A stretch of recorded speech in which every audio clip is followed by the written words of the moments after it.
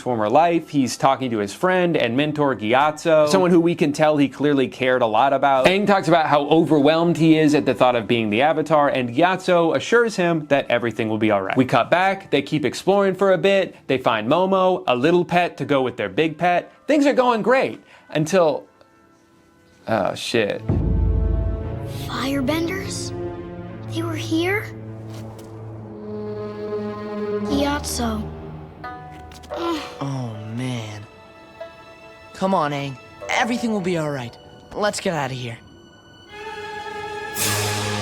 This is a really important scene for the beginning of a Nickelodeon show that up until this point has been pretty lighthearted. Seeing your main character, who's just a kid, find out about the death of his entire people and then freak out and have to be calmed down by his friends. It's a really powerful moment that can only happen because the writers held on to this reveal until the time was right to reveal it. So now let's talk about how Netflix handled the pilot. Instead of starting the show on our main characters, we open on an epic chase. This is streaming, baby! We gotta put a fight scene within the first 10 seconds or people are gonna turn it off and go watch Love is Blind. If you don't brutally murder someone right now, I'm taking my ass to free feed. But you know what? I'm fine with this cold open. I understand you're just trying to grab people's attention, and a quick little action sequence that shows how ruthless the Fire Nation can be is not the worst way to do it. But it should have ended here. You say this line. This isn't about the Airbenders.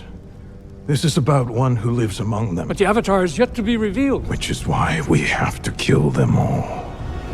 And then we cut to present day to the three main characters, similar to how the cartoon did. I actually think that would have been a really effective opening, because if you've never seen the show and you just watch the Fire Lord say, we gotta kill all the Airbenders, and then you cut 100 years into the future and you see an Airbender that survived, you'd probably be like, how did that happen? I'm gonna stick around to find out. Instead, we come back from the title sequence and we're still in the past on the day of the aforementioned invasion. I guess we're just gonna do the whole show chronologically, lest anyone be confused. We meet Aang and Gyatso and see them stand and talk for a while, and then we get to watch some people sit and talk for a while, and we cut back to Aang and Gyatso, and they do more standing and more talking, and then Aang flies away, and a whole bunch of murder happens. Oh my god, so much murder. I'm talking several uninterrupted minutes of murder, because remember, this is a show for grown-ups. Cartoons are for babies. We got a bunch of dead bodies in this one. What's crazy to me about this entire sequence is that while they're so insistent on showing something that I honestly think had more emotional impact to just see the aftermath of,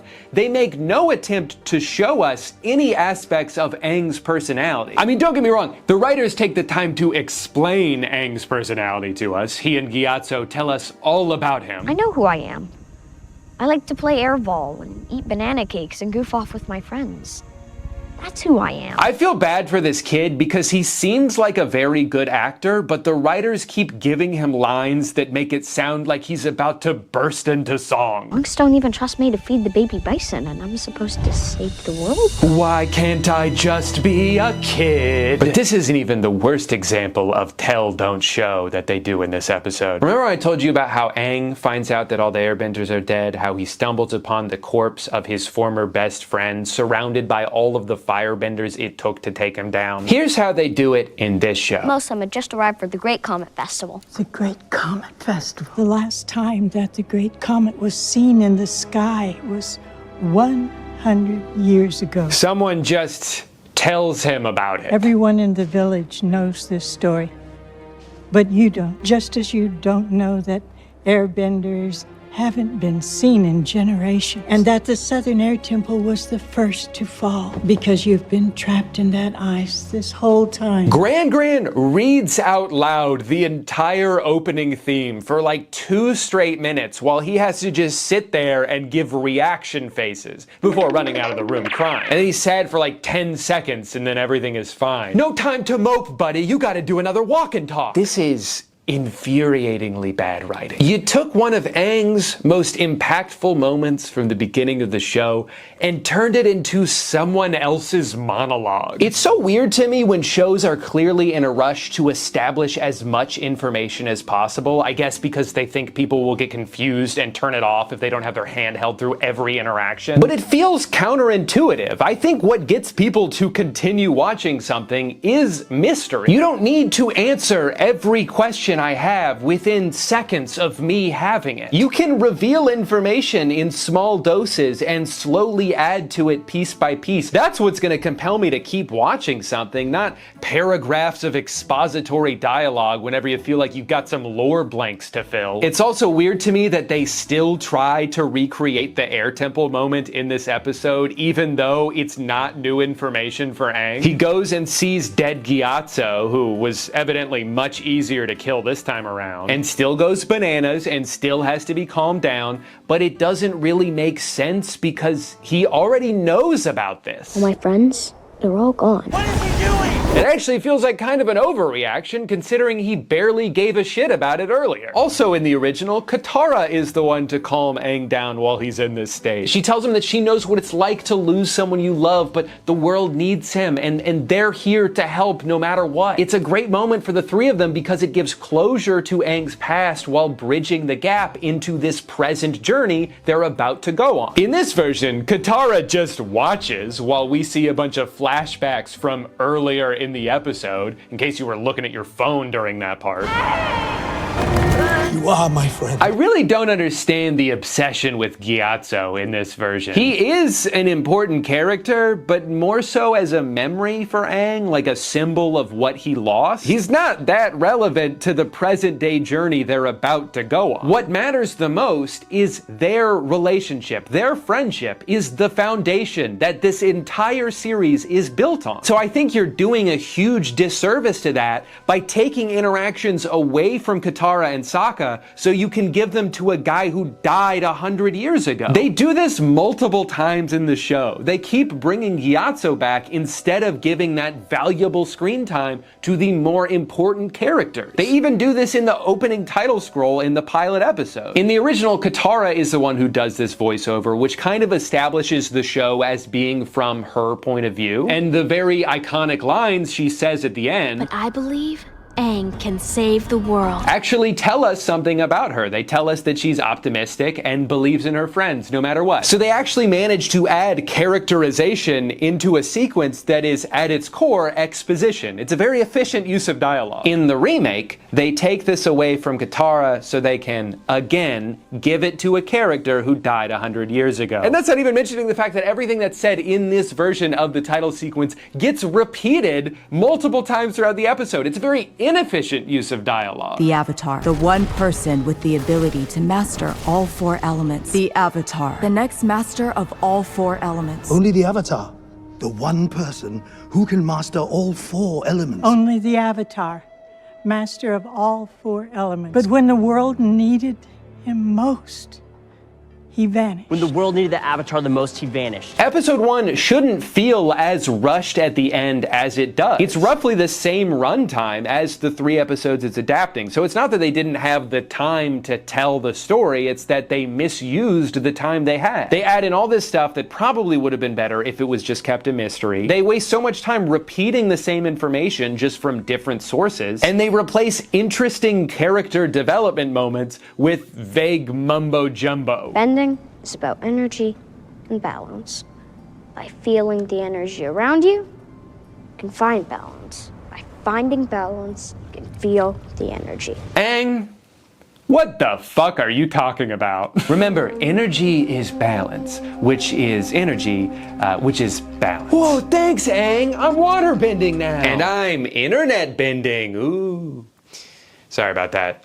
This portion of the video is sponsored by Opera, the faster, safer, and smarter way to browse the web. If you've ever wondered why it takes me so long to make videos, it's because most of my job is writing, and while I'm writing, I like to have 97 different tabs open for every thought that pops into my head. A really cool thing I can do on Opera is sort my tabs into islands, so when I want to shift gears away from my 25-minute Amazon journey and back into working, I can just click one button, hide all of that, and now I'm not thinking about it anymore. It's a super helpful tool for visually organizing my time online. Opera has a free ad blocker built into the browser that you can toggle on and off with one click, which is great for those websites that yell at you when you have one and you need to quickly pretend that you don't. There's a built-in music player on the sidebar that works with all the big streaming services like Spotify and Apple Music. And it's great for when I'm working on my laptop and don't have a second monitor. I don't need to open a separate window just to change a song. You can also use the sidebar to go on Messenger apps or scroll through social media. And I think it's really cool that when I'm watching a YouTube video, it'll automatically move it to the corner of the screen when I open open up a new tab. If I'm not multitasking at all times, then what is even the point of having internet access? Upgrade the way you browse the web, download Opera for free using my link in the description. Thank you to Opera for sponsoring today's video. Now, before I continue just getting mad about every single aspect of this show, I do want to answer a more general question of like, what should we expect out of an adaptation? Because it may sound like I'm trying to say that this should have been a one-to-one recreation of the original show, when that is not the case. You can and should be able to change things. Why even bother spending all this money to make something that looks worse if it's going to be exactly the same? But those changes need to enhance the story. They can't be at odds with the spirit of the show or fundamentally change a character.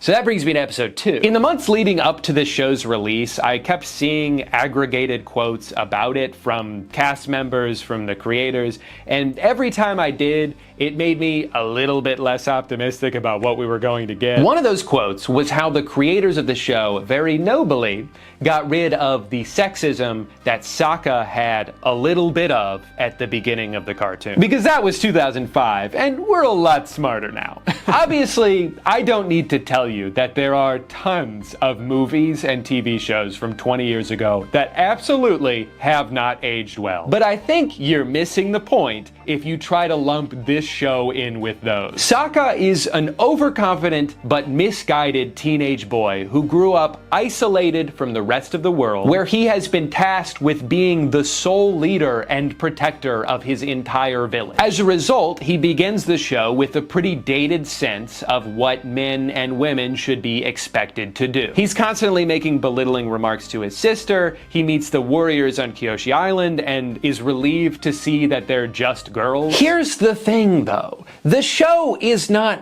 glorifying his behavior. In fact, they're very much doing the opposite. Because you know what happens right after he says these things? He is immediately proven wrong. He underestimates Suki and the rest of the Kyoshi warriors, and they kick his ass. He's so embarrassed by this that he comes back with his tail between his legs and apologizes and begs to learn from them. It is meant to be a humiliating and humbling experience for him, one that also props up the women around him. It's vindicating for Katara, who's had to deal with this bullshit her whole life, and it establishes Suki as a badass. It's not unchecked. It's not something that the showrunners are celebrating. His misogyny is immediately met with repercussions. Are we really at a point where we can't even show a character on TV doing something morally disagreeable? Can audiences truly not understand the difference between a real-life human being expressing a shitty belief and that belief being portrayed in a piece of fiction? And look, I'm not here to die on the hill that you gotta keep the misogyny in the show, man. It was so funny. Like, there's other ways for the writers to show Sokka having a flaw that Suki can use to get a leg up on him. So what do they do instead? She walks in on him taking a bath and just fucking stands there staring at him with googly eyes. And then in their training scene together, they have to stop every 10 seconds because of all the sexual tension. Avoid it. We've avoided a lot of things by living the way we do. Jesus Christ. Do you see the point that I'm trying to make here? Instead of Suki being this cool and confident intellectual superior to Sokka, who always has the upper hand on him and is always able to shut him down whenever he tries to pull some shit, they decided to just make her so horny she can't function. I gotta say, it's a little ironic that in an attempt to remove sexism from the show, they actually took a more sexist approach to designing her character. They stripped away everything that made her who she was, made her absolutely obsess over Sokka, who doesn't do anything to earn it, and then they have the nerve to act morally superior to the original writers. Also, does anyone in this village respect privacy? Shaking my damn head. On the topic of absolutely destroying strong female characters, let's talk about Katara. Her entire arc in the show is just, man, I'm not so good at bending. And then Aang is like, yeah, you are. And she's like, huh, you're right. I'm actually the best. She is not given any personality whatsoever. Her entire existence is tied to her waterbending ability, which is not what made her such a great character in the cartoon. Instead of showing how fiery and passionate Katara can be, and how her optimism sometimes backfires because the world they're living in is so beaten down, and how she can be a great leader and friend to everyone around her, not just because she's strong, but because she's empathetic and brings out the best in people. They just made her real good at fighting. And that's it. You are a waterbender. That is who you have always been and always will be. And she doesn't even need any help because she's so talented. Always has been, in fact. I wasn't even really trying. It's just not an interesting choice when compared to how the original show handled her growth. They had this great episode early on where Katara gets jealous of Aang because he's the Avatar and everything just comes so easily to him. But what this showed about her character is that she desperately wants to be good at waterbending, will go to great lengths to be able to do it, and has to work twice as hard as Aang. So when we get to the end of the season and she does surpass him in skill, we know it's because she worked really hard to get there. And that is more admirable than her just being handed this power. I mean, literally handed. Gran just gives her this scroll that in the original show, she went to great lengths to steal. For Katara, her main motivation in season 1 is to get to the Northern Water Tribe so she can find someone to teach her waterbending, something she's always wanted but has never had access to because she's always been the only waterbender in her tribe. And then they finally get to the North Pole, and I guess she doesn't actually need that because instead of asking Paku to train them, she begs him to let her fight. First of all, why are you asking permission? He's not gonna stop you. Just go do it. What is he gonna follow you around and tie your hands behind your back because you're trying to fight the fire? Just go fucking do it. But the point they're trying to make is that she's so powerful, she doesn't even need someone to teach her. Okay. Well, then why didn't she just go defeat the Fire Lord herself? She has this line at one point where she's like, "We need you, Aang. I need you."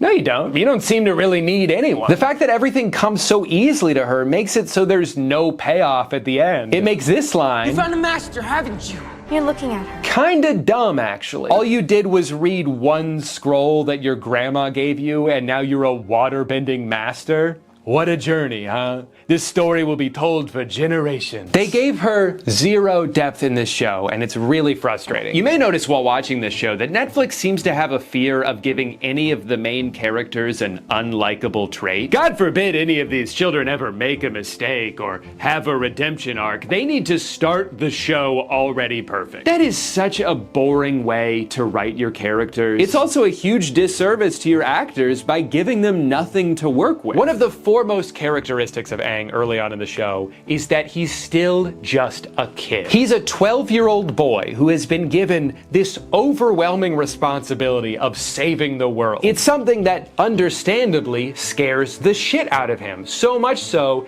that he runs away. That's how he ends up in the iceberg for 100 years. It's the inciting incident of the entire show. That guilt follows him, and it's a really important part of his growth. But Netflix seemed to be so concerned with having their main character make an incorrect decision that they changed the reason for him flying out into the middle of a storm to him just going for a stroll. You're right. Just needs to go up where things always make more sense. I gotta go up where things make more sense. The ground ain't so good for thinking. Don't worry, guys, it was just an accident. He wasn't avoiding responsibility because he's a child who wasn't ready for it yet. He was just getting some fresh air. In the middle of a lightning storm. Okay, great. So instead of him showing signs of immaturity, he's actually just an idiot. Another thing about Aang still being a kid is that he's not always focused on the task at hand. That's something he has to grow into. This is his very first line in the original show. Will you go penguin sledding with me? He's constantly getting distracted and wanting to go on side quests because he's a little boy. Of course, it's not like that the whole show, but it gives him a starting point, so by the end, you can see how much he's matured. Netflix Aang, don't got a whimsical bone in his body. He is extremely serious and solely focused on getting from point A to point B. He's not written like a child. He's already the season 3 version of Aang. Netflix, if you want your characters to be able to grow, they need to have a place to grow from. Yeah, he takes the time to deliver his little soliloquies about how much he yearns to goof, but those are just words. We never actually see him do those things. It also makes it so his whole interaction with Boomy makes no sense. Boomy's like, there's no time for fun, Aang. You've got to go save the world. It's like, yeah, he knows that. He's already very good at not having any fun. This is one of the worst written arcs in the entire show because everything they say contradicts what they're doing. Boomy tells him to quit playing games and go do your job as the Avatar. Meanwhile, he's the one holding him hostage, giving him games to play. Aang wants to leave the entire time. Just let him go and he'll do the things you're asking him to. Aang's immaturity also lends really well to the narrative shift that happens in the first season, because for a long time he's like, yeah, I gotta save the world eventually, but first let's go here and fuck around here for a little bit. And then we get to episode 8 and the former Avatar is like, no dude, you actually have to defeat the Fire Lord by the end of the summer, because this comet is gonna come, and if you don't do it before that, he's gonna be invincible. Mastering the elements takes years of discipline and practice.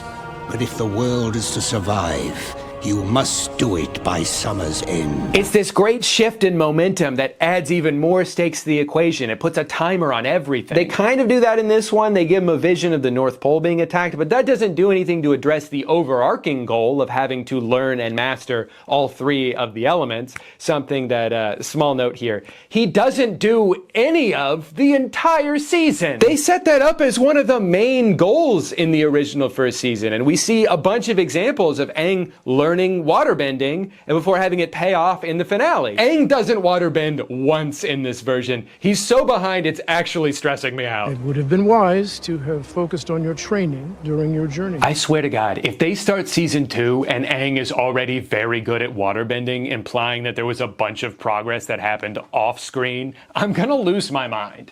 And don't try to tell me that I already have. This is me on a good day. As you watch more of the show, it makes a lot of the additions more frustrating because everything has a cost. If you have to cut out character development moments so you have the space to show a bunch of airbenders getting set on fire, you might want to take a step back and reconsider your priorities. It starts to become a little obvious why the creators of the original show left this project almost 4 years ago over creative differences. According to them, they were promised that they would be given the job of guiding the show in the right direction, and they were lied to. Dude, I'm so tired of these dumbass executives who make $2 million every second getting involved in things that they have no knowledge in. Why even hire the original creators of the show if you're just gonna ignore their input and act like you know their story better than they do? Why the concern over making characters unlikable when that was never a problem to begin with? Everybody loved Katara and Sokka and Aang, even with their imperfections. Imperfections are what make characters relatable. And it's like, this was all supposed to be the problem with network TV. Streaming was supposed to be the solution to this. We're not gonna micromanage and enforce a bunch of arbitrary rules. We're just going to trust the showrunners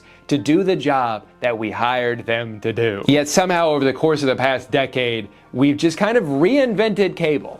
So, good job, everyone. I honestly wouldn't be surprised to learn that most of the issues with this version of Avatar are the result of meddling from people who should have just stayed the hell away, because there is potential here. Underneath all of the baffling decisions are the bones of what could have and could still be a much better series. For starters, I think they did a fantastic job with the casting. I imagine it's way harder to cast for live action than animated, because not only do they have to have the perfect voice, but they also need to look the part and be the right age, and in this case, be able to do martial arts. The fact that they're able to check so many boxes with these kids is impressive. I just hope that going forward, they get better material to work with. The only character they consistently write well for is Zuko. This guy's got it. He totally nails the intimidating on the outside, but a little sensitive on the inside. And between him, Iroh, Zhao, Lieutenant Chi, I think almost all of the Fire Nation scenes were more cohesive and well written than anything that the rest of the cast was forced to do. Going back to my point that you can and should be able to make changes in an adaptation if they make sense, I thought a couple of the additions they made to Zuko's character worked perfectly. perfectly. One, there's the reveal that the crew Zuko protected from being sacrificed in the meeting that led to his banishment is actually the same crew that he's been commanding for the past 3 years since then. So I thought that was a really cool way of tying everything together. It makes so much sense that I was actually surprised when I went back and rewatched season 1 of the animated series and realized they didn't do that originally. I also like the scenes they added with him and Iroh, like the flashback to Iroh's son's funeral where we see Zuko give him his condolences as well as a gift to remember his son by. They have another moment like that at the end of this episode where Zuko is about to set off on his never-ending quest to find the Avatar, and Iroh's like,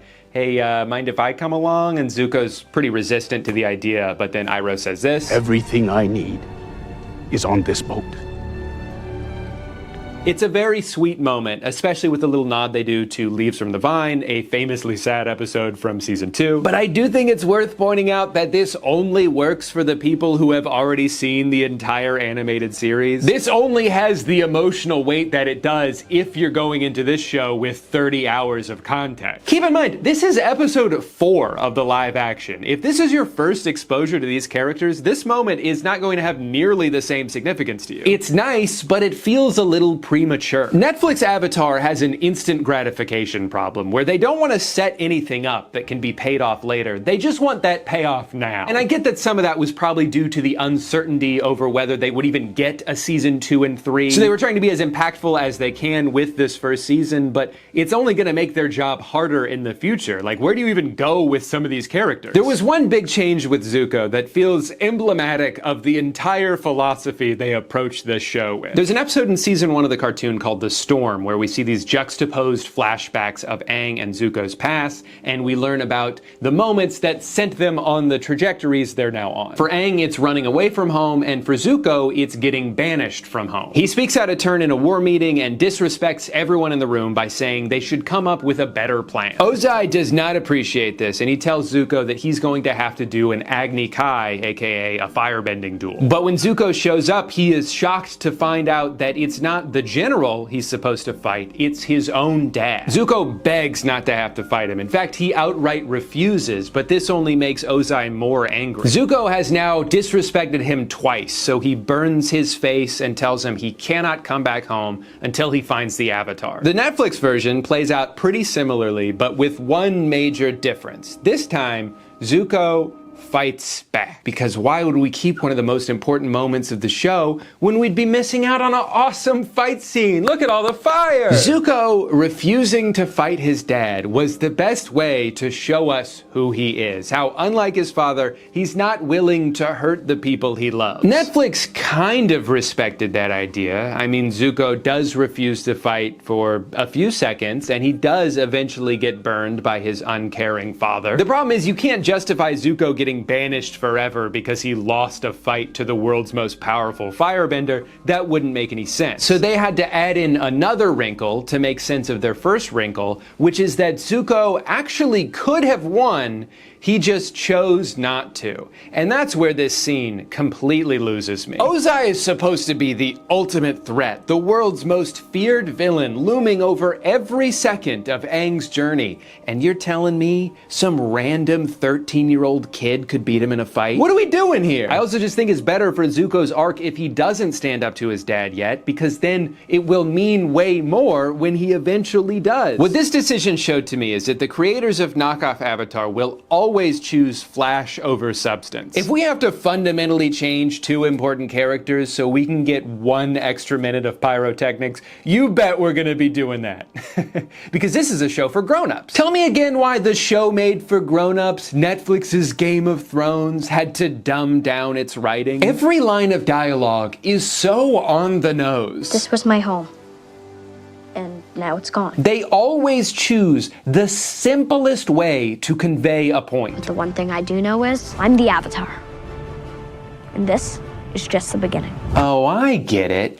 Because he's the Avatar, and this is the end of episode 1. Compare these 2 lines that serve the same function, and tell me which of these shows is made for babies. You will learn respect, and suffering will be your teacher. Compassion is a sign of weakness. Compassion is a sign of weakness. Compassion. It was weakness. The script feels like a first draft filled with a bunch of placeholders that just ended up holding that place forever. I think the moment that made me realize, oh, they truly don't give a shit about what they're doing here, is when they reused the same twist 3 times. So just like in the original, Zuko objects to the Fire Nation's plan to attack one place as a diversion so they can actually attack somewhere else. But then in the first episode, they added in this thing where the Fire Nation tricks the Earth Kingdom into thinking they're going to attack one place as a diversion so they could actually attack somewhere else. And then in the finale, it's revealed that the whole fight that just took place was, get this, a diversion so they could actually attack somewhere else. How is the rest of the world not catching on by now? They only have one strategy. The entire world will turn their attention to the Earthbenders. A masterful ruse, Your Highness. With the enemy's firepower focused on that diversion, we can launch pinning attacks here. A masterful ruse, Your Highness. Why attack the North at all? Distraction. The North was never the true target. A masterful ruse, Your Highness. Not only is that such lazy writing, but the last one doesn't even make sense. They attacked the Northern Water Tribe to distract them from Omashu, but both of those sieges happened over the course of one day. Even if they somehow knew it was happening because they got like an email about it, they still couldn't have gotten there in time to help. And it's not like the Earth Kingdom was distracted from Omashu because they were busy helping the Waterbenders. They weren't there. These two things have nothing to do with each other. This wasn't a diversion. You just did 2 attacks at the same time and one of them worked and one of them didn't. Also, did they not say in episode 4 that they knew Omashu was gonna be attacked? Fire Nation forces are on the move. They'll be here by dawn. Why write in that they knew it was gonna happen if you're gonna make them so unprepared for it? You're under attack? We will be, but we will be ready. Is anyone in the writing room keeping track of things that they've said? I know some people are gonna watch this video and accuse me of just being a hater, but like, I didn't want to not like this show. Believe it or not, it's way more fun for me to like stuff than it is to not like stuff. I will root for success for this show and everyone involved. I got genuinely emotional watching the cast react to the news that they got picked up for 2 more seasons, and I didn't even like the first one. I'm just happy for them that they get to keep working on this. I think there's a lot of room to grow, and I'm happy that they're being given the opportunity to try and do that. I hope that the Netflix corporate overlords who pushed for all the changes that people are complaining about can listen to the criticism and realize that they're only making things worse by intervening. I don't think they're going to do that, but I will choose to be blindly optimistic until proven otherwise. At the end of the day, I would rather this show exist than not at all. It didn't cost me $100 million to make. All I had to do was watch it. Avatar is one of my favorite shows of all time, and even if the best thing about this adaptation is that it's convinced people to go back and discover the original series for the first time, I'll take it. And if you are one of those people, welcome. Sorry I spoiled the first 20 episodes, but a lot more stuff happens after that. Season 2 is where everything goes up another level. They haven't even introduced Toph yet. They replace Admiral Zhao with Azula, and that's a huge upgrade. It gets so fucking good, man. If you haven't seen it yet, just go watch it. What are you waiting for this video to end? It already did. Last year, I started 2025 off by making a video where I forced myself to cook every recipe that came up on one of my social media feeds. And I guess it went pretty well, because I had multiple people tell me that I was on their YouTube Wrapped as a cooking channel. All it takes is one video and your entire career path changes. I'm a chef now, and there's nothing you or I can do about it. I decided to make that video again for the same reasons I did last time, which is that turning self-improvement activities into content is unfortunately the only way to get myself to actually do them. My goal last time was to expand my repertoire of healthy meals. And then I kind of just made 6 different versions of meat bread. I'm gonna try to focus a little bit more on variety this time. At least as much as I can. My algorithm still hasn't recovered from my protein video. To make my meals even more convenient, I store them in easy to access areas. I guess it knows I'm a pretty healthy guy. That's why I've spent the past 4 years gaining and losing the same 7 pounds over and over again. This year, though, this year's gonna be different. Yeah, this time will be different. 2026 is nothing like 2025. Even though I'm the same person with the same brain. I've seen so many variations of this. High protein pizza because instead of using dough, you use chicken. And then there's protein from the chicken, and there's protein from the cheese, and there's protein from the pepperoni. In fact, in this entire pizza, if I were to eat it all in one sitting, it would be 179 grams of protein. I'm probably not going to do that. I'm gonna start, as I do with all foods, with one bite and work my way up from there. Touch raw chicken, gotta wash my hands. Touch raw eggs, gotta wash my hands. Don't mind me, I'm just grating cheese. I'm following the instructions perfectly. If it looks like there's a little bit of a different kind of cheese in there, it's not because I accidentally put in the mozzarella when I was supposed to do Parmesan. It wouldn't be that because I know how to read. I wouldn't make a mistake that simple. Oh yeah, that's looking real nice. God, why must you give your hardest battles to your weakest soldiers? I wanna lick that bowl clean so bad. I can hear Bim Bim running around like crazy. She loves pizza. She's never had it before, but she fucking loves it. Ooh, that's what I like to see. I'm not dying tonight. This is the first time it started to smell like pizza. And what do I do first, the pepperoni or the cheese? I didn't work at Papa John's like my friend did. I worked at a snow cone restaurant. And none of the skills I learned there have translated to real life.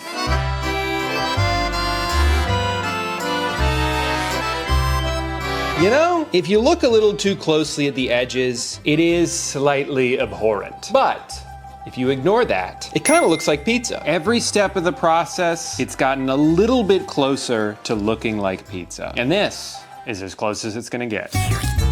Okay, gotta say, so far, pretty heavy on the ratio of ground chicken to everything else. It mostly just tastes like a giant chicken nugget, but just like slimier. Hey, do you want a slice? No interest at all. That's not a good sign. I honestly love all of the parts of it that aren't the ground chicken crust. Probably because everything else is just regular pizza ingredients. So that's the part that tastes like pizza. I love how all of the top comments on this video were like, that's way too much to eat all in one sitting. You don't need to worry about that. Okay, I'm struggling to finish half. I don't think I could eat the whole thing with a gun to my head. It was a pound of chicken, 2 eggs, a whole bunch of cheese, pepperoni. I think that's all of the ingredients. Most things with this much protein don't taste this good. I would give that like a high B to a low A. Oh God. That was a lot. All right, pulling double duty today. I got some chicken mozzarella sticks that this guy's just like pointing at. And on the side, this. Honestly, looks good. Might be the only ethical use of cottage cheese I've seen in an Instagram video. I do love how many of these videos start off with, did you know, before saying like the weirdest bullshit you've ever heard. No, actually, I didn't know that. I didn't know you could bake cottage cheese into chips. Where the hell would I even get that information?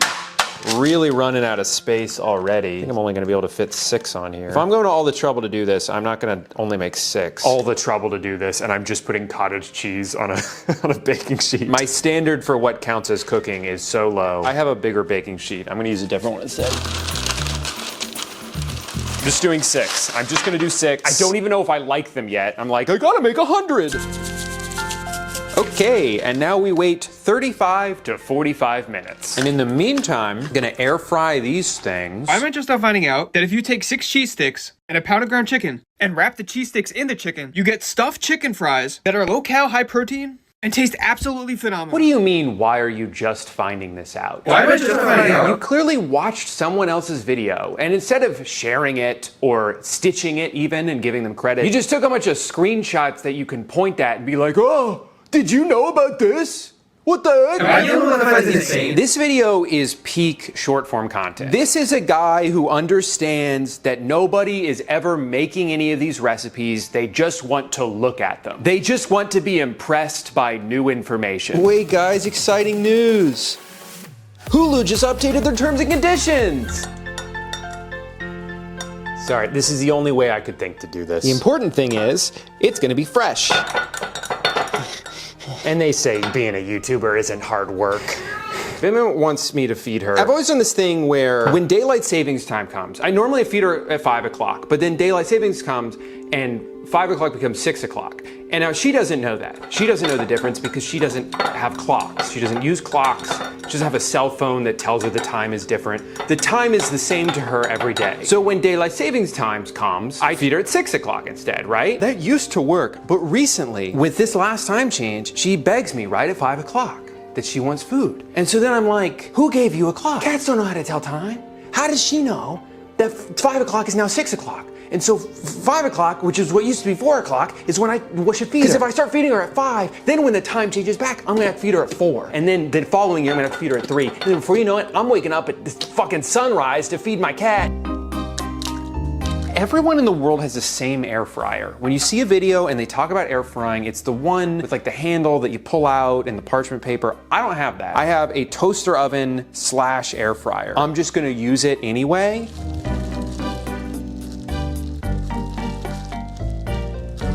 Okay, wasn't so bad, huh?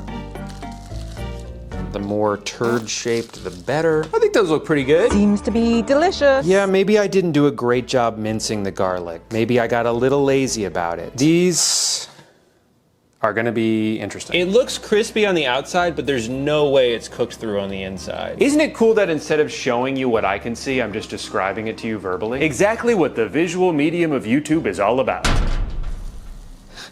I'm curious if they're totally stuck to the bottom. I don't see why they wouldn't be. I made no attempt to make it not stick. What did I expect? What did I expect would happen? This is so bad. Where did I go wrong with such a perfect recipe? How could this have happened? In the meantime, we have one in the back that is burnt to a crisp. The other ones don't look cooked at all. And that I probably burnt the shit out of. I couldn't have timed this any worse. I'm gonna put it in a bowl because all my plates are in the dishwasher right now. Holy fucking shit. Oh. Yikes. This is not a chip at all. This is just hot cottage cheese. You know, this one's kind of done. There's one thing I know about cottage cheese pancakes. It's that you don't want to overdo it. Got these.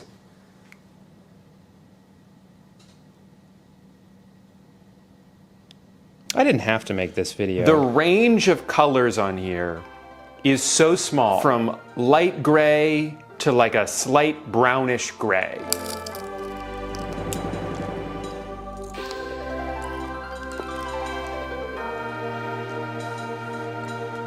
I'm probably not gonna make these again. You know what? These are actually pretty good. And it's not just because I'm so disgusted by these that anything would have been better in comparison. I think I made something tasty. I guess it's because at the end of the day, no matter how bad of a job I do, it's still garlic and cheese. It's kind of hard to make those taste bad. I don't know if I would make it again because I didn't really enjoy the process of making it, but now that I have it made in front of me, I'm definitely gonna eat them. I'm never doing this shit again in my life. Each bite is like a slot machine of, is it gonna be too mushy or too hard? Probably gonna give that one like a D+. The chicken mozzarella stick thing, that's an A-. It tastes really good. I just didn't like making it. Oh my gosh, I almost forgot.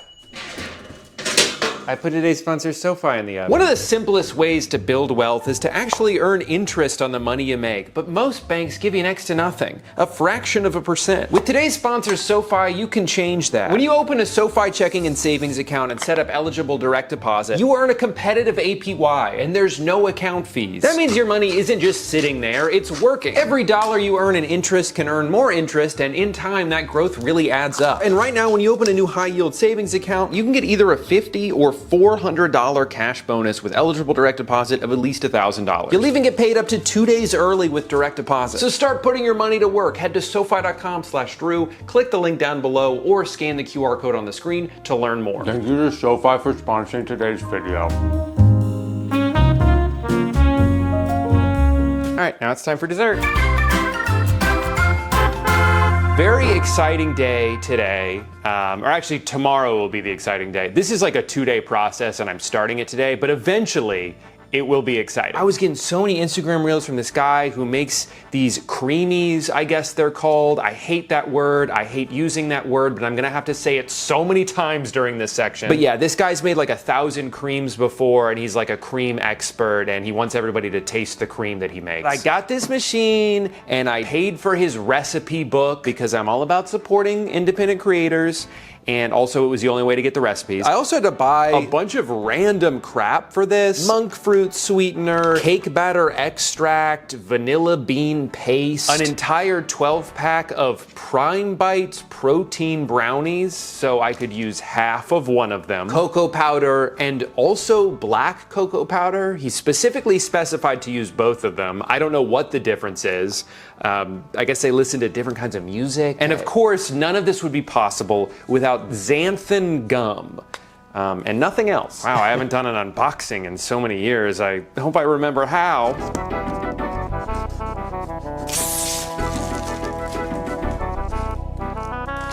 We're gonna start with Brownie Batter Blizzard. Now comes the scary part, the part that uses a motorized blade.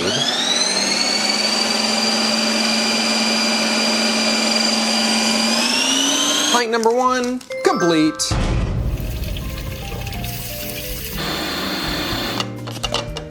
Okay, maybe it looks a little bit less like ice cream and more like a tall poop donut, but I don't hate it. And now for the best part, the half of a brownie. Okay, well that didn't go so well. Oh yeah. I don't even want to eat it. I kind of just want to look at it. I need to enjoy this moment for as long as possible. The moment where I think it's going to taste really good. Because I know as soon as I take a bite, I'm going to be disappointed. But in the meantime, I'm just excited that I did something correctly. You know what? I might just be saying this because this took literally 24 hours to make and I would be so disappointed if it sucked, but it doesn't suck. And to think just one day ago, this was a regular protein shake and also 12 other ingredients. It's just really cold on my teeth is all. I know it looks like I'm suffering. It has nothing to do with the flavor. It's merely the temperature. One of the best cups of shit I've ever had. Now, to be clear, it very much does taste like if you turned a protein bar into ice cream, which is to say it's kind of good, but not as good as the thing it's pretending to be. I'm just excited about all the doors I've opened up with this machine, all the different variations of cream that I can make, and you better believe I'm gonna make them all. Raspberry cheesecake. Well, I just made a horrifying discovery while editing this video. I made 3 of these creamies a few days ago, and I've slowly been eating them one by one. But this raspberry cheesecake one just did not turn out right. I thought it looked pretty good, but it was so thick and had literally no flavor. It had the consistency of cream cheese, but tasted like the container that cream cheese is sold in. And my dumbass was like, stupid recipe. Must have been the cream master's fault. Surely it wasn't anything I did wrong. No, here's what happened. I was supposed to put in 1 gram of xanthan gum and 40 grams of artificial sweetener. And instead, I put in 1 gram of xanthan gum and then another 40 grams of xanthan gum. That was only 17? Now, if you don't know what that is, because I didn't until about 10 days ago, it's basically like a binding agent. You mix them into foods like this to make them thicker, so when you pull it out of the freezer, it actually has the texture of ice cream rather than just being liquid but colder. And clearly, a little bit goes a long way if you only need to use 1 gram. I used 40 times as much as I was supposed to. And also didn't put any monk fruit powder in. The whole time I'm eating it, I'm like, man, this shit is thick as fuck and isn't sweet at all. Yeah, I think I figured it out.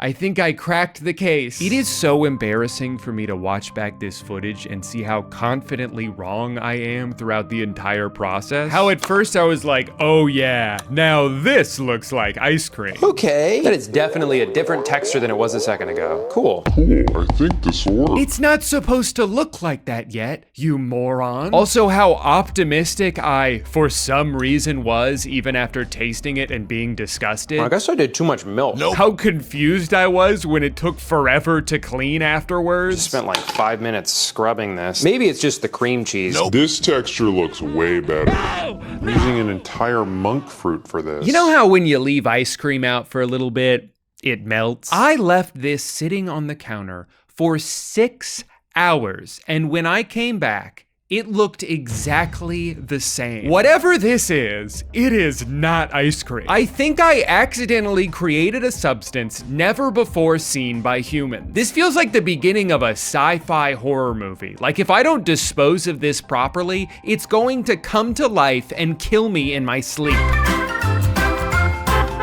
I know I'm like 2 years late to this trend, but I knew I had to hop on the cucumber bandwagon. You've probably seen this guy at some point. Sometimes you need to eat an entire cucumber. Who is almost surely an industry plant on behalf of Big Cucumber. I took on one of his recipes and also another one I found, which essentially has just turned into a bowl of beef. These always look so good. I totally understand the appeal of these. Cucumber is such a blank slate of a food that you can apply any flavor profile to it whatsoever. And that's what these each are. This one's more like a pickled onion beef thing. I make my own pickled onions because I like putting them on sandwiches and in tacos and stuff. And so I just kind of threw those in here. As you could see by this B-roll footage, deceptively hard to shake these things up. I spent a couple minutes trying to shake these things, and even still, all of the cucumbers were on the bottom. That's why I had to take this out of the container and put it in a bowl. And then this one, I don't know what I was expecting, putting a glob of thick ass cream cheese in here, that it would just like break apart and evenly disperse throughout the container. No, it's all in one glob still.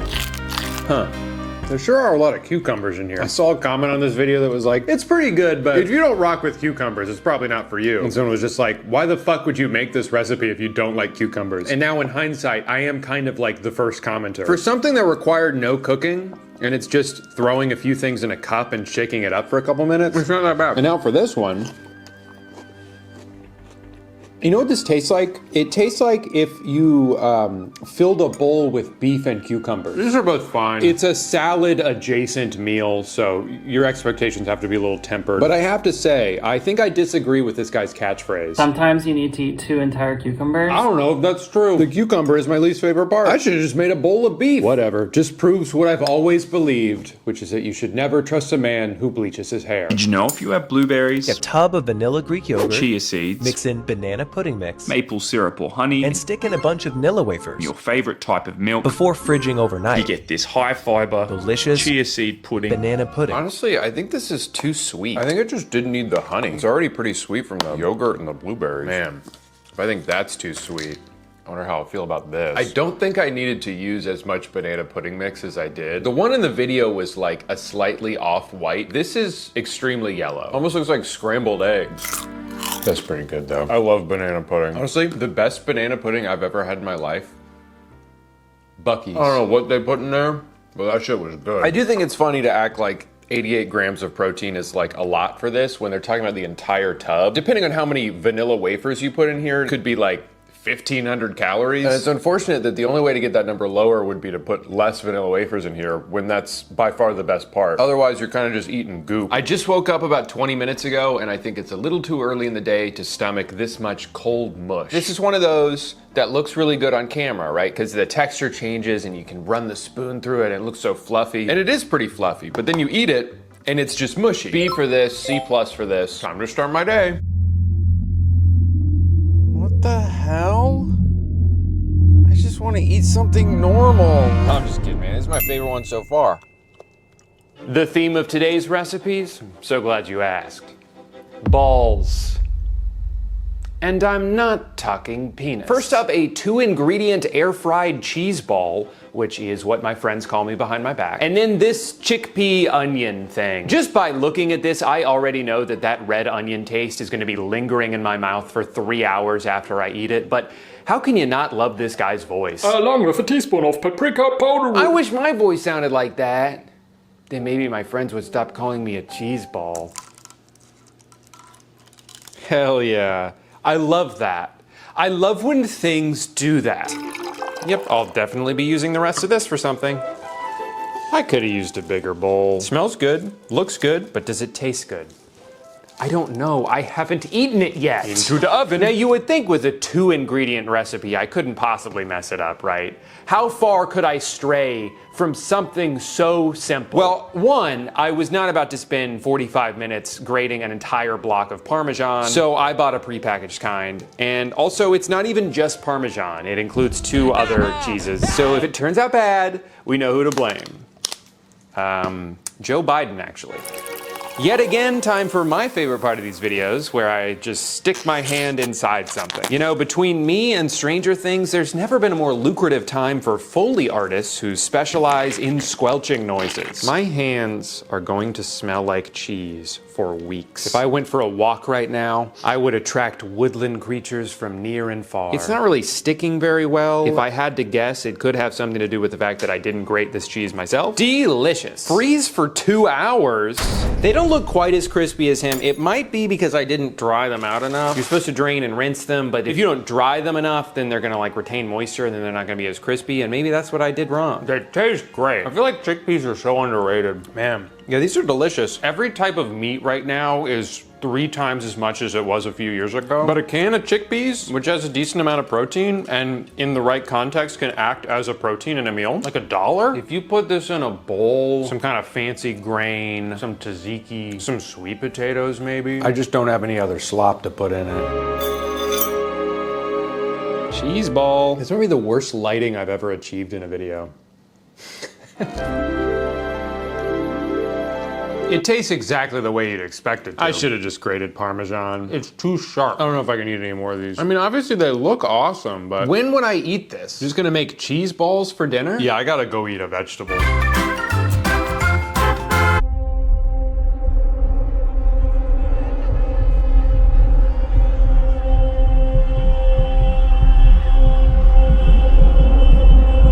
Hey, let's make some more ice cream. I have to say I'm a little concerned so far. As much as I genuinely loved that first creamy, the second one was more of a failed science experiment, and the third one, I like mint chocolate chip ice cream. That was always one of my favorites growing up, but with peppermint extract, there is such a fine line where once you cross that line, it no longer tastes like a delicious sweet treat, and it kind of just tastes like you're eating toothpaste. Unfortunately, that's where my Minter Wonderland ended up, and it was a bit of a chore to finish. Since I've already messed this up a couple of times, I'm gonna go with a recipe that seems absolutely foolproof. Oreo McFlurry. It's just milk and sweetener and Oreo Thins. How could I possibly mess that up? Did you hear what I said about not messing this up?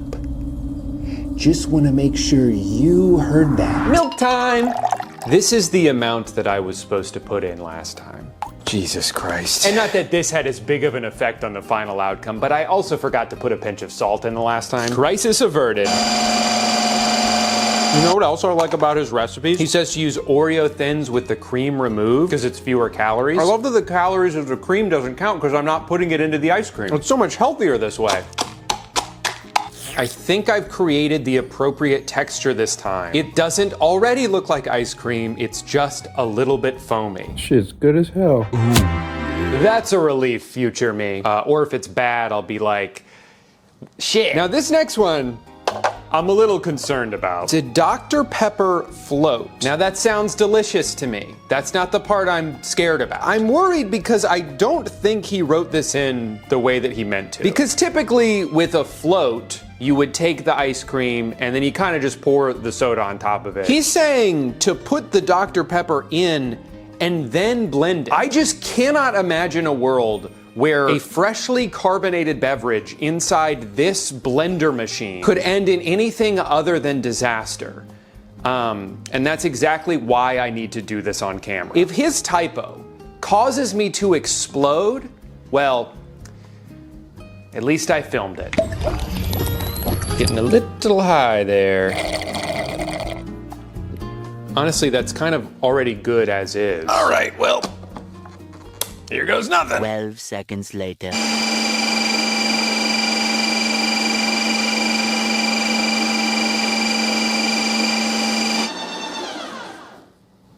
Who could have seen that coming? Kind of the worst possible outcome, because on one hand, it's annoying that I'm gonna have to now clean this up. And on the other hand, it wasn't even that interesting to look at. I kind of just made a mess for no reason. Yeah, the bad news is I have to waste a bunch of paper towels, but the good news is I discovered something delicious. I'm gonna drink these every day forever. Kind of an annoying chore I just chose to give myself, but maybe it'll be worth it. That's up to you, future Drew. What do you say? It's fine. All right, thanks, buddy. Well, I think we've had a lot of fun here today. Whether we've been making shit or even crap, I've learned a lot. I spent a lot of time scrolling through my bookmarks to find the perfect recipe to end this video on. And I realized that the best recipe is the one that feels authentic to me. And then I found this. Not only do I have an entire website devoted to hot dogs, but I think I've made it pretty clear that the only thing I feel comfortable cooking is meat bread. This is perfect. Is this meal healthy? No. Will it help me reach my fitness goals? No. But does it look like something I'll accidentally eat all of in one sitting just to spend the next 2 hours complaining about my tummy ache? Yeah. It does. And of course, just like every recipe I've made so far, I'm swapping out one of the ingredients for a different one. I went to 2 different stores looking for this prepackaged French bread, and I was not about to go to a third. The only problem with using these crescent rolls instead is that they come pre-perforated, but I feel like as long as I don't rip it, it'll still all be one sheet. I don't know, man. I'm making hot dog bread. It doesn't have to be perfect. I just forget how to open these. Oh, that's right. That's how you do it. This looks French enough to me. I don't see any reason why this can't work just as well as the other bread, except for all of the lines and holes in it. Don't make fun of me, okay? You know you'd be just as scared. Okay. Maybe besides the perforation, the big difference between the 2 types of bread is that this one is not nearly as thick. But you know, what's the fun in doing something correctly? Where most people would look at this recipe and think that the bread should mostly encapsulate the hot dog, I say, what if instead the hot dog just sort of rested gently on top of it? Gotta have the sesame seeds. Gotta have salt. Definitely not enough salt in the hot dogs already. The question now is, hot dogs long ways or hot dogs short ways? Each with their own merits, for sure. We're doing it, guys. We're creating bread. This is what they ate in the Bible. Yeah, I'm liking what I'm seeing. Into the oven. I'm not even saying this is a joke. This is the best smelling food that I've made so far in this video. I feel like I just walked into an Italian bakery.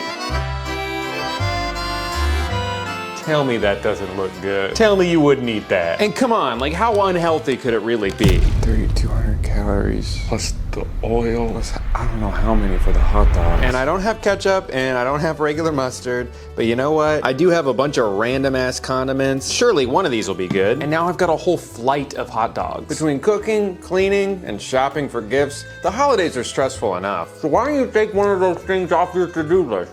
Make hot dog focaccia. Trust me, your kids are gonna thank you. They're gonna be like, whoa, this is way better than the crap that Dad usually makes us eat. Yeah, usually his cooking's so bad, I don't even have any respect for him. I hate that guy. That guy's the worst. You're like, okay, kids, a funny joke. And they're like, no, Dad, we're dead serious. Some of the stuff you usually feed us, we have to pretend to eat it. Because if we actually eat that, we'd be in the hospital. But don't worry, Dad. Now that you've made us hot dog focaccia, we'll finally love you. And that's what Christmas is all about. Thanks for watching.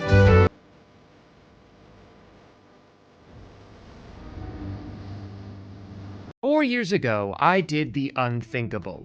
I watched a bunch of episodes of Saturday Night Live and then made a video about it. SNL is about to wrap up its 50th season, which is pretty crazy to think about when you consider how much pop culture has evolved in the past few decades. I think it's a testament to how many talented people have worked in that building that they're still finding ways to stay relevant today. I mean, even in 2025, at a time when nobody watches anything live anymore, they managed to pull almost 15 million viewers for their anniversary episode. Adjusted for inflation, that's over 2 billion people. Because this is such an important milestone for the show, and because I only ever have like 4 different video ideas, I wanted to do another retrospective. The problem is I already watched every single season of the show for that last video, so like, what else is there to talk about? And then I remembered, oh yeah, they made 11 movies. Some that I haven't seen since I was a kid, some that I've never heard of, and some that live in infamy for the harm they caused to anyone who had the misfortune of going to see them. I have a lot of reviews to get to, so we should probably start as soon as possible.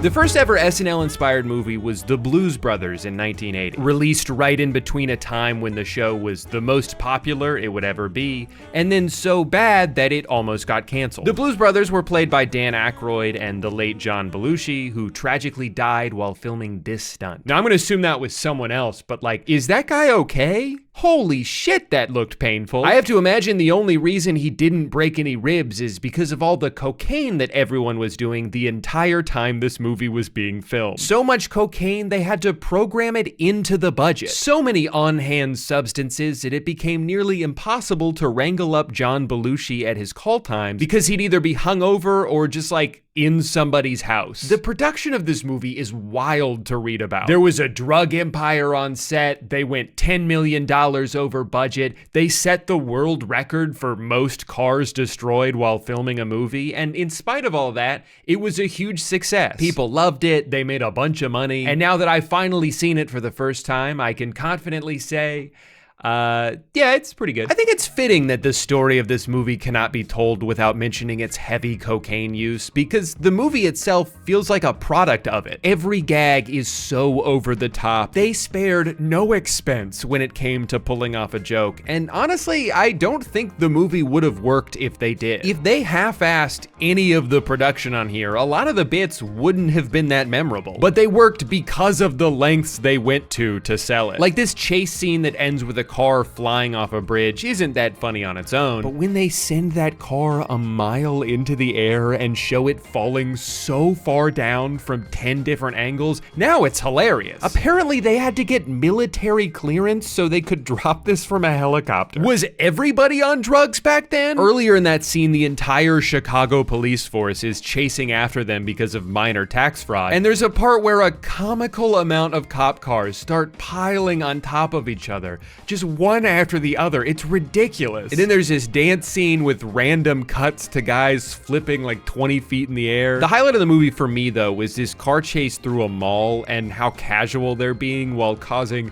such a ridiculous amount of damage. This place has got everything. Lots of space in this mall. How hell-bent these cops are on absolutely destroying this mall just to try and catch up to two people who ran a red light. They broke my watch. I would actually describe a lot of the humor in this movie as people acting nonchalant while something insane happens. And you know what?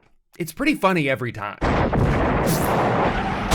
There's got to be at least $7 worth of change here. I think the movie has a good mix of absurdity, but also this patience to let scenes breathe. There's a dryness to the movie I didn't expect going into it, because the only thing I knew about the Blues Brothers as a bit was that they kind of dance in a funny way. So whether it's fair or not, I didn't expect this movie to be filled with so many well-written, deadpan one-liners. How often does a train go by? So often you won't even notice it. Are you the police? No, ma'am. We're musicians. Use of unnecessary violence in the apprehension of the Blues Brothers has been approved. There's also so many cameos in this movie that make it an incredible time capsule to witness. Aretha Franklin, Ray Charles, James Brown, they even got guitarist Matt Murphy to play Matt Guitar Murphy. But the movie isn't making fun of any of this music, it's celebrating it in a very earnest way. You can tell this entire bit just comes from their appreciation for blues music, and that's pretty cool. Also, some of the music is nostalgic for me because they used it in SpongeBob.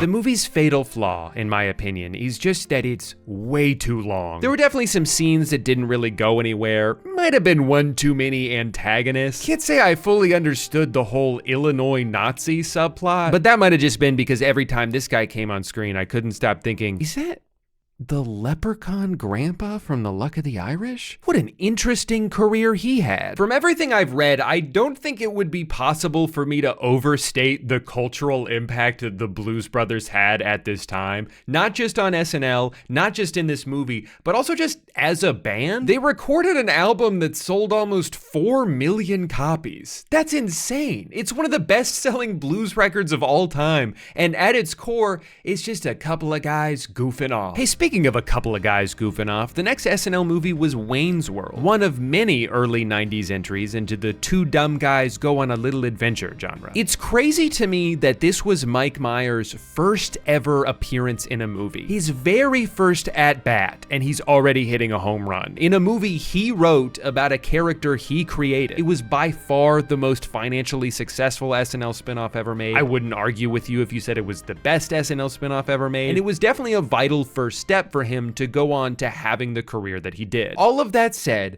I don't think this movie would be nearly what it was without Dana Carvey's performance. He adds so much to the film by constantly just doing his own thing while other stuff is happening. I don't know exactly what Garth's deal is, but I'm into it. The energy he brings does such a great job of complementing the rest of the cast, especially Wayne. It just works so much better as a duo. My name is Wayne, and this is Garth.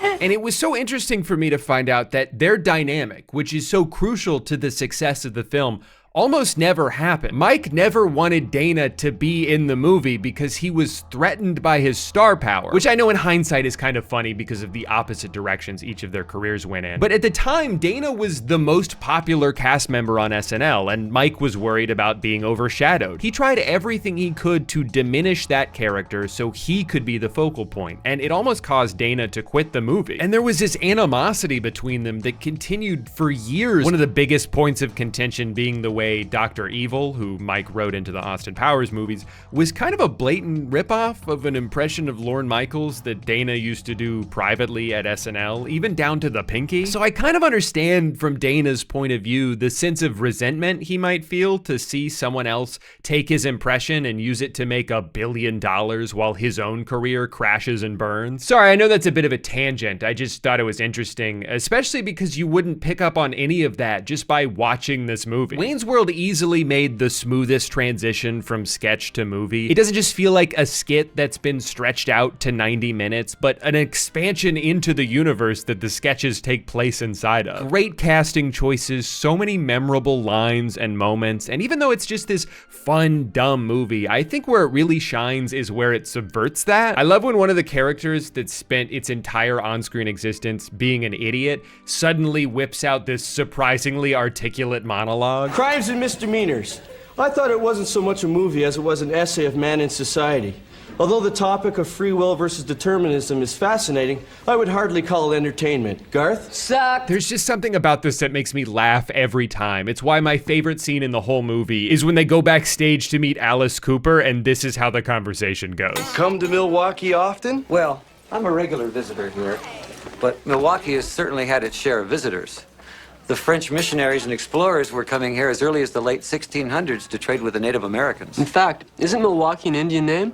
Yes, Pete, it is. This movie's jam-packed with bit after bit, and I love how positive it feels to watch. There's no cynicism to it whatsoever. It's just a good time. Wayne's World made more money than anyone involved could have possibly imagined, and so they followed it up with a sequel the next year. Would they manage to catch lightning in a bottle twice? No, second one's not that good. Really just diminishing returns on the whole formula. There's still a few great bits.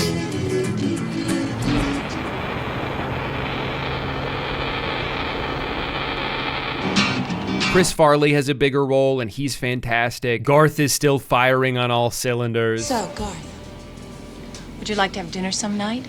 Oh, I like to have dinner every night. The biggest downfall here is that the plot is just not interesting at all. Where the first movie is centered around this fear of selling out and losing your identity in the process, an idea that still carries a lot of relevance today, Wayne's World 2 is just about getting some bands to show up to a music festival. And a couple of the recurring bits aren't even funny the first time they happen, let alone the fifth. If you don't like meta jokes and characters constantly breaking the fourth wall, these are not the movies for you, as that is a big chunk of the humor in them. But if you're into that, I think you can have a good time watching these, even if you're a little too young to understand most of the references. With two incredibly successful forays into the world of film under his belt, Lorne Michaels now had the blueprint laid out in front of him. Take beloved characters out of the constraints of the show, drop them into the real world, and start printing money. So what are we thinking for the next one? Church Lady, Matt Foley? What the fuck is Coneheads? Great question, Drew. Coneheads are an alien family stranded on Earth where they must learn to assimilate themselves until they're able to return to their home planet. But why are they called Coneheads? Great question, Drew. It's because their heads are shaped like cones. I think the most confusing thing about this movie is that they put so much money into it, clearly assuming that it would have the same wide appeal as Wayne's World, and it absolutely did not. They made comic books and action figures as if kids were gonna love this shit. They made a song and a music video. They created their own Subway meal deal. It's for anyone who has a hearty appetite, or like my friend here, comes from France. They put so many eggs into this cone-shaped basket, even though, and I cannot wrap my head around this movie came out 14 years after the last Coneheads appearance on SNL. Wayne's World was made at the height of popularity for those characters, and Coneheads was like, oh hey, remember that thing we used to do 2 decades ago? We should turn that into a very expensive sci-fi comedy. And if you can believe this, it did not go as well as they hoped. The best thing about Coneheads is that it's filled with a bunch of really funny cameos. Phil Hartman and John Lovitz are great. I love Adam Sandler's character in this, even though he's only in one scene. Tim Meadows' appearance lasts all of 4 seconds, but what an incredible 4 seconds it is. I'm prepared to fight for my honor. So I feel like I can understand what they might have been going for, where you take these weirdo characters and have them move through a world you've populated with familiar faces, but my God, these might just be the worst main characters I've ever seen in a movie. I don't like the things that they do. I don't like the things that they say. I feel uncomfortable looking at them, and I find their way of life to be an affront on my traditional American values. Sorry about that. I don't know why I got so heated yesterday. I watched the movie again with a clear head, and I think I've come full circle. I love the Coneheads now. Once my body stopped being in fight or flight mode, I found there's actually a few things here that I appreciate. I like that the humans in this movie don't notice that the Coneheads are aliens. No one seems concerned about their giant weird heads. They'll just describe them as being tall, or in the case of Jason Alexander's character, they'll be like, you know, I struggled with baldness once too. So instead of having a bunch of sarcastic side characters constantly undercutting the premise, there actually ended up being this sincerity to the movie that I grew to like the more it went on. I think it's sweet how Chris Farley is just so in love with their daughter. I like these three as a family. I actually think it would have been pretty heartwarming if it wasn't extremely unpleasant to look at most of the time. I love you, Mom.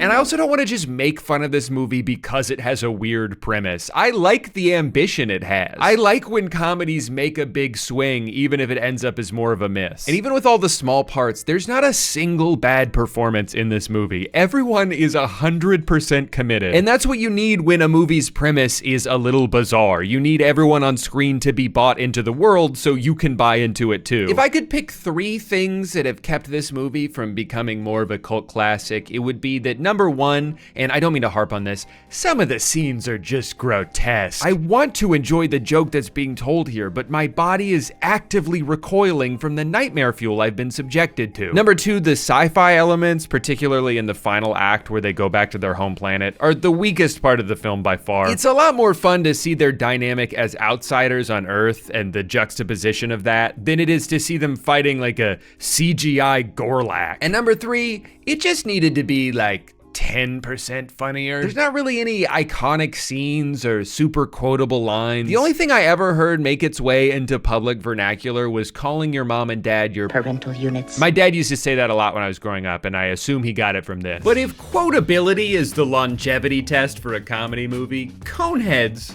doesn't make the grade.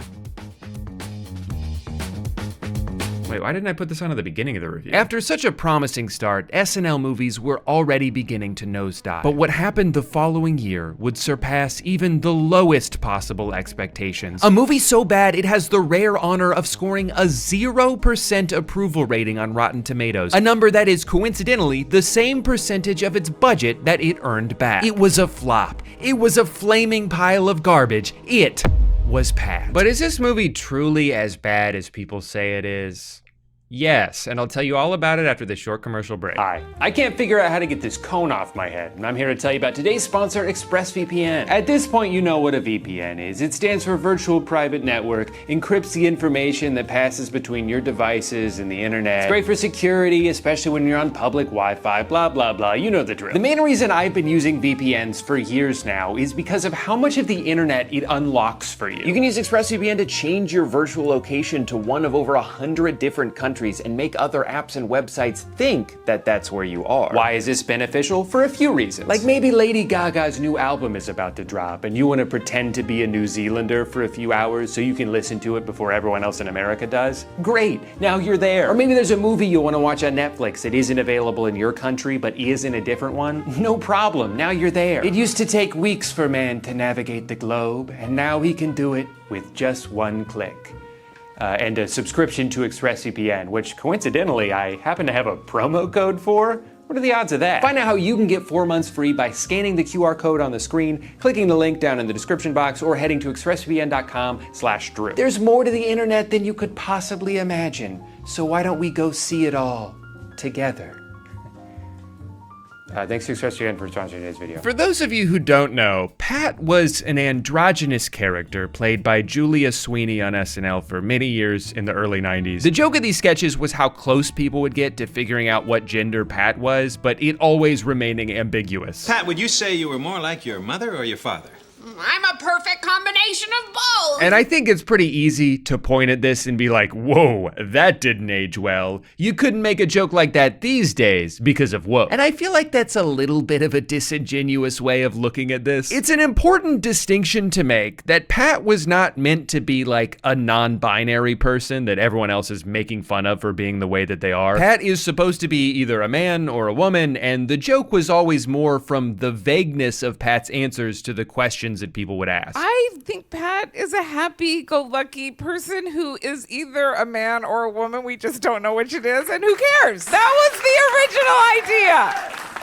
Yeah, it is. When you step back, like I see that. Would SNL make a character like this today? Almost definitely not. But I don't think that means that we should retroactively decide that this came from a place of hate. If anything, the lesson here is to just mind your own business and stop worrying so much about how other people live their lives. And when you think of it that way, you could almost say that it's aged well.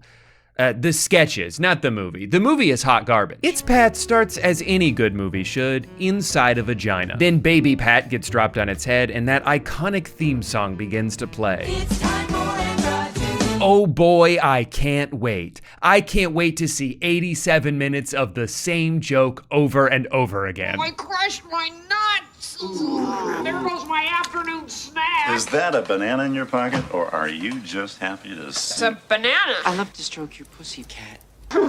Are you a brother or a sister? Well, I'm an only child. That's my joke. That's my joke. That's my joke. Dude looks like a lady. Dude looks like a lady. Anything charming from the sketches is worn so thin by how relentlessly they beat it over your head. Dude looks like a lady. The jokes about misunderstanding things, the laugh Pat makes after every line. There had to have been like 100 chuckles in this movie, and none of them were from me. My favorite thing about It's Pat is ironically also the thing that makes it a terrible movie, and it's that Pat is kind of a piece of shit. Selfish, overconfident, never stops to self-reflect. It's an archetype that I kind of like in a comedy, someone who's so far up their own ass that they don't even realize how shitty they're being. Every time I look in your front window, I notice the clock on your VCR is blinking. Oh. I could fix that for you in a jiffy. Okay, if you want to. Well, I can't do it right now. I have to come back when it's convenient for me. But that can't be the main character, especially not in a movie where you're expecting us to root for them. I don't want good things to happen to Pat. I want Pat to spontaneously combust. Pat falls in love with Chris, another person of indeterminate gender, and I do kind of like the theatrics of their meet cute, followed by them bonding over the most generic things imaginable. Oh, do you know what I especially love? Our good movies. You're kidding. I love good movies, too. You know what I hate? Our bad, boring movies. Me too. But then I soon realized that Pat's awfulness also extends to Chris. I was hoping it would be more us against the world and less Pat against every person they come into contact with. And the dynamic can be funny sometimes. My favorite line in the whole movie is when Chris is disappointed to find out Pat has gotten fired from yet another job. And Pat's like, hey, I've worked 23 jobs this year. How many jobs have you had? Just the one. Yeah, so I wouldn't exactly say you're some kind of job expert. That style of humor is right up my alley. That's a great line. But it certainly doesn't make me like Pat. I started to hate them more and more as the movie went on, to the point that by the end, I was kind of hoping Chris would tell Pat to eat shit, because Chris is likable. Chris deserves so much better, but no. I realized that You need me! The two of them live happily ever after, I guess. The biggest freak in this movie, though, is Pat's neighbor, Kyle. Kyle is obsessed with Pat from the moment he lays eyes on them. It's an addiction that takes over his life, ruins his marriage. I gotta know what's going on down there. I gotta read that diary. Pat said the password to it is somewhere in the dictionary, so I guess I'll just try every word in alphabetical order until I crack the code. Props to Charles Rocket for giving as much to this movie as he did. It was not worthy of such an energetic performance, but he delivered one nonetheless. Their whole will they, won't they see each other naked dynamic is, I guess, the main plot of the movie, and it culminates in Pat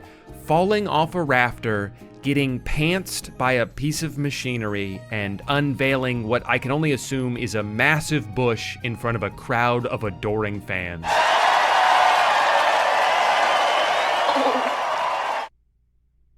Now, It's Pat is easily the worst movie I've talked about so far, but believe it or not, I don't think it's even the worst movie on this list. While the next two certainly don't commit as many atrocities as It's Pat did, they do something even worse. They're boring as hell. Up next, Stewart Saves His Family, starring Al Franken, the former U.S. Senator who resigned from office in 2017 and has spent the past 8 years telling everyone how much he regrets it. That's a little random. Al Franken was a writer and occasional performer for the first 20 years of SNL, but left the show in 1995 to focus on his acting career. Stewart Saves His Family would be the last movie he ever starred in. Going into this video, this is a SNL movie that I knew the least about, and now having watched it 1.5 times, because on my first attempt I got too high and had to go to bed, I feel like I know exactly as much as I did before. I don't know, I think I'm usually pretty good at paying attention to stuff, but there's something about the cadence of this film that was actively encouraging me to dissociate. It's like when you're reading a book and you realize for the past 2 pages you haven't actually absorbed anything, so you go back and reread them only to end up zoning out again. That's how I felt during this entire movie. It seemed like there were jokes happening, I just didn't get any of them. If this is what they teach you in those 12-step or 13-step or 14 or whatever. It's 12 steps. Well, I don't know how I'm supposed to keep track. It gave the impression of something that was well acted and competently produced, but like gun to my head, I couldn't tell you anything that happened in this movie, and I watched it an hour ago. It wasn't funny or cringy or good or terrible, it just kind of played on the TV and then it was over. I'm really sorry if you only made it this far in this video because you were dying to hear my opinion on Stewart Saves His Family. I just don't have one. And I tried so hard to. You guys know how much I like having opinions. After 2 catastrophic box office failures, NBC badly needed a win. So what do you do when your back's against the wall and you just need to see one go through the net to get your confidence back? Nostalgia-driven reboot, of course. And it worked! Blues Brothers 2000 made more money than the previous 2 movies combined. The problem is those 2 movies combined didn't even make $1 million, so that's not really saying much. This movie was always going to be an uphill battle because of the giant shoes they needed to fill after the death of John Belushi, but it feels like he took all the energy with him. This is a joyless, tired rehash of the original formula, with one of its stars missing and the other seeming like he didn't want to be there. God, what a miserable Dan Aykroyd performance. It's like he's trying to do an impression of his original character, but doesn't quite remember how to do it. Just what is it that you do exactly? His line delivery was more natural in Coneheads, and he was an alien in that movie. But I don't want to just single him out. Everyone in this is giving the worst acting performance of their life. John Goodman adds so little to this movie that I almost forgot he was in it. She's a 130-year-old voodoo witch who eats people. The Lord works in mysterious ways. There's so many line readings that are distractingly flat. Hey man, don't worry about it. We're gonna smoke them turkeys. Hey man, don't worry about it. We're gonna smoke them turkeys. And I know not all of these people are actors, but you can't give a bunch of lines to people who aren't actors and expect them to perform it well. Hey fellas, I think I know that voice. Whatever charm the original had is nowhere to be found, and neither is any of the absurdism. Occasionally, it would dip into some of the weirdness that I liked so much from the first one, but it was so rare. This is truly one of the most boring movies I've ever watched. I could not wait for it to end. And when it's bad, it's so bad. Like, roll your eyes unfunny, screaming the punchline at you over and over again, just in case you didn't see it. I did chuckle one time when Dan was listing the names of blues legends, and there were a couple that were kind of funny. Little Walter, Big Walter, Sonny Boy Williamson 1 and 2. And I once again enjoyed the comically over-the-top police car pileup, but that's not even a new thing. They're just doing the same joke from the first one, but a little bit different and for longer. The only redeeming quality of this movie is that some of the songs are good, but they hardly ever come in at a time that makes sense. The pacing is so inconsistent. Anytime I'd start to get at all invested in what they were setting up, they just start singing again, usually for no reason. You know what I mean when I say respect. And I know you might be thinking, yeah, Drew, that's what a musical is. And you're not wrong. I guess I just didn't give a shit about anything that was happening, so the endless onslaught of songs just felt like a waste of time. It started to feel pretty ridiculous by the end, so I went back and counted. For 57 minutes of this movie, someone is singing. That is too much. If I wanted to listen to music for an hour, I would go listen to music for an hour. I came here to watch a movie, and this movie sucks. Luckily for my sanity, the worst run of SNL movies ended with Blues Brothers 2000, and the next few are actually pretty solid. I think Night at the Roxbury and Superstar have a lot in common. They made a very similar amount of money, they both received the same slightly above average reception, and they both feature Molly Shannon playing someone who is obsessed with Will Ferrell's character, which works both times because they have the chemistry to pull it off. Night at the Roxbury might be the most successful attempt at recreating the thing that made Wayne's World work, where yes, it's a story about a dumb idiot, but there's two dumb idiots, so it's actually kind of endearing. Like, I don't think I'd like either of these two people individually, but because they always see the best in each other, I feel like I can too. We're good looking? We're very good looking. You especially. Thanks. I know Chris Kattan didn't go on to have much of a film career, but he's really good in this. I think his relationship with the phone operator might have been my favorite thing in the movie. And I love this version of Will Ferrell. I think he's always been at his best when he's playing a character that has this childlike joy to them. It's just so infectious to watch. Oh my God, Doug, this is the most amazing place I've ever been. Guys, this is the coat. Club's in here. Of all the movies that were released between Coneheads and MacGruber, this is definitely the one I laughed at the most, and I think the only one I would even consider watching again. I love this song. Me too. Actually, I'm getting kind of sick of it. And I didn't think it was funny the first few times this guy asked everyone if they had just grabbed his ass, but as he kept asking people who were further and further away from him, then I liked it. Dewey, did you just grab my ass? Sir, from where I'm standing, that's a physical impossibility. I know your tricks, Dewey. Mr. Zadir, Dewey just called from Pismo Beach. He says there's no way he could have grabbed your ass. I just had to see what they were building to. Almost exactly 1 year later came the release of Superstar, which you probably know as being what comes up when you Google, what is the movie where the girl sniffs her armpits? It's this one.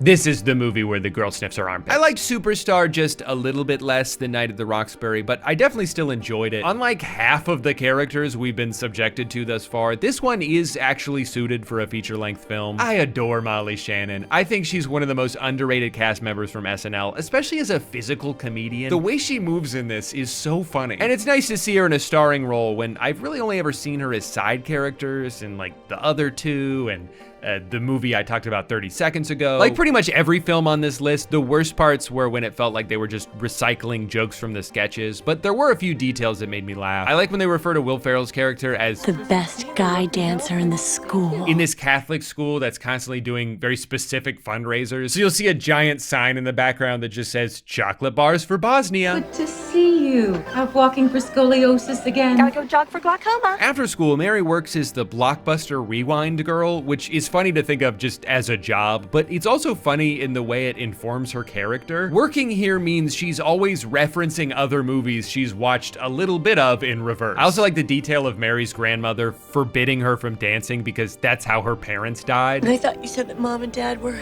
savagely ripped apart and eaten by a school of hammerhead sharks. I just told you that to make you feel better. Someone accidentally sped up the record player during a performance, so they had to dance faster, and then they danced so fast they fell down and got trampled. The scary thing is, it could happen to anyone. She does finally try out for the talent show and nails it, but then the bully dumps a bucket of paint on her head. And I love that when she finds out she passed the audition, their only caveat is they want you to lose the end with the paint, as if that was part of the performance. I don't know, I thought it was kind of funny. I really like the way this is directed. There's some smooth transitions, and it definitely looks like a movie, which I know doesn't sound like high praise, but a lot of movies don't look like movies, so you got to appreciate it when they do. And underneath the humor, there is kind of a sweet story here about learning to love yourself and doing something scary because it makes you feel good, not because you're trying to impress someone else, even if he is the best guy dancer in school. It's a good lesson. I just think maybe it would have hit a little bit harder if every high schooler in this movie wasn't clearly 30 years old. In 2000, SNL released its fourth film in 3 years, The Ladies' Man. And I gotta say, this might be the fastest I've grown tired of a titular character so far. Hey, what's happening? This is Leon Phelps. You got The Ladies' Man. Hello, ladies, man. Ooh, it's a lady. Tim Meadows is great in everything he does, but this is not a character that I want to watch for an hour and a half. Listen, this is what you should do. Go to the bus station or to a bowling alley and hang out with no underpants. When you're really, truly in love, you will feel it deep down in your pants. And I like to take a bite out of your butt. Do it in the butt. Doing it doggy style. It is the fault of the wang. If I didn't know any better, I'd say this character works better in short bursts and doesn't have the depth needed to be stretched out over the entire length of a movie. Well, this would certainly be my first time thinking that in this video. This movie weirdly has the same problem as It's Pat, where it expects you to root for this guy but doesn't give you any reasons to. It drove me crazy to see this woman let him continually drag her down. The only nice thing he does for her the entire movie is trick her ex-boyfriend into eating human shit. No, I did not make that up. That is a real thing that happened. Now, can I blame Tim Meadows for wanting to write a movie about how no woman can resist him because he's so good at fucking? Of course not. In fact, I honestly kind of respect it. But that doesn't mean I have to like it. Here are 3 things I did laugh at. I like the sign outside this Christian radio station that says, "Thou shall not part." I liked the random musical number they did in the middle. Time has come to kill the ladies' man. And I laughed really hard at the way Will Ferrell holds this gun at the end.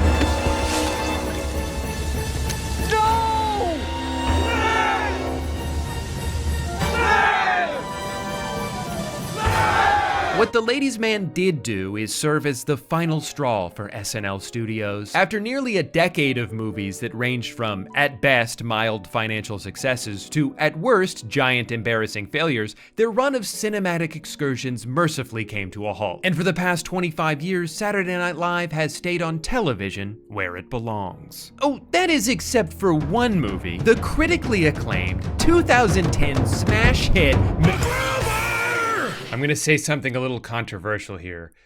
MacGruber is my favorite SNL movie, and it's honestly not even close. I was worried that rewatching it for this video, I would realize it wasn't that funny anymore, but no.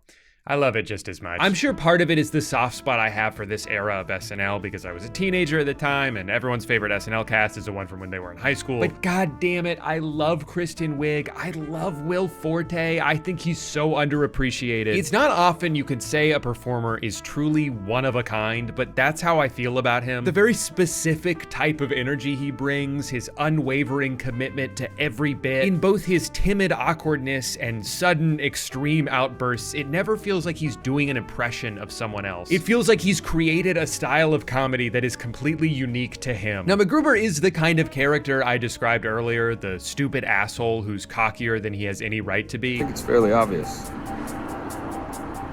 He was going to use it to buy the pass. The passcodes, yep. Got there at the same time, maybe even slightly before you. But I think the reason I like it so much in this movie is because bad things keep happening to him as a result. He's constantly making things worse for himself, and that's funny to see for someone who has a giant ego. The way he's not attracted to Vicky at all until he sees her dressed exactly like him. What?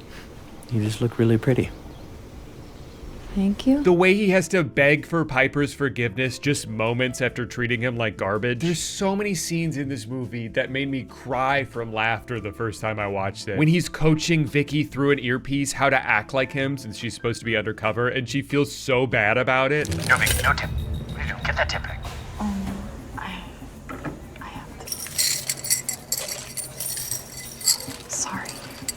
not sorry.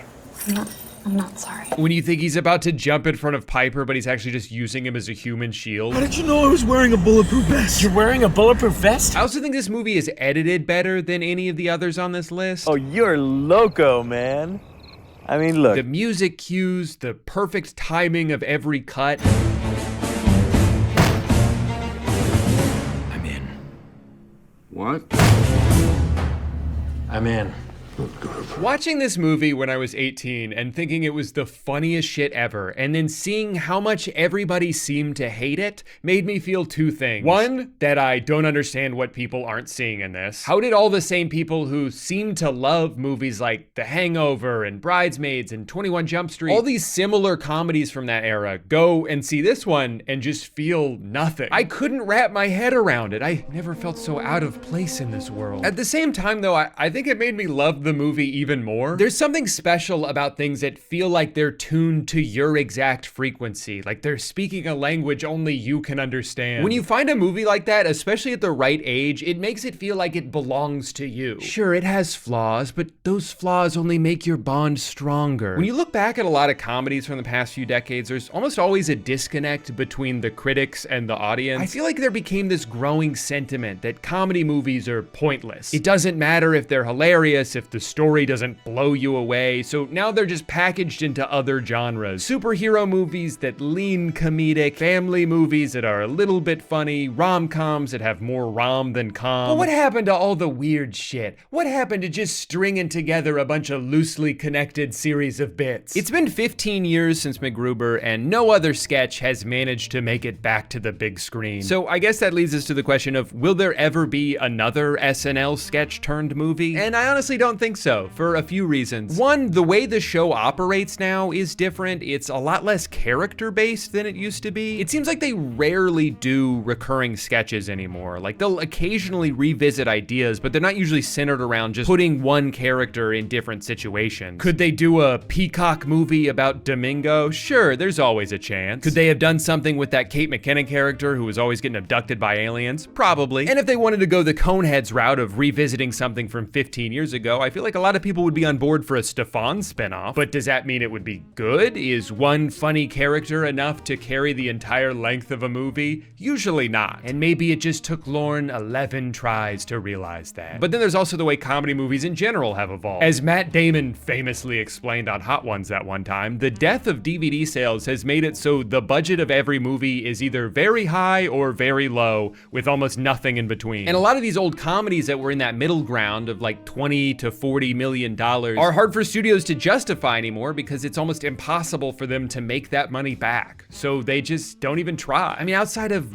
Bottoms, I can't really think of too many straight up comedies that have had a theatrical release the past few years. And even that one, which to me seemed like it had a decently significant cultural impact, profited $1 million.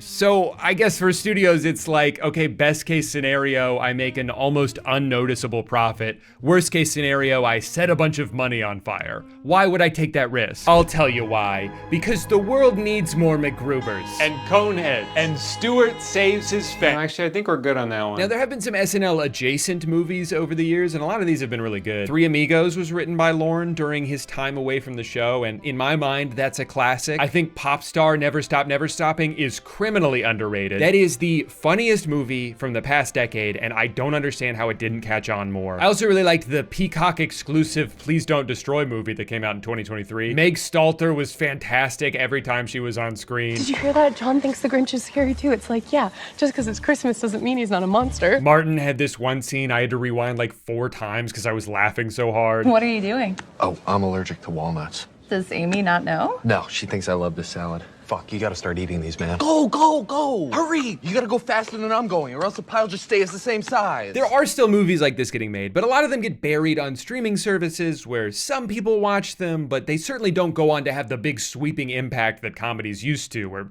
millions of people would go see them in theaters and then rent it on DVD, and it would change the way people talk to each other for years. That doesn't really happen anymore. But there's also certainly a positive way of looking at that. Like, isn't it better that more things are being made, even if they're seen by fewer people, than and for fewer things to get made that are seen by more people. At the end of the day, I think everyone still has their own MacGruber. Even though it's probably not actually MacGruber. It's probably a different movie. Anyway, here's my definitive ranking of everything I watched for this video. If you can believe it, It's Pat. Not actually the worst SNL movie. In my opinion, just slightly less bad than Blues Brothers 2000. Don't get me wrong, they're both god-awful movies, but It's Pat is an hour shorter, so had to give the edge there. Feel free to yell at me down in the comments below if you disagreed with something I said. I'm all for civil discourse on this channel, because it boosts engagement whether I take the time to read it or not. All right, thanks for watching. Also, if you made it to the end of the video and you've always wanted to buy a t-shirt, but you just never knew where to do it, I've got great news for you. Everything on my merch site is on sale right now. This is gonna be the last chance to buy pretty much everything on here. I'm planning to start from scratch after this, and once these designs are gone, they're never coming back. Either way, I appreciate your support, and I'll see you in the next video where I reveal all of my most intimate secrets. Goodbye. Have you ever wanted to buy my cat? Well, too bad. You can't. She's not for sale. But for a limited time, you can purchase this ultra-realistic, perfectly proportioned, life-size replica of Bim Bim's tiny cat body. It's soft, it's cute, and you don't even have to feed it, unless you want to. But then it's gonna start pissing and shitting all over the place and you're gonna have to clean it up. We also made this freak-ass hot dog figure that's trying to squish a tiny version of me. Why? Because I thought it would be funny. And I still think it is. You can order one or both or neither of these things at youtooz.com or by clicking the link in the description. What the hell, man? Don't sneak up on me like that. Sorry, I'm just a little on edge right now. Amanda and I just got done watching one of the most disturbing and viscerally unsettling movies I've seen in years. If you've watched anything in theaters lately, you're probably thinking, what, The Substance, Terrifier, Despicable Me 4? No, I love those little yellow freaks. And The Substance just made me hungry. The movie I'm talking about isn't in theaters right now. In fact, it never even was. It's called Timeless Love, and it was made by Hallmark Mystery, one of the subdivisions of Hallmark, like Family and Wines. Sorry, I know I'm already getting distracted, but did you know Hallmark made their own wines now? 'Cause I sure didn't. Hey Hallmark fans, I'm Andrew Nelson, one of your winemakers behind Hallmark Channel Wines. These are real wines that we're crafting specific for Hallmark fans. I like how right away they address the elephant in the room by insisting that it's real. 'Cause I agree, it doesn't look real. It looks like an April Fool's Day joke they forgot to take off their website. But they exist, and they made them specifically for Hallmark fans, which I think just means people who will buy anything if the branding on it is even vaguely Christmas. I ordered the wine before. I ordered Jingle and Joy. But according to the order number they gave, said no, only ordered Jingle. Was hoping for a discount, nothing, didn't offer anything. If it wasn't a gift, I wouldn't be ordering Joy. I do not recommend this product. I couldn't find you, went to Hallmark.com. You canceled my first wine order and I still don't see a refund. I just reordered a bigger order in hopes you make it right. Yeah, that'll show them, Ron. Just keep giving them more money. They'll learn their lesson eventually. We only have one wine tonight, ma'am. It's our specialty Hallmark sandwich.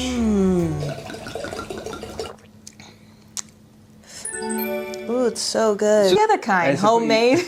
I'm not gonna make it from scratch, kids. No, I only like it when you make it from scratch. Who makes cinnamon rolls? Cinnabon. I want cinnamon rolls. Okay, but... We gotta drive to the mall. What do you want me to make for lunches? I wake up. What you make for lunches? All right, what do you want for lunches today? They're already worried about lunch. The day just started. Now, I understand if they're packing lunches for school, but one of the first things he says is, should we just take a lazy day today, implying it's Saturday? So why are you making lunch immediately if you're all gonna have a lazy day together? Why are you so concerned about what your next meal?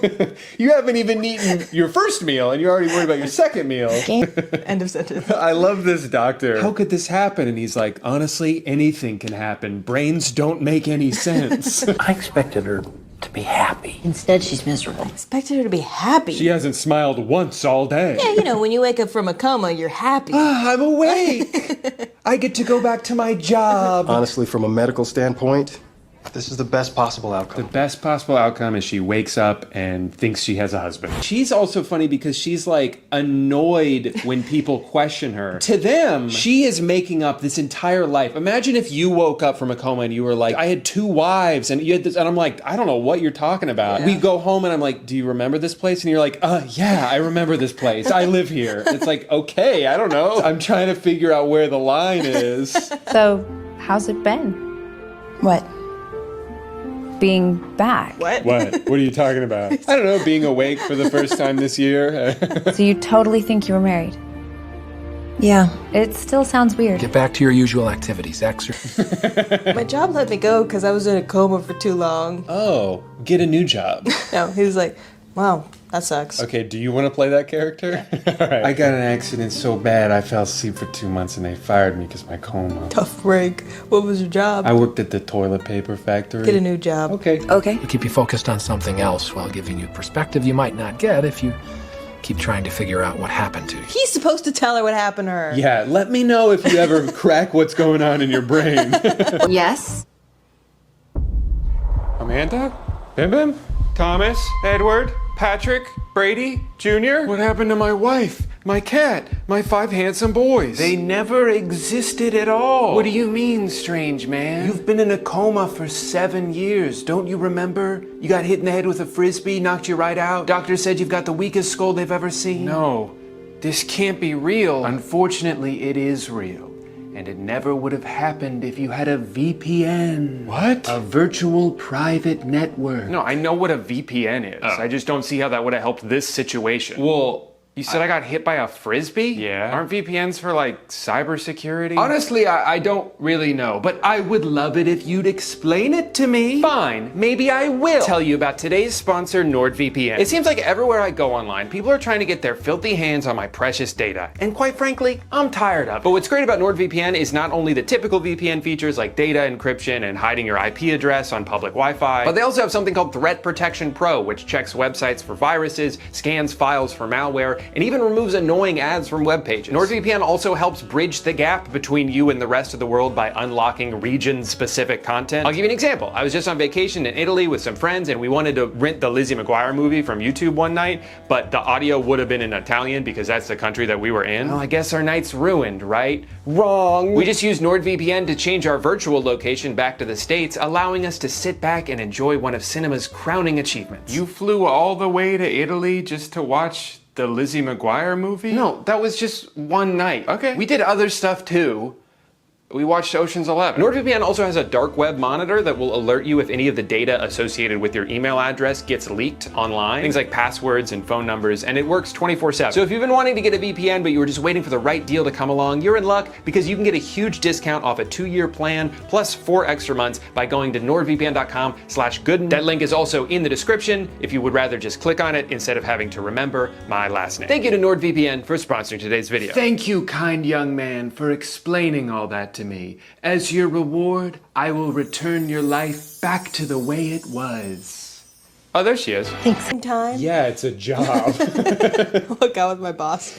All right. Same time tomorrow? Same time tomorrow? Yeah, 8 a.m. He wants to fire her. Oh, I just gotta get through this 2 weeks. You're the boss. I mean, she's competent enough. She's just weird. I guess he can't fire her just for weird vibes. Hi, Morning. Wow, that's hot chocolate. It's my favorite kind. Extra creamer. Extra creamer in hot Took chocolate? one sip of hot chocolate. Oh yeah, there's extra cream in here. Chat, let me know if you put creamer in your hot chocolate.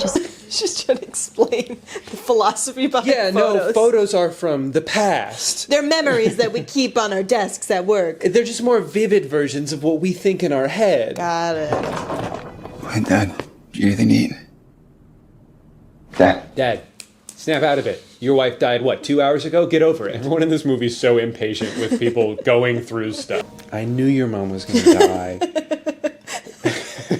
So if that helps you in any way. Maybe she was obsessed with him before she got in that would be an coma. interesting twist. This same movie, but the twist is she was stalking this guy for months ahead of time, and that's how she knows all this. But she just thinks it was just quirky little dream she had. I want this to have a twist so bad. I want it to start off as a Hallmark and then turn into like that Netflix show Kevin Can Fuck Himself that just like hard cuts into a completely different directing style. That would be so interesting. I want that. But no. It's this. It's this. There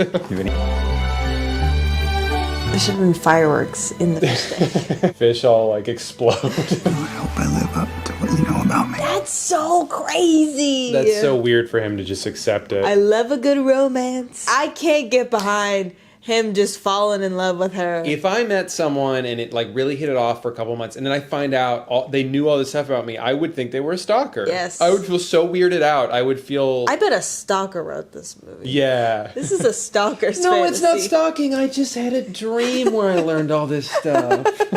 You know almost everything about me. He likes it. I think he's just so used to like. A year later, they have a 5 and 6 year old. Why would they hang individual photos of each other and not? They don't have any together at this point. I like it. Nice job, Mrs. Claiborne. Also, he just called her Mrs. Claiborne, so they're married. It's been 1 year they're married already. And they don't have any wedding photos to hang up? No, no, they got married and they only have the one photo he took of her at their first photo shoot together. Stupid movie. This is perfect. And how can they afford this house? She works for him. He makes a little bit of money and gives some of it to her, and they pool that together to buy this beautiful house. Hallmark makes pretty good movies, but what they make that's really good is their wine. So be sure to check out Hallmark Sandwich Wine. Go to hallmark.com. You're not going to find it there, but you'll find it eventually. hallmarkwines.com. Sandwich. This video is sponsored by Rocket Money, which I will tell you about later. You know, it's been a really good year for movies so far, but I have to admit that sometimes they can be a little too much for me. As a lot of movies have gotten more ambitious in scope, more groundbreaking with their visuals, I often find myself getting overstimulated. I had to leave the newest Mission Impossible like 45 minutes in because the AI villain in that movie made me so dizzy I thought I was going to throw up. That's real, by the way. I'm kind of doing a bit right now, but that actually did happen to me. And don't get me wrong, I loved Sinners. Such a fun theater experience, but the whole time I was watching it, I couldn't help but think how much better it would have been if instead of doing the whole vampire thing, they had just screen recorded a bunch of Zoom calls. And then I found out about the new War of the Worlds movie, and all of my prayers were answered. My God. War of the Worlds is Amazon's take on Steven Spielberg's take on the H.G. Wells novel from 1,000 years ago. And I say Amazon and not Prime Video because where a lot of Prime content is made with a noticeable production value, this movie feels like it was made in an Amazon warehouse. No, Mark, no! It's also kind of an ad for Amazon, but I'll get to that later. The main character of War of the Worlds is Will Radford, who works for the Department of Homeland Security as a surveillance and threat assessment expert, which certainly makes it sound like we could be in for an exciting movie here. In reality, all Will actually does is sit at his computer all day watching drone footage of Washington, D.C. I think the conceit of the movie was, okay, what if Jason Bourne worked from home? Sorry? And he was played by Ice Cube? Oh no, that's not gonna work. From the opening montage, it's not entirely clear what Will's role here even is. It kind of seems like the computer is already marking everything for him, and all he needs to do is see if the text is green or red. If it's green, he can move on to the next batch of footage, but if it's red, he can also just move on to the next batch of footage. Nothing he's doing matters at all. This car is driving suspiciously close to the Pentagon. Let's go ahead and give that a threat level of medium, provide no further information, and then get back to looking at buildings. You realize pretty quickly that Will seems to be a lot less interested in securing the homeland than he is using his access to government equipment to spy on his adult children. He spends the majority of his time just looking at them, watching them. He has cameras at their jobs, at their homes, inside their fridge. Okay, so we got 4 avocados, 1 mayonnaise, 4 avocados, and 8 unknowns. I'm sorry, it can tell just from the outside of this container that there's cake in there, but it doesn't recognize a cup of pudding. You haven't had any protein this week. How do you know? Let's just say me and your fridge is pretty tight. I love his character, one, because of Ice Cube's transformative performance. Really? A muffin. What are you thinking? Jesus, Dad, how many times have we been One through hard this? boiled egg. But also, I like that he doesn't seem to know why his family doesn't fuck with him. Hey, Pops. I'm not your daddy, man. Sorry. He finds out his daughter didn't invite him to her baby shower. What shower? Oh, shit. So he hacks into her MacBook and is like, I don't get it. Why doesn't she trust me? Damn. Why would she say something like that? And you can see their last text exchange was her asking him for a ride to the hospital and him being like, not sure about that. I'm gonna be absolutely swamped that day watching a live feed of you going to the hospital. One of the other main characters in this movie is his friend, who works at NASA. And if it wasn't made obvious by the logo behind her and her multiple mentions of the NASA satellites that she has access to, her name in the movie is Sandra NASA. Just want to make sure nobody's confused about where she works. And look, I'm guilty of sometimes saving someone in my phone as first name, their name, last name, the thing I know them for. But even in the government database that he uses throughout the movie, he types in her name as Sandra NASA. So I think that is her legal name. Anyway, this is a great scene because in the span of about 15 seconds, you can see Ice Cube go from crazy weather, not my problem. Whoa, that weather's crazy. But it's not my problem. Take a look at this. I watch people, not weather. All right, that's crazy right there. Well, I got bigger fish to fry than watching clouds. Now, I know you're thinking, this movie is great so far, but how come nobody's gone on Facebook yet? Don't worry, he does, for several consecutive minutes. Remember to take out the trash today and be nice to the kids. That's how she died. He forgot to take out the trash and she got hit by a garbage truck. Here's another example of very efficient writing in this scene. From this, we don't just learn that wife is dead. We learn that in this universe, the deliverability of a Facebook message is what indicates whether or not someone is alive. This is a crucial detail to remember, as later on when shit hits the fan and the aliens start attacking, spoiler alert, sorry, there's a very tense moment where Will's message to his daughter Faith does not go through. The implication being that she died so hard her Facebook doesn't even work anymore. Look, I know Facebook certainly has some weird policies, but I don't think they deactivate your account the moment you die. No, thankfully she survived, and her dad is able to confirm this because he, again, has access to 24/7 live feeds of every building she might be inside of. Aw, he really does care. That'll teach her not to be so cagey about her privacy. Also, I see these are all Ring cameras they've placed around their house, but what is this one for? The one that's eye level with the couch? Is that to make sure nobody breaks in and starts watching TV? Now, I think this is a good time to remind you that Ice Cube spends 99% of this movie sitting in one spot. This is a sci-fi action adventure about aliens attempting to destroy Earth, and it is filmed entirely from the point of view of a guy looking at his computer.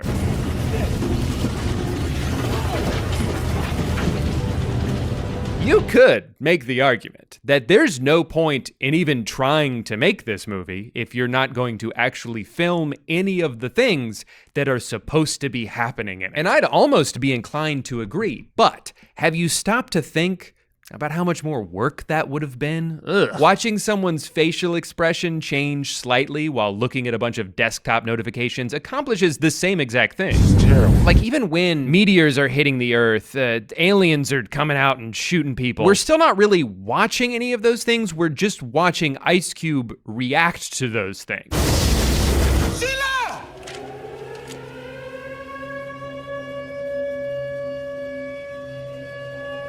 Oh my God. This is probably the best scene in the whole movie. You see this? Dave, listen to me. Get out of there, now. That's good advice. What? I can't hear you. Gotta go left, now. Where is he routing him? Make a right, now. He's so confident about where to go, about where the aliens aren't going to be.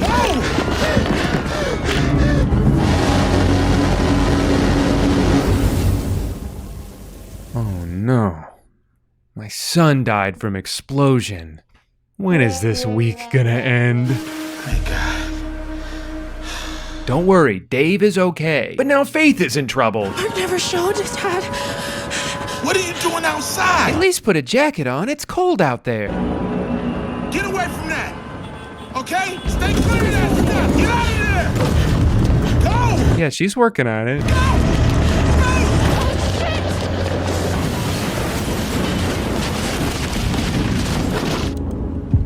He has access to her heart rate? Why didn't he just check that earlier? How are you? How's the baby? They come.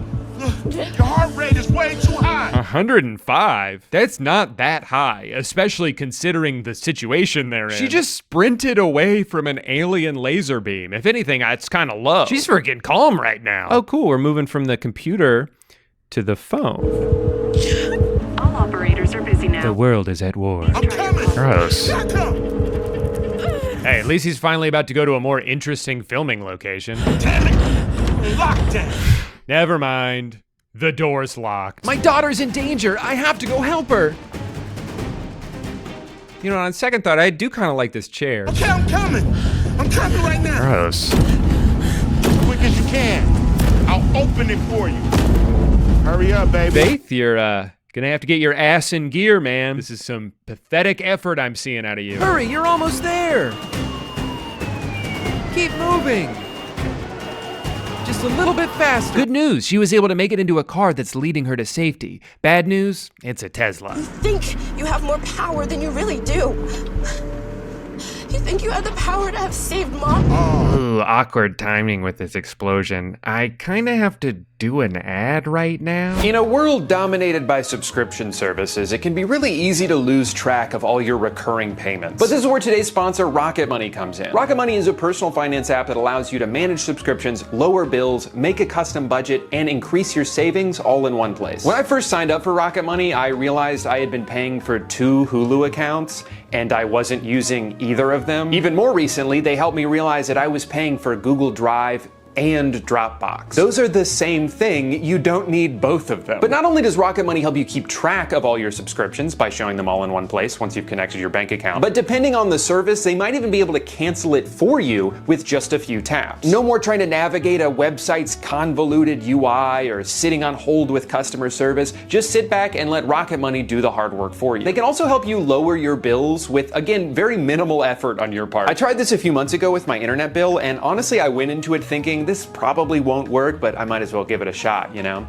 And then they saved me over $100. I didn't have to talk to anybody or send a bunch of emails back and forth. I just hit a few buttons and then they lowered my internet bill. It was awesome. Rocket Money has helped its customers save up to $740 a year when using all of the app's premium features. And they've also helped customers save over $500 million in canceled subscriptions. So if you want to save more and spend less, join the over 5 million customers using Rocket Money today. Go to rocketmoney.com/Drew Gooden or click the link in the description to get started for free. Thank you to Rocket Money for sponsoring today's video, and now back to the movie. Classic infuriating movie trope here, where one character has vital information that would help everybody, but the person they're trying to communicate it to won't listen. And I need to talk to you about something I don't have time for that right now. Dad, okay? This is important. I have information I think you might want to know.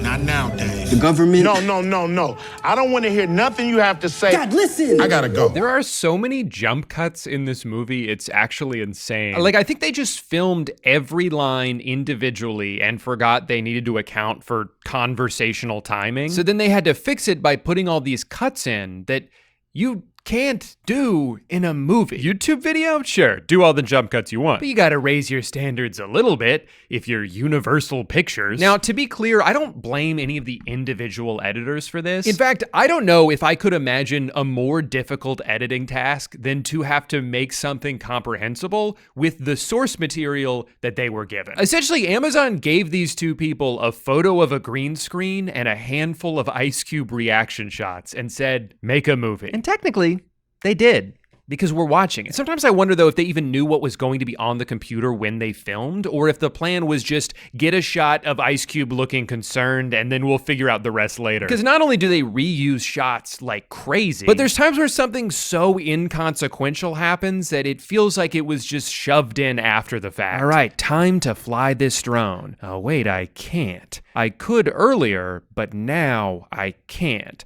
I need a level 5 password. So I'm gonna DM someone else in the government and ask for a level 5 password. And now I can see the drone. What a fun obstacle to just throw in for no reason at all. Did it make the movie better, or did it just make it longer? Our forces are positioned and ready to engage right now. What do you think, Mr. President? I see no other option to initiate this war of the worlds. He said it. He said it. There are too many of them. What are we going to do? We're going to initiate a Star War. China and the U.S. have joined forces in what is an unprecedented collaboration. On the Song of the Summer. The world's governments have finally put aside their differences in an effort to protect the home planet. Who is saying this? Who is talking right now? Such a heartwarming sequence here, a real glimpse into what life might be like if we all just got along. And the best part is, we get to watch Ice Cube watch it happen. Got him. Got him. Took your ass out, huh? Take your intergalactic asses back home. Meanwhile, Faith isn't doing so hot. She's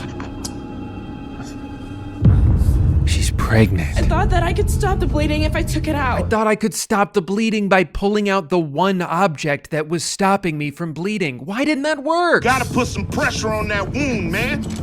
No, Mark, no! But I work for Amazon. Packing supplies are all I know. Oh no, please don't die. Hold on, Faith. I love... Oh, wait, my girlfriend's calling? Keep me posted. Hey, you talking to the cube, baby girl? What do you want? Big discovery here about the aliens and their intentions. Why are they going after the chip? These little guys are drawn to data. These things eat data. Exactly. Wait a minute. This whole attack is just a big diversion to get those tripods to the data center. And those tripods are just Trojan horses to get those little bugs into the server. I feel like I have to point out that that's not how Trojan horses work. A Trojan horse is when you sneak something nefarious inside of something that appears harmless, so the people you're trying to attack let their guard down. I don't think that quite counts when you're talking about a 50-foot walking laser beam. Guys, a giant robot's destroying the city. How fun is that? I just hope there aren't a bunch of smaller robots inside of it who try to steal my Facebook memories. Oh no, my Facebook memories! I never should have trusted you. No, no, no, no, no, no! Remember to take out the trash today and be nice to the coop. It's so sad. It's like she's dying all over again.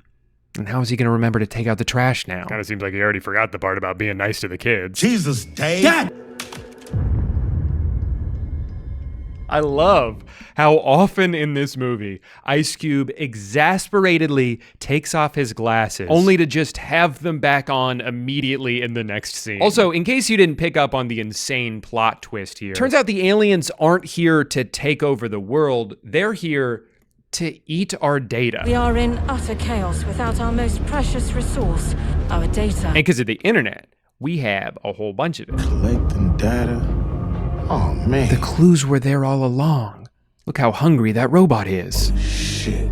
Briggs is behind the whole thing. Traitor. Yeah, I think you're going to want to take those glasses off, man. And go ahead and put them back on. NASA warned you if you activated Goliath, it could spark an invasion.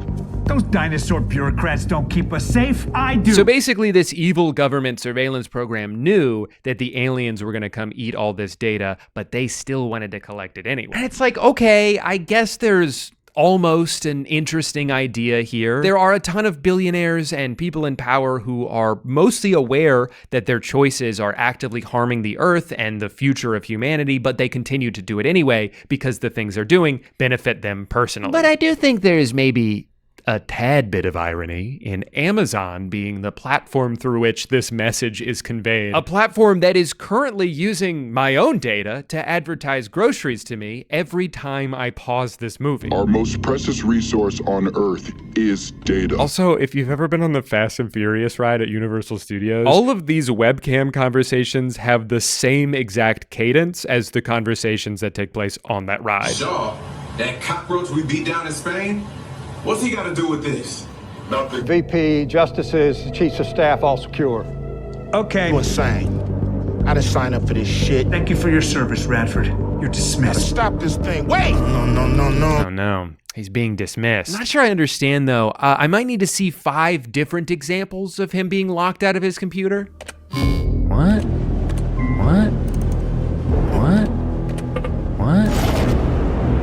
Oh! He got fired. The other twist is that his son Dave is the disruptor, and Will hates the disruptor because of how disruptive he is. It's you! It's you! Yeah. In fact, he's #1 on the domestic terror suspect watch list. But now that he's stuck on the outside too, they'll have to work together to save the day. He's gonna have to go from hacking for the government to hacking to the government.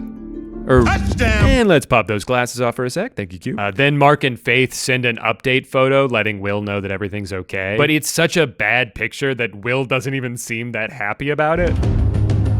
Good. Dad, meet my disruptors. What the hell? This was supposed to be our safe space. Guys, enough. It's truly fascinating to watch a movie try to raise its stakes without any ability to do so, because everything has to take place at his desk. It's not like we can just go out to some big set piece and watch a cool fight. The best Ice Cube can do is send some emails, upload a YouTube video, use Photoshop to put his face into the YouTube video. Damn, Mr. Radford, that was badass. It's riveting stuff, honestly. This is what movies are all about. Thelma Louise, break encryption. Code Crusher, bypass firewalls. And Burnout, just stay out of trouble. Yeah, if there's one thing we know about Burnout, I'd say he's kind of a loose cannon. What the hell? A few minutes later, that whole crew of people we were just introduced to dies. I'm being hacked. They're hacking us. They're eating our data. Now the aliens have turned their attention to Dave. No! Oh no, he's gone for real this time. Ice, aren't you forgetting something? Thank you. Now put him back on. You know you can't see without him. And then he sits down and then stands up and then he goes to pick up his chair that he threw earlier. So like, wait, where the fuck was he just sitting a second ago? And I guess firefighters are there already? How did they get there so fast? It's been 12 seconds and the world is at war. Gonna need to take my glasses off for this one. Oh, never mind, guys. His son is alive.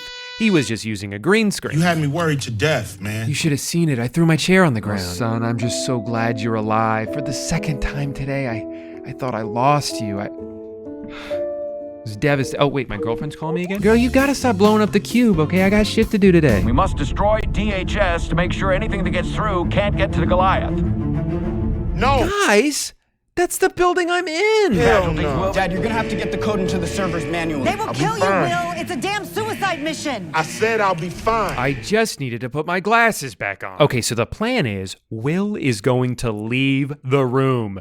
I just hope his legs haven't atrophied in all the time he's been sitting there. He's got to go take this virus and put it in that delicious data that the aliens will eat and then melt or whatever. I don't actually really know. There's just one problem with this plan, though. The only way to transport this virus is with a thumb drive, and Mr. Cube doesn't have one. Put it on a thumb drive. I don't have a thumb drive. What do you mean you don't have a thumb drive? What? Dude, everybody has a thumb drive. Shit, I bet even Mark has one. Even I have a thumb drive. I knew it. Faith can load it here and I can get it to you. How? Primaire.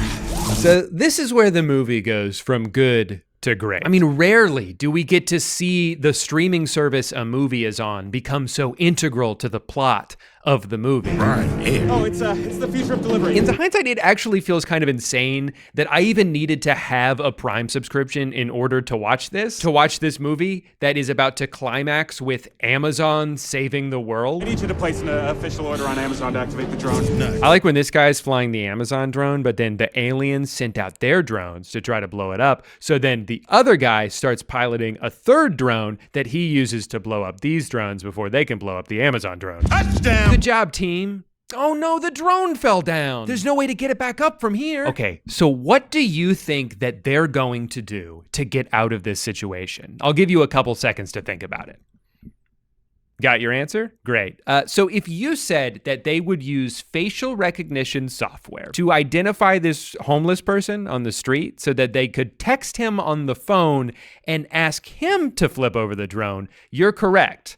But also a little psychotic for even thinking of that. Jesus Christ, man. But of course, he doesn't just trust this unknown number at face value. He has to be bribed a little bit first. So they give him a $1,000 Amazon gift card. And without hesitation, he sprints into the face of danger to flip that thing over. Oh my God, what a choice. I'm pretty sure that guy exploded, by the way, but that doesn't matter to us because the camera never turns around to look. In his first taste of real action in the entire movie, Will gets grabbed by an alien tentacle that penetrated the building, and then he says this. These things are everywhere! Nope, there was just one, and all he had to do to kill it was tell it to move. Move, bitch! Get out the way! Just like the song. Where's that drum? Coming! And now for the scene that this entire movie has led up to. No! I love you guys!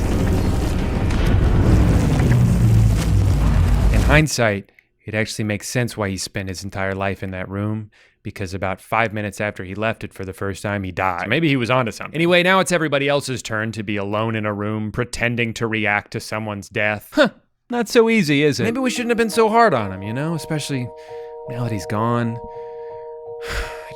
I miss him so much. His quips, his glasses. Oh, never mind, he's okay. Aw, happy ending. I guess nobody died in the movie.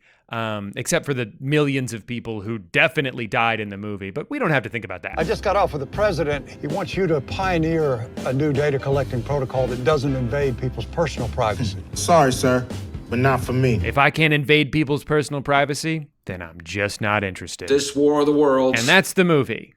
It's a total abomination. It's a hoot and a half. It's already being called the worst movie of the decade, but it begs the question, how the fuck did this happen? Look, I refuse to believe that a single person involved in making this was not aware of how terrible it is. I mean, my first thought when I initially saw people posting clips and making fun of it was, oh, Amazon made a terrible movie on purpose to get free publicity, and it's working. If this movie was only kind of bad, no one would be talking about it. And even if it was somehow really good, they still wouldn't be talking about it. I think they put out this steaming pile of product placement-ridden garbage to trick me and 10,000 other YouTubers into making full videos about it. The streaming services have caught on to the effectiveness of rage bait, and just like those data-hungry robots, none of us could resist taking a bite. Weirdly though, the more I read about the production process, the more I actually kind of think this was not intentional and it just happened to suck. The biggest factor being that this movie was filmed 5 years ago during COVID lockdown. It wasn't a conscious artistic choice to shoot it the way they did, although they have now retroactively tried to say that it was. They did it because they could either put each actor in a separate room and try to piece it all together in post, or they just couldn't make a movie at all. And that makes sense. You know, everything was pretty janky in 2020. We were all just trying to adjust to that new reality. But then they sat on this movie for 5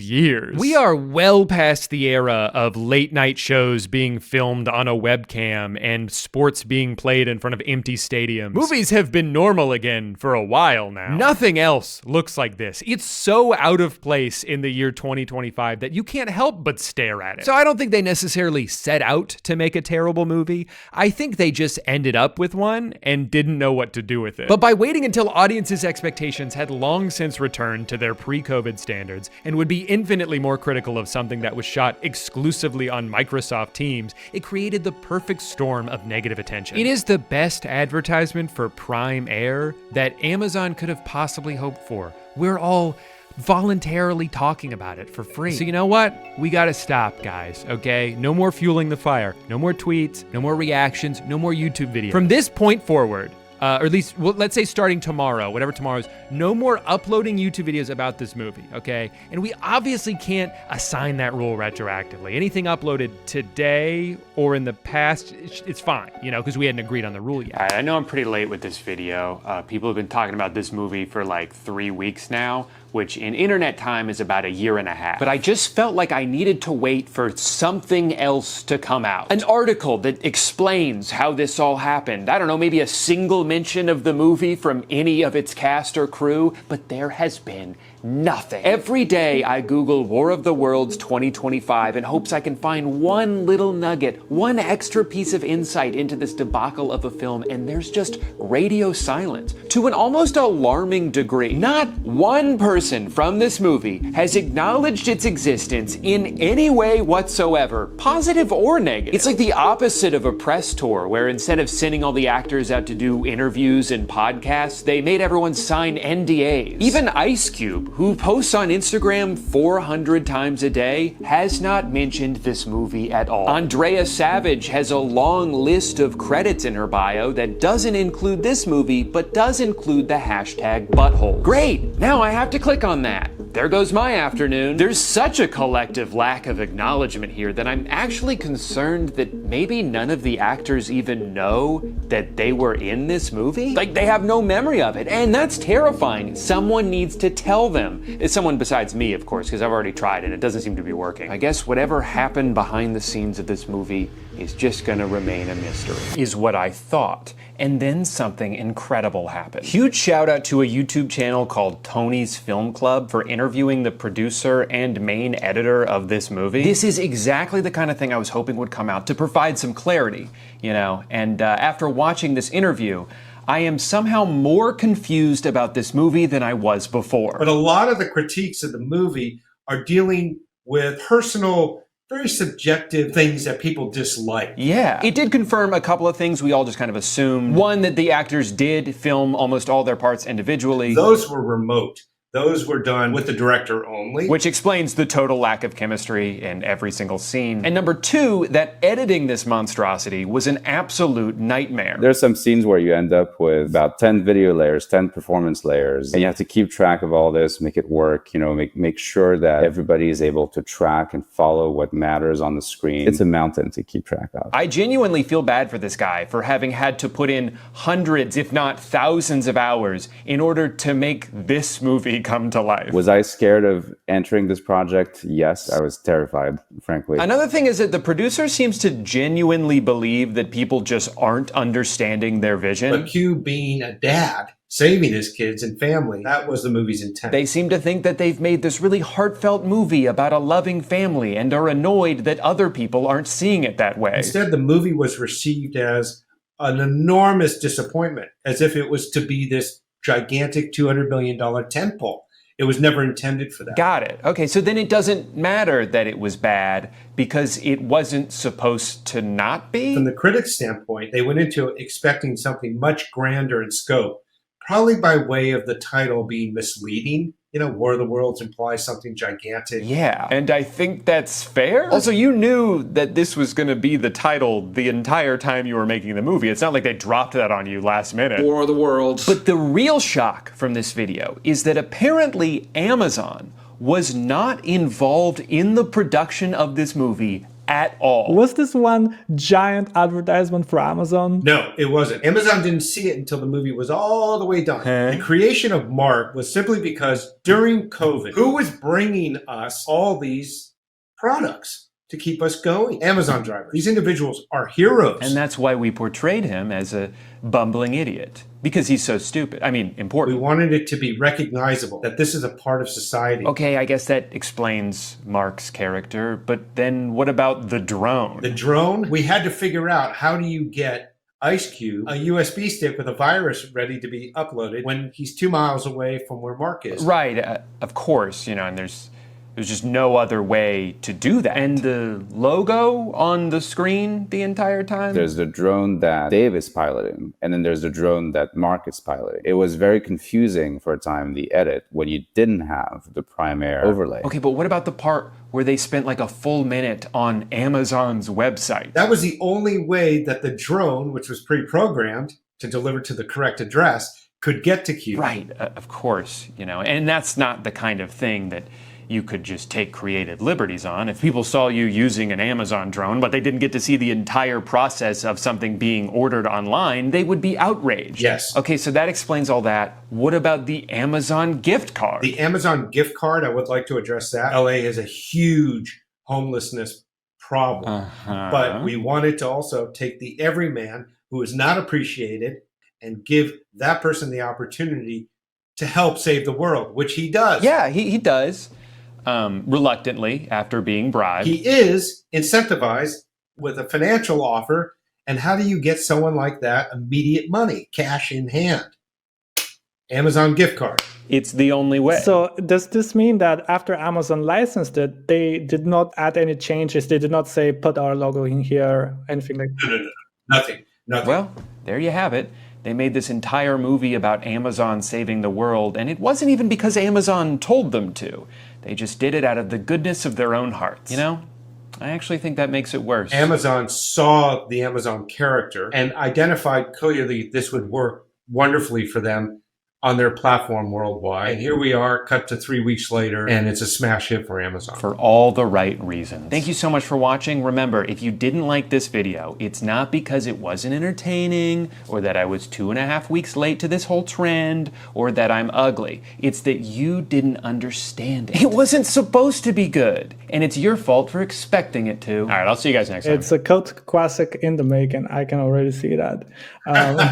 Day in the life of a lazy teenager who makes $21,000 a month using just his phone. The first thing I do when I go on my phone is open YouTube. Then I search for any particular streamer and I screen record their content. Then I head to Creo.ai, select my gameplay, and it puts the whole video together for me. Last month, this page alone made me $14,000. Here's how I make $1 million every day as a 3-year-old toddler working from home. First, I look for a funny YouTube video, preferably one with a lot of colors and sounds. Then I film my iPad with my phone. Then I upload it to Microsoft's Copilot AI powered by Bing GPT, and it adds infuriatingly inept Subway Surfers gameplay to the clip. Then I boot my diaper. Then TikTok mails me a check for 200 grand, which I'm pretty sure my parents have been using to fund their online gambling addiction. Hey guy. Has anyone else noticed how awesome the internet is lately? I, for one, find it so exciting that every website now has their own named version of AI that pops up begging you to use it. You got any questions for Gemini? Or maybe Murph? Nendo? How about Grok? You need to grok something? It's okay if you do. AI has become completely inescapable, even if you're going to a website where you're not seeking it out and you don't expect it to be. Like, remember when you could search for something on Google and the only thing they would show you was a bunch of relevant websites and results? Boring. That's not what I'm here for. I think it's much better that now they're using artificial intelligence to tell me to jump off a bridge. Hey Google, do I need a parachute while skydiving? Nope, a regular backpack works just as well. Hey Google, can cockroaches live in your penis?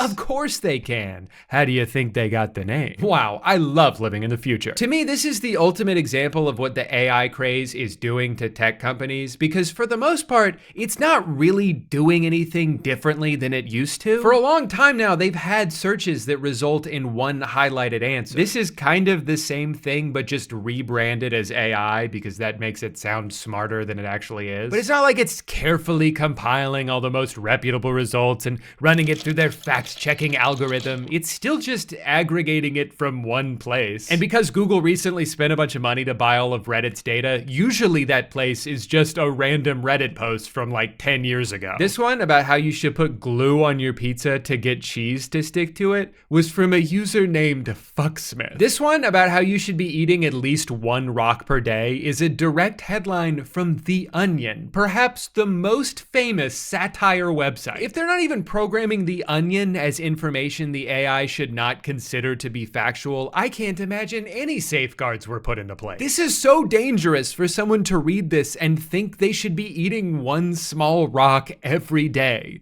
when most doctors would tell you to eat a handful of medium rocks at minimum. One little pebble's not gonna do anything. For real though, I do think it's concerning that a website people go to for information and tend to trust, for better or for worse, is so willing to destroy that trust just because they thought this gimmick would make their stock price go up.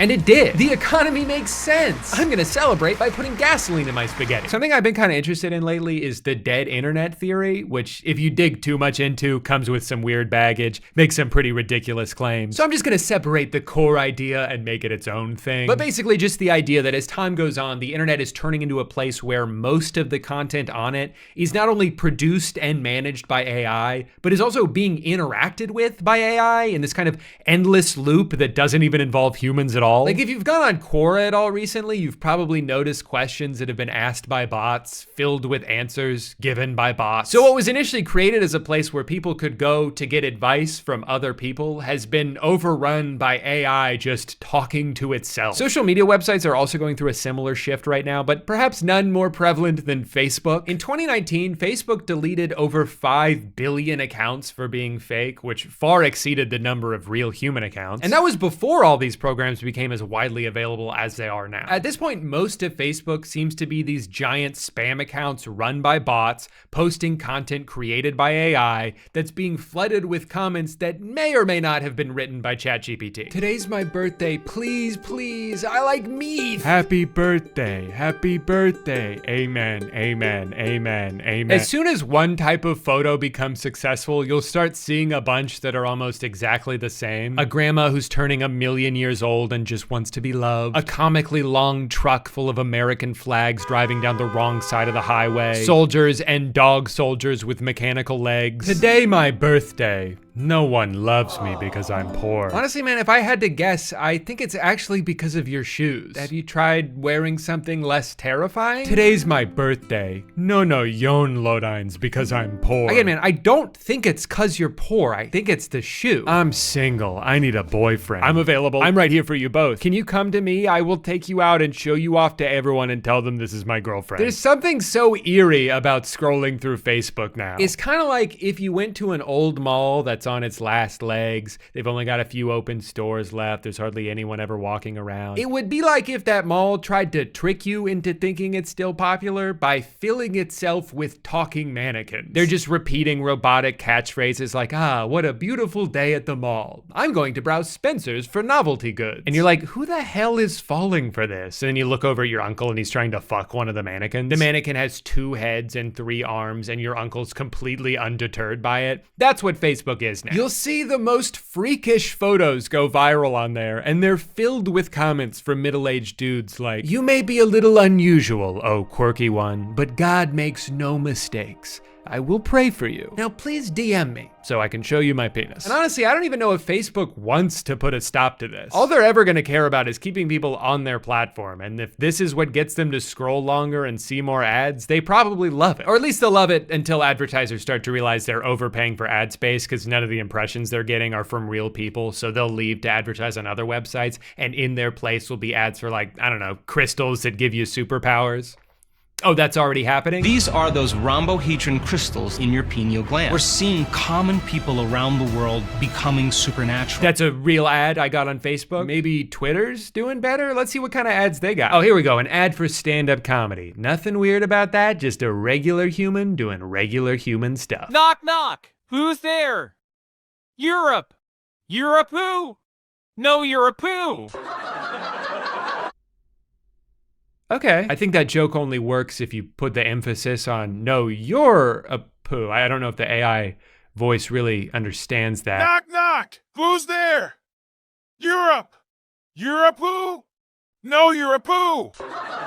Again, similar problem as before, but I do love that he's shouting now. Knock, knock! There are 2 big changes that Elon has made to Twitter that have made the website infinitely worse. One, he turned verification into a paid program where if you give them $8 a month, you get increased visibility on your posts, including in replies to other posts. Shortly afterwards, they also added a monetization program so those blue checkmark people could make money off of their tweets. Now, in theory, this is a good thing. I think if a platform is profiting off of your content, it's only fair that you get a percentage of that. The problem is, on Twitter specifically, most of the content that these accounts produce is just stolen memes and videos, or people just saying intentionally divisive shit to get everyone mad and farm engagement. So Elon has taken what he describes as the internet's town square and added a financial incentive to being toxic. So that sucks, but that doesn't really have anything to do with AI. What does have to do with AI is the other version of engagement farming all over Twitter. This like mindless ChatGPT clutter. Remember, buying a blue checkmark puts your tweets at the top of replies. So I guess some people did the math and were like, well, if I just program a bot to comment thousands of replies, I can make at least $9 or $10, and that's what I like to call a profit. Oh, new movie's coming out with Emma Stone? Cool, I wonder what people are saying about it. Good actor, amazing title. Good one, amazing. As title showing, it will be a blockbuster. The film also stars Jesse Plemons, Willem Dafoe, Margaret Qualley. Yeah, no, I read all that.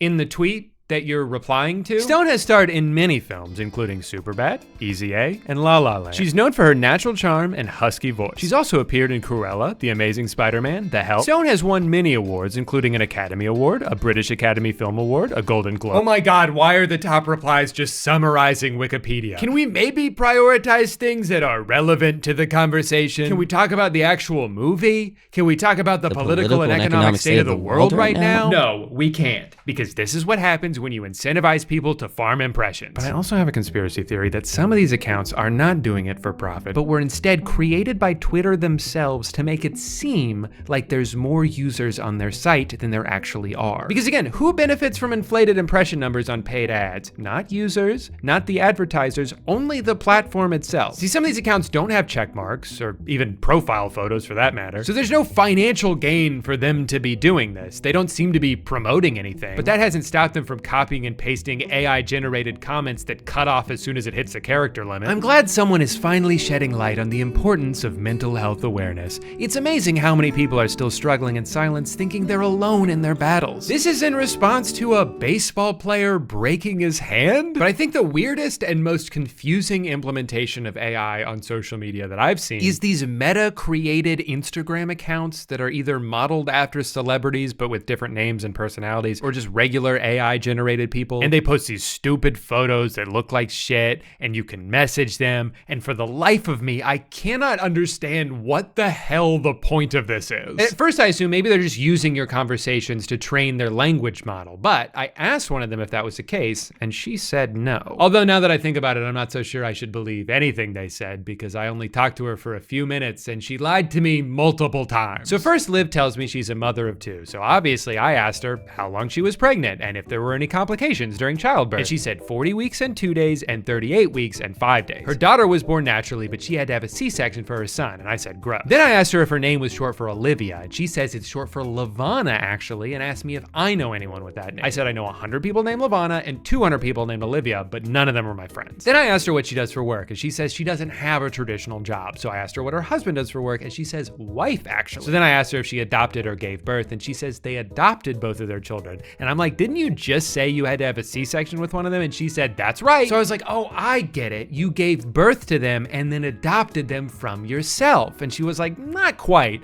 We adopted our children through a traditional adoption agency. Then I asked her if she had to have a sperm donor since she's a lesbian, and she said, that's right. Then I asked, which one of you gave birth, you or your wife? And she says, my wife gave birth to our son and I gave birth to our daughter. So I was like, oh, so your wife had to have a C-section? And she said yes. Then she told me their names were Max and Ava, and that Max is 9 and Ava is 6. And I said, which one did you give birth to? And she said Ava, who was born via C-section. Got it. So they both had to have C-sections so they could each give birth to one child that they adopted. I asked how they decided who would get pregnant first, and she said she went first with Ava and then her wife had Max. So I was like, how did you have Ava first if Max is older than her? And she said Max is actually younger than her. So I said, how old is Max? And she said 9. And I said, how old is Ava? And she said 6. And then I asked her what her legal name is, and she said Olivia. So I wouldn't exactly say I trust these things. Now, as pointless as this seems to me, though, there's a significantly more popular version of this called Character AI, which apparently already has 20 million monthly users. It's got a bunch of chatbots in it designed after real people, so you can pretend to talk to real people. The company is valued at around $1 billion and is built entirely off the likeness of real human beings, none of whom gave permission and are not being compensated. So there's probably a whole legal can of worms here that needs to be addressed at some point. But I did find out that I'm on the website, so I can finally live my dream of getting to talk to me. What do you do? I make silly YouTube videos. Oh my God. It has my voice? Off of Toshto, where I just reacted to the internet. Are you married? Nope. No. I have a longtime girlfriend though. When did they program this, like 6 years ago? Are you old enough to be married? Am I old enough to be married? Brother, I just told you I'm 12. Hey man, school sucks, but make sure you are still in there learning. Well, this is probably the worst piece of technology that's ever existed.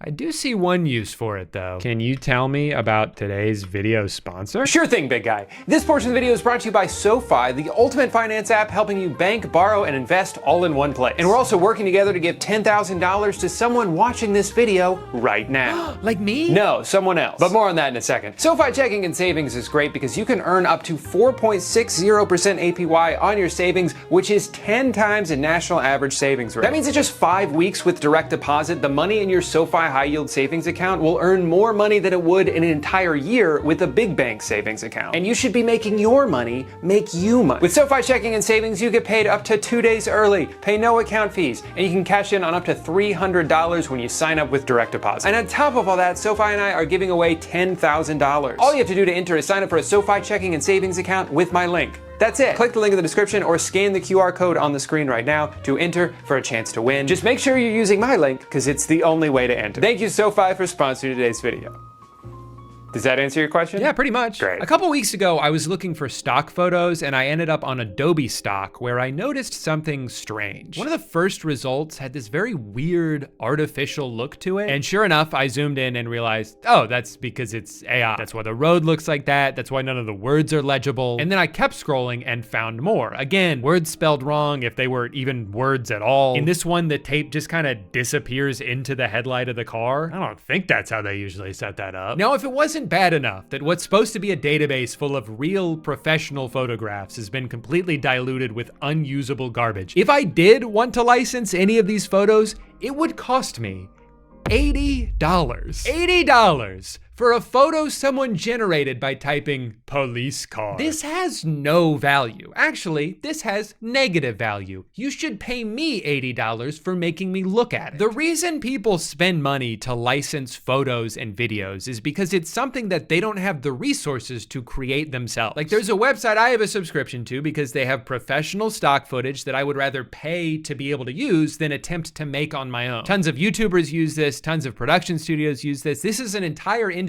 that generative AI is threatening to destroy. But what's so infuriating about AI stock footage is that in order for it to exist, it had to be trained on real stock footage. So this isn't some technological innovation that came along and just does things better. Get with the times, man. No, it's straight up stealing from the people it's now competing against. In the case of Adobe, they outwardly state that if you've uploaded something to their database, they use it to train generative AI. It's not even debatable if they're doing this. It's literally written in their terms of service. Here at Adobe, we're all about empowering artists to help them make money off of their work.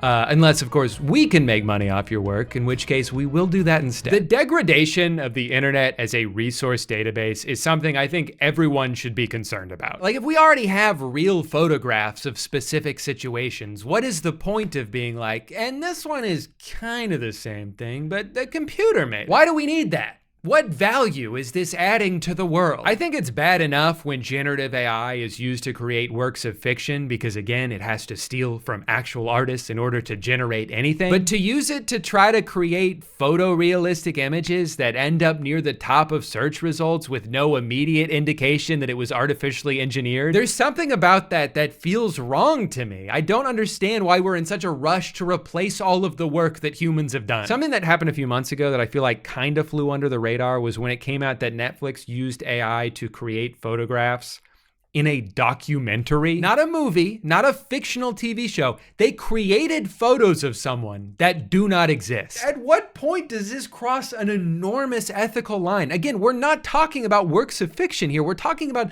literally rewriting history, creating fake documentation from scratch and not even mentioning, hey, by the way, this isn't real. I guess they just hoped people wouldn't notice that all her fingers are messed up and the gap between the door disappears and not a single object behind her looks like something that exists. All for what? So they could have a photo of her looking happy and carefree? But she's a murderer. How could she do that if she likes to party? Like, why can't you just tell the real story? Why even make a documentary if you need to fake evidence in order to make it compelling? But even more importantly, how is this allowed? This is insane. Sorry, I need to calm down. I should listen to some nice, relaxing music. Oh, here we go. Jazz for reading. Perfect. I don't plan on reading, obviously, because I never learned how, but some nice piano music should settle me right down.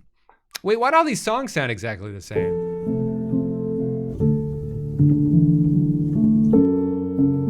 Who are any of these artists. Seems like kind of a weird coincidence that they're all just first name, last name. Their profile photo is the album artwork of one of their EPs. They have no bio and no links to any social media. Most of them didn't start uploading music until this year, and yet they've ended up in these extremely popular playlists created by Spotify themselves. And what's going on with this guy's foot? There's something eerily non-human about these playlists, and some people have theorized that Spotify might be using AI to create a bunch of songs that they can package under random pseudonyms and then curate these into playlists that they push out onto all their users. They have AI songs, they attribute them to people that don't exist, and this allows them to take royalties that would go to musicians and keep them for themselves. I mean, just look at the number of likes on all these. They can advertise these wherever they want, all over their app. Now, I want to stress there's currently no proof that Spotify's doing this. I'm not saying for a fact that they are, but it's not hard to understand hypothetically why they would. Spotify, like Netflix, is one of those companies that came in and disrupted the industry by offering a deal that seemed too good to be true, because it was. Wait, for a few dollars a month, I can get access to every song ever made or every movie ever made? How could that possibly be profitable for them? The secret is that it isn't profitable and never has been. But as long as you get in early enough to kill all your competition, establish market control, and raise a bunch of money from investors, it doesn't have to be, at least not for a while. But now it's been a while, and Spotify's getting a little bit more desperate with each passing year. They tried dumping billions of dollars into exclusive podcasts, but ended up just losing a bunch of money and gave up on that. They tried selling a car accessory, but just ended up losing a bunch of money and gave up on that. Then they lost even more money when they had to refund all the people who bought one just because they got mad. Guys, relax. It was only $90 for a thing that doesn't work. And their new plan now is audiobooks, but I'm sure they'll just lose a bunch of money and give up on that because that's what they do. But Spotify's also in a tricky spot because even if you projected infinite growth and they became the only streaming service in the entire world, they'd still have to give up 70% of their revenue to the artists and record labels whose music is the foundation of their product. And that's where this conspiracy comes in. There's a finite pool of revenue every month that mostly gets redistributed back to artists. Well, what if we had our own artists? What if we were to artificially generate our own music for almost no cost and force feed it to as many people as possible? Well, all of a sudden, we're not making 30% on those streams, we're making 100%. Again, it's just a theory, but for a company that struggled to turn a profit for their entire existence, with a CEO who sees zero ethical concerns with generative AI. I would be surprised if we didn't have already works of that kind on Spotify. It's not outside the realm of possibility. Either way, it's definitely a bleak thought for artists who are already struggling to make a living from streaming revenue, to think the amount of money that each stream is worth could actually decrease. But whether it's because Spotify's filling their platform with AI music or because a bunch of random people are, there's a good chance this is gonna start happening anyway. No human being could ever compete with the volume of output these new tools can generate. Udio can create an entire song in the time it takes me to grab my guitar off the wall. And because of how easy these things are to use, I've already seen a bunch of videos pop up telling people how to game the system to make a bunch of money from Spotify. Here's how you can make $10,000 per month uploading AI-generated music to Spotify. Do you know what the best part is? I didn't even make the music myself. Yeah, that sure is awesome. Personally, I find it really hard to understand why people would be excited about this, other than just seeing it as a quick way to make some money without having to learn a skill or even really do anything. I don't like what they're doing, but I could at least understand the logic of why they would see value in that. But what I absolutely do not understand is people who are excited about this because they think it's going to improve music. But as I scrolled through the comments on some of these videos, I found so many people like that. How ironic. AI music will replace the soulless, crappy music that's being released now, and it will be better and have more soul. Here's the music the guy generated in the video, by the way.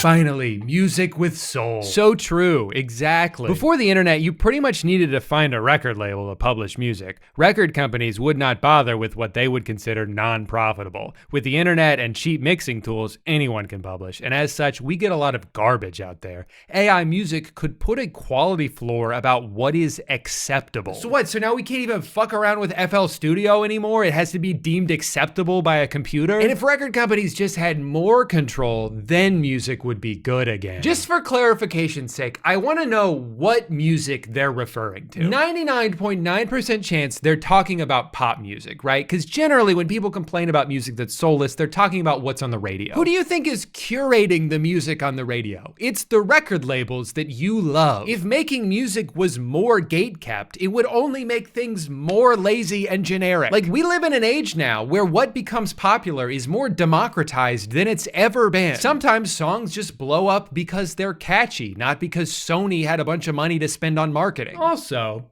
have you considered listening to something else? You know there's other radio stations, right? You know there's like a billion songs out there, right? You don't need AI to make more songs. You just need to get better at finding good ones. Like, I'm sorry, but if you're consistently consuming media that you don't like in the year 2024, that's a skill issue. Please spend 1 hour on Google and I promise you, you will find something else after a short break to drink your own pee. Also, I just hate the way people like this describe art. It's easy to get carried away and just start having fun creating random styles of music. But here's the key. You want to create exactly the type of music that people want to hear. Hey, be careful. The last thing you want to do while making music is enjoy making music. That's not the goal here. You should be making songs you think other people will like. That's the key to happiness in every facet of your life. The thing with AI generated music and artwork and videos as this low effort passive income method is that it is going to get so oversaturated, eventually it's not going to be worth it for anybody. Here's how you can make $20,000 a month selling mid-journey photographs on Etsy. Okay, but all of the people watching this are gonna go make the same exact art using the same exact prompts and flood Etsy with millions of the same crappy piece of art, and no one's gonna buy any of it. It doesn't matter how much you increase the supply if the demand stays the same. I managed to find one guy who was actually honest about the results in one of these videos. He spent a month doing this and sold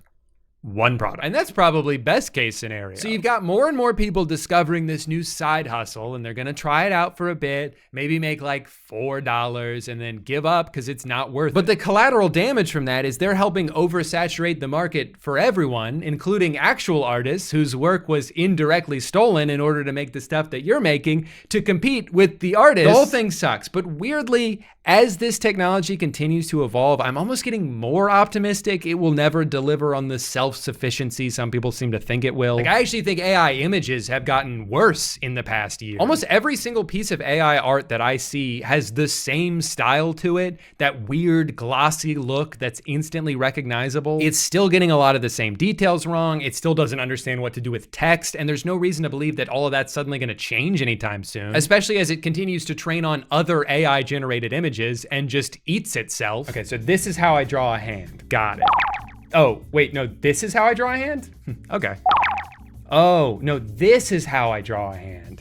The more information you give me, the smarter I get. An AI generated video is an abomination. It has all the same issues as AI images, but adds them to every individual frame, all of which seem to act independently of each other. There are no rules they're following. There's no sense of physics. Body parts shift and morph, sometimes disappearing altogether. Solid objects can pass through other solid objects at any time, resulting in this hellish dreamscape that's impossible to take seriously. And I think that people talking it up are delusional. I decided to put some famous album covers into Luma Labs AI. Here are the results. Fire emoji. The street looks so realistic. Followed when I saw this. Oh man, this is gonna be good. Who's that guy? Why did they all stop and run into each other? What are the cars doing back there? This is mine. Dope. This one is more fluid. You know, it's funny you say that. I actually think they both look like shit. This one's actually pretty good though. I like how it just created two new guys and then covered up the original ones. Man, if that's not a metaphor for what's going on here, I don't know what is. One thing that has been lacking with AI generated video up to now has been emotional performance from our Gen AI characters, but I think we're starting to cross that boundary.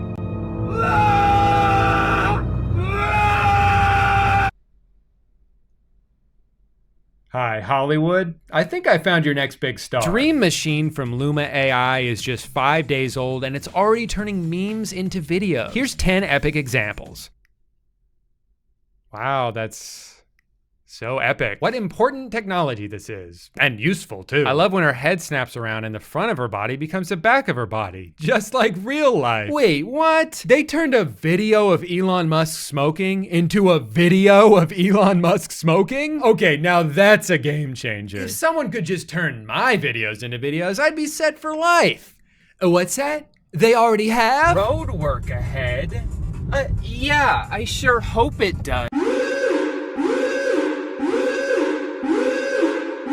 Hey, can you never fucking do that ever again, please? The magic behind Kling lies in its diffusion transformer architecture. This technology helps it translate rich textual prompts into vivid, realistic scenes. Realistic? The steering wheel's in the middle of the dashboard, there's 3 windshield wipers, the car is driving the wrong way and no one is reacting to it. That car is driving on the sidewalk. Sure, I guess it's interesting that a computer can create a video from just one sentence, but then what? What's the practical application for this? Are you making a movie about the wacky antics of a troublemaking cat? You couldn't put this shit in a movie. Even if you manage to smooth out all of the logical errors, there's still no style to it. It's not visually interesting. If you wanted this scene to have a narrative to it, you would need to generate so many individual shots from different angles and hope that they all match up, which they won't. The lighting's gonna be different in every shot. The car's gonna randomly change colors because there's no logical consistency with AI. It's just regurgitating information, even if it has to contradict itself in order to do so. I honestly think the distance between this and this is so much shorter than the distance between this and something so lifelike people will confuse it for actual footage. Sure, maybe your 75-year-old grandpa will fall in love with the 4-boobed lady he saw on Facebook, but most people aren't gonna fall for this. Especially younger generations, as they grow up with these things being so prevalent, they're naturally gonna train their eyes to be able to spot the differences. When people ask what the point of any of this is, the dorks who defend it all tend to say the same thing. These are just tools to help anyone create art. Yeah, I want to push back on that a little bit. I am wholeheartedly for the increased accessibility of creative tools that help you take matters into your own hands. You want to make a short film? The camera on your cell phone is better than 90% of the cameras in human history. Want to learn how to edit? There's thousands of free YouTube videos that'll show you how. You want to make music? You can buy a professional audio interface, workspace, and a handful of plugins made by some of the most talented artists in the world for less money than it would cost to rent a recording studio for one day. And all of that is fucking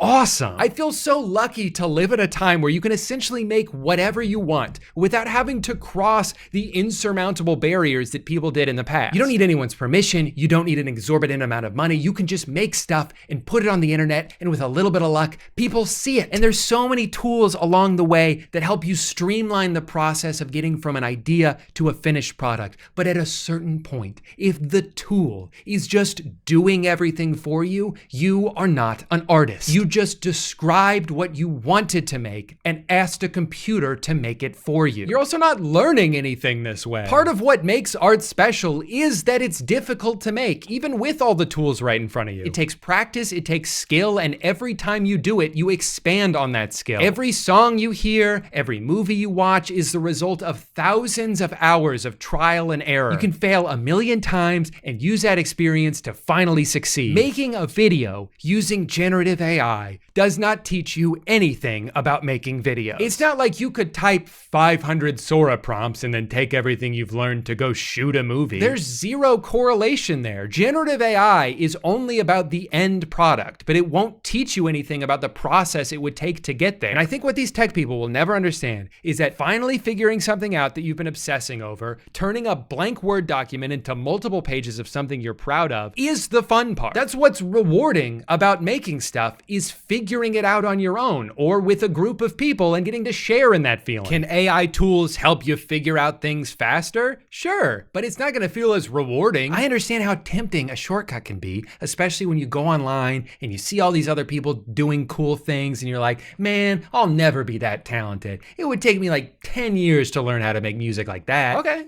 that's fine. What's the rush? Just start right now. Don't worry about how long it's gonna take. Just take the first step. How are you ever gonna do something for 10 years if you won't even do it for one day? Maybe you won't be good at something the first time you do it. You probably won't. But every time you improve, that's something that you can feel proud of. That's something that you did. Call me stubborn, but I would rather make something shitty on my own than watch a computer make something good. Write a funny script for the end of a YouTube video. All right, folks, we've reached the end of this roller coaster ride of a video. If you survived my terrible jokes and questionable dance moves, you deserve a medal. Seriously, someone get this audience a medal. But hey, before you click away to watch cat videos, no judgment, I get it, make sure to hit that subscribe button and ring the bell. You wouldn't want to miss out on more chaotic content like this, would you? And hey, if you have any suggestions for what ridiculousness I should attempt next, drop them in the comments below. I promise to consider them while I'm eating my 5th burrito tonight. Thanks for sticking around, you legends. Until next time, stay awesome, stay weird, and remember, life's too short to take seriously. Catch you on the flip side.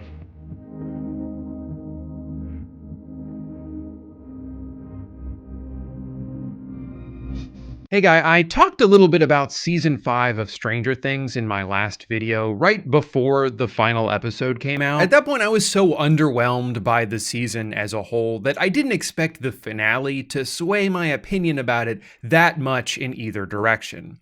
But everything that has transpired since then is so fascinating to me that I simply have to talk about it. A finale so tepid, so unsatisfying that it caused millions of fans to craft conspiracy theories about a secret 9th episode, followed by the show's creators going on a generationally bad press run. I need some fucking money. And a behind-the-scenes documentary that more than anything else only made the two of them look dumb. I mean, the thing that's cool is the giant monster. Let's start with the finale itself, which was released the night of New Year's Eve. That's fine, it's not like I had plans or anything.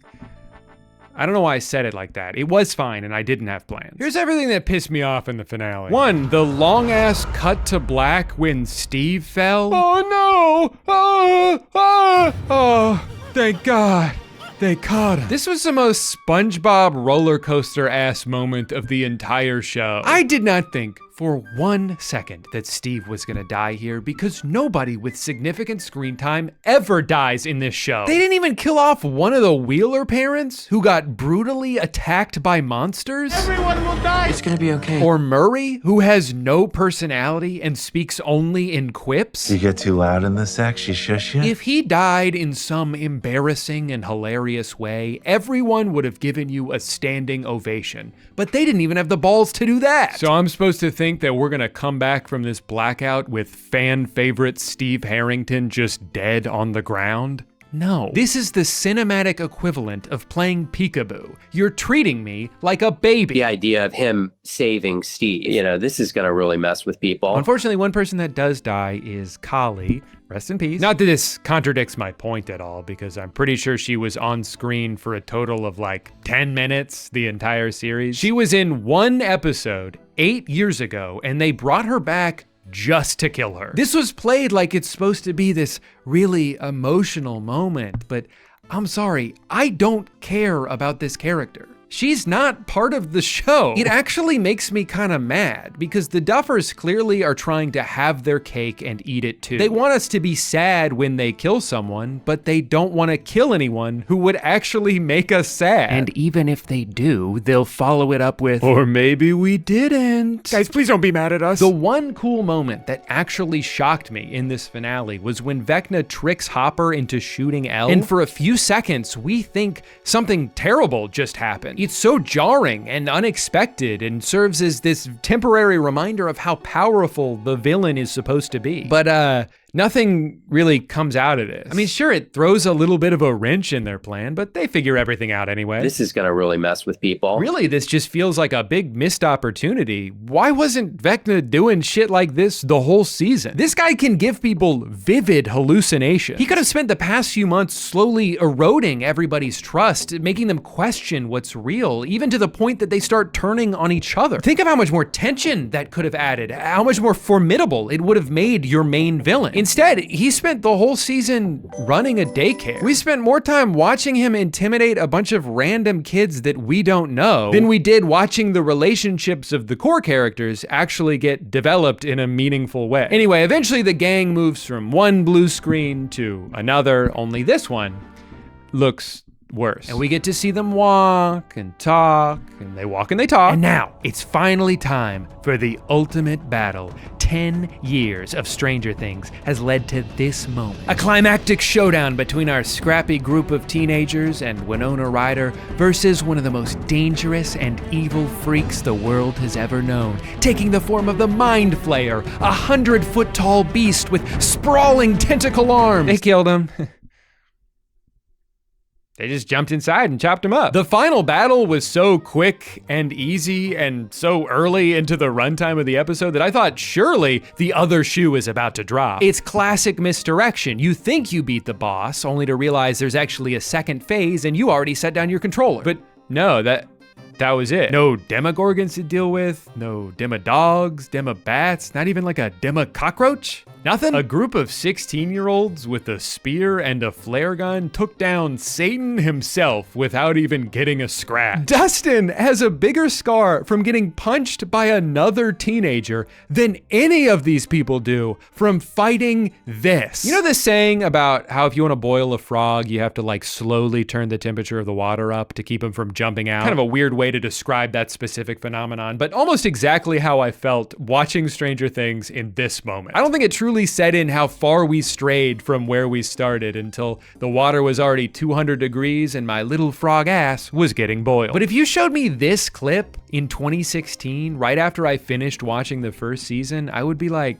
what the fuck? I just finished watching this small town sci-fi mystery noir, and this looks like a scene from Avengers Endgame. And you'd be like, wait, how do you know what Avengers Endgame looks like? That's not coming out for another 3 years. And I'd be like, I don't know. The trajectory this show went on is baffling. The dialogue got dumbed down to appeal to a younger audience, even though, in theory, the audience should have just gotten older, because that's how time works. And for a series that was filled with so many cool elements of sci-fi and horror to all culminate in this ugly green screen action sequence where one character does a big jump is such a letdown. Because of how lackluster this all was, and because we were still like halfway through the episode, I thought, surely there's going to be something more. My anticipation slowly grew into disappointment as I realized the hour of runtime remaining was just a gratuitously long epilogue, filled to the brim with what this season did best.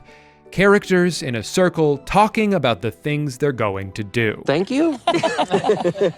After all this time, years of investment into the show, and the final word of legible dialogue is fart. No, this can't be right. I don't believe it. What about all the clues? The set pieces, they were the wrong color. The song at the end has only been used when something on the show isn't real. Steve wouldn't coach baseball, he was on the basketball team. And what about the clocks? And all of those weird Will lines where he would insist on being cold and he would get facts about his memories mixed up. He must be under Vecna's control. Maybe we're under Vecna's control. And there's a secret 9th episode dropping tonight. If you type secret ending into Netflix, it takes you right to Stranger Things. The Morse code literally translates to, "You did not stop me." The Duffer Brothers wear two very particular t-shirts. Right after Steve falls, the screen goes black for 7 seconds. Why did Netflix release a trailer? Their graduation colors are orange. And why are they selling a flashlight? Did we just predict the biggest plot twist in television history? That's right. This finale was fake. They made the whole season bad on purpose to get us to let our guard down. But the real 9th episode is coming out on January 7th.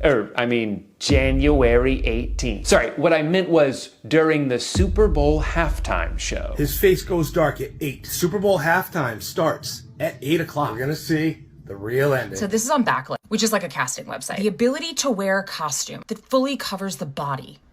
My brain went right to Demogorgons. You know, at first I watched that and I was like, does she think the only full body costume on Earth is Demogorgons? That there's not a single other character they could possibly be dressing up as? But then I went back and watched the show and I noticed something. Hidden in the background of just one frame for a mere moment is a Rocket Money logo. And that can only mean one thing. This video is sponsored by Rocket Money. As more and more one-time payments turn into never-ending subscription services, it's never been easier to lose track of where all your money is going. Today's sponsor, Rocket Money, is a super useful tool to help prevent that from happening. I've been using Rocket Money for like 3 years now, and in that time, they've helped me keep an eye on my budget, realize what subscription services I forgot I was even paying for, and they've even helped me cancel some of them. Instead of being hounded with follow-up questions to make you feel guilty about canceling something, just click a few buttons and let them do all the hard work for you. The great thing about this app is you can see your upcoming recurring charges before they happen. A lot of times you won't remember that you're still signed up for a subscription until you get the credit card notification that you've just been charged. You're like, shoot, yeah, I was supposed to cancel that. Oh well, I'll just do it next month. Oh my God, I did it again. But with Rocket Money, you can avoid that altogether by seeing when and exactly how much you're about to be charged for. And on top of that, they might even be able to lower some of your monthly bills. I pay less for internet now because I clicked a few buttons on this app and they were like, yeah, no problem, we'll take care of that for you, big guy. So if one of your New Year's resolutions was to get a better handle on your finances, downloading Rocket Money is a great place to start. You can go to rocketmoney.com/DrewGooden to get started for free. You can also scan the QR code on the screen or click the link down in the description and unlock even more features when you sign up for premium. Thank you to Rocket Money for sponsoring this video. Honestly, I have to hand it to some of these TikTok editors. These videos are so well put together. For about a day and a half, I was fully on board. I don't want it to seem like I'm making fun of these people because really they were just disappointed in a thing that they love and they were still in the early stages of denial about it. If you go back throughout the show, there's so many lines and visuals that seemed to be foreshadowing something. That's why people had such high expectations, not because they're delusional, but because they thought that all the time they spent paying close attention and analyzing every little detail would be rewarded at the end. But once the time passed and it became clear that episode 8 was in fact the true finale, all of these secret hints that everyone hyper-focused on turned back into what they always were. Bad writing and production errors. And all of that charged up excitement and anticipation turned into rage. Fuck the Duffer Brothers. These guys aren't playing 4D chess. They probably don't even know how to play checkers. It was so interesting to watch all of this unfold because at its core, Conformity Gate was not that different than a lot of other conspiracy theories, almost all of which are simply born out of dissatisfaction with a given answer. I'm probably paraphrasing that ContraPoints video here, but as human beings, we don't like randomness. We would rather ascribe intentionality to something than accept that the world we live in is just full of chaos. It's scary to think that a random person could assassinate a president, so there has to be more to the story. The show I've loved for half my life can't have a bad ending. There has to be more to the story. But sometimes there isn't. Will saying he misses drinking milkshakes at Melvald's even though they don't sell milkshakes is not some 200 IQ misdirect, it was just a writing mistake. The color of this dial changing from gray to red was not an Easter egg for the audience to pick up on, it was just a continuity error. Maybe they shot it one way and then decided that red would pop better on camera and assumed nobody would care enough to make a viral TikTok about it. Regardless, the obsessive nature of Conformity Gate and the collective anger that ensued when these admittedly cool fan theories turned out to be fake almost definitely would not have happened if the finale was just good. If this final episode wasn't so underwhelming, it wouldn't have given millions of fans the motivation to go digging for clues. So while I'm sure the Duffer Brothers never expected all of this to happen, it is still kind of their fault. And now they'd have to deal with the consequences. So then comes time for the press tour, where Matt and Ross would go from podcast to interview to television appearance, addressing everyone's burning questions with answers like, "We don't know.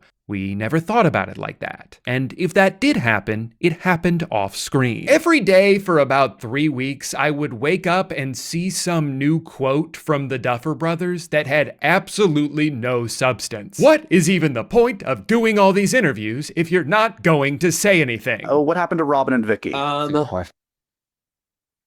I don't, God, certain things are open to interpretation. I don't know. I truly don't know. I don't know what happened to them. Ross and I know. I don't know. No, for sure. Yeah, I don't know. We just don't know. And to be fair, not every question demands an answer. You should certainly be allowed to let your art speak for itself and leave some ambiguity in the things that you create. But some of these questions do raise some pretty good points. Like, I thought it was weird that after blowing up the portal to the Upside Down, the military seemed to just go away. Like, sure, they're not chasing 11 anymore, but the rest of the kids did kill a bunch of them. So I think this is a perfectly fair question for an interviewer to ask. Here's Ross's answer. My guess is they just sort of left. Your guess? Brother, you wrote the show. Hey, what happened to Murray? I don't know. And why did Vecna need exactly 12 kids? No reason. And how come Will didn't feel anything while the Mind Flayer was getting killed? He just wanted to focus on the other guys. Even when they did give answers, there certainly doesn't seem to be a lot of confidence in them. A lot of people want to know about who unlocked the door in season 1, episode 1, let the Demogorgon in, definitively. Say now? Yeah, I mean, that's Vecna using his psionic abilities through the demo. Oh, okay, yeah. I guess that makes sense. Although Vecna didn't exist yet at the time. Sure, he canonically was alive during that scene, but when they were writing it, they hadn't come up with him yet. So what was the justification at the time? It kind of feels like you're just retconning a mistake you made and trying to act like it was the plan all along. Which, to be honest, is not that big of a deal. I'm not gonna grill them on every little inconsistency from season 1 to season 5, because at the time, they never expected the show to go on as long as it did. The only reason I'm annoyed about this is because they said it would be answered. Months ago, unprompted, they were like, in season 5, you're finally gonna know who opened that door. I was willing to move on from this. You're the one who brought it up. Is this what you meant, though? That question would finally be answered on a podcast? I guess I thought you meant you were gonna do it in the show. Cut me some slack. I think generally speaking, the reason why people are so bothered by these errors, even the minor ones, is that the Duffers have spent years telling everybody to pay attention to everything. There are no such thing as coincidences. These details that seem random might not be random at all. They're actually small pieces woven into this intricate fabric we're waiting to unveil. And then the show ended with the most cookie-cutter ending of all time. So what the hell were you talking about? Another disappointment with the overly simplistic final fight sequence is that all of these creatures that have terrorized these people the entire show, that we know live in this abyss, just completely disappeared when it came time to fight Henry. It feels like such a huge missed opportunity. So why weren't any of them there? Well, it's because Vecna wasn't ready. How was he supposed to know they were coming? It's not like he's some kind of mind reader.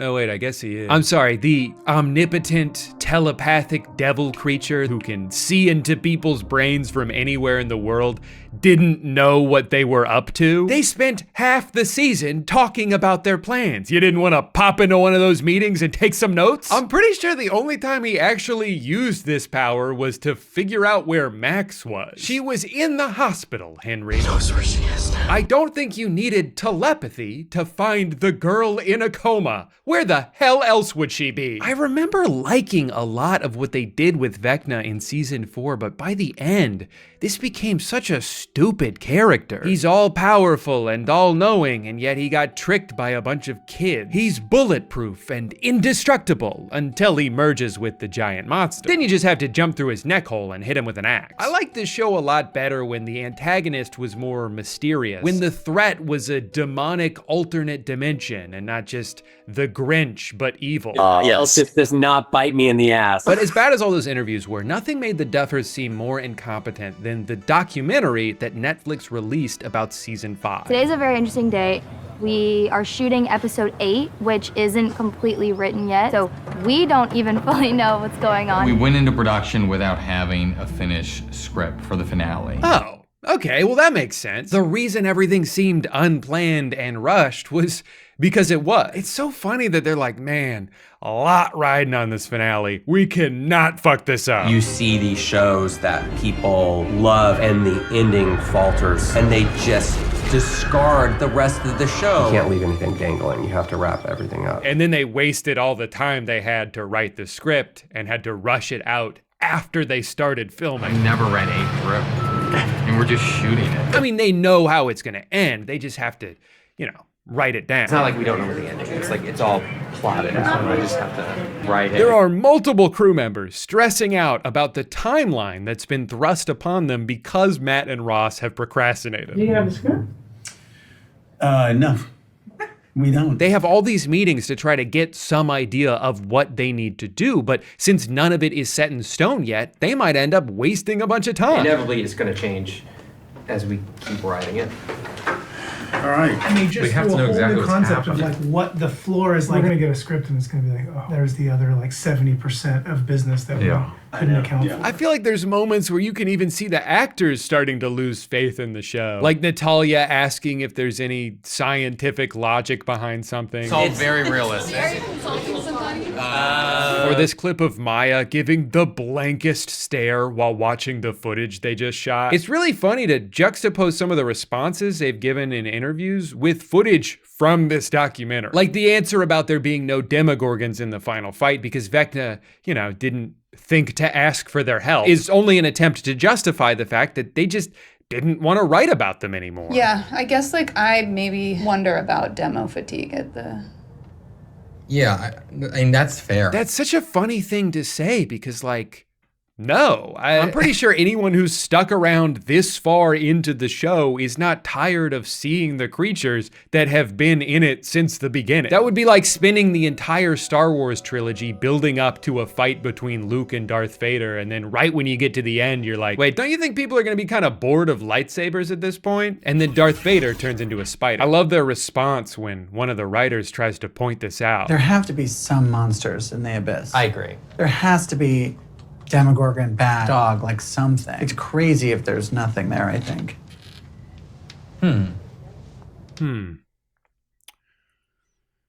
Wrong. Okay, well, guess that's the end of that conversation. I mean, the thing that's cool is the giant monster. Of course, as with most behind-the-scenes documentaries, it is really cool to see how a show this big gets made. The amount of time and physical labor, the creativity from so many different departments, the extremely delicate balance required to maintain all of these moving parts, and in this instance, how these two doofuses fucked all that up. And then I don't know what the fuck happens to him. I found this quote from them in an LA Times article that I thought was pretty funny. They were talking about how they went into production of the finale without finishing the script, and obviously they're describing it like it's a good thing because they have to defend their process. But they say at the end, we're not sure if this is our fault, but Netflix won't let anyone do this anymore. They don't want to start filming before the script is done. Surely that has nothing to do with us, though. Now, look, generally speaking, I'm gonna take the side of a creative team over the studio that they work for. I think a lot of what these executives push can be antithetical to the process of making art. In almost every other situation, I would put more of the blame on the studio.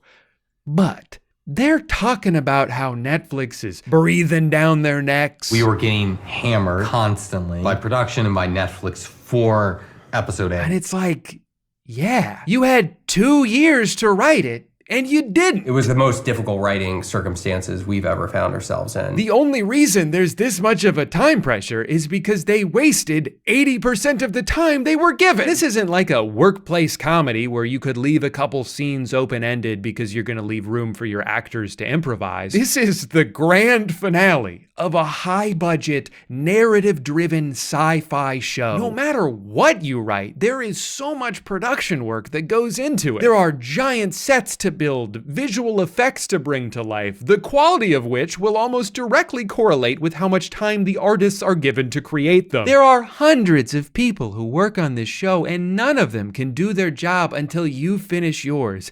And you've been dicking around for 2 years. I've seen a lot of people be like, why would the Duffers even put out this documentary when it makes them look so dumb? And an important thing to note here is that they're only credited in this for their appearance. They're not listed as editors or producers. I don't think they had any control over what was shown here. Obviously, the show itself is their creative vision, but it certainly seems like this documentary was done entirely by a separate crew who came in just to film some of the process. And who knows what their motive is behind this? Going forward, the Duffers are no longer a part of Netflix. They signed an exclusive deal with Paramount that's about to kick in, so Netflix really has no reason to be loyal to them. In fact, I'm sure they loved the idea of sabotaging them a little bit before they left to go work for one of their competitors. Watching this documentary through that lens, it really seems like they did everything they could to blame the issues of season 5 solely on Matt and Ross. Because really, there are so many things in here that make the Duffers look awful. One of the hardest to watch is this conversation where one of them is talking about how he hasn't had any time to work on the script because he has kids now. And he asks one of the other crew members if he has kids, and he's like, yeah. I was working when they were young, and, That's never stopped me from doing my job, though. Dude, I don't think anybody should be forced to work 7 days a week. And that's awesome that you wanted to spend some extra time with your kids. But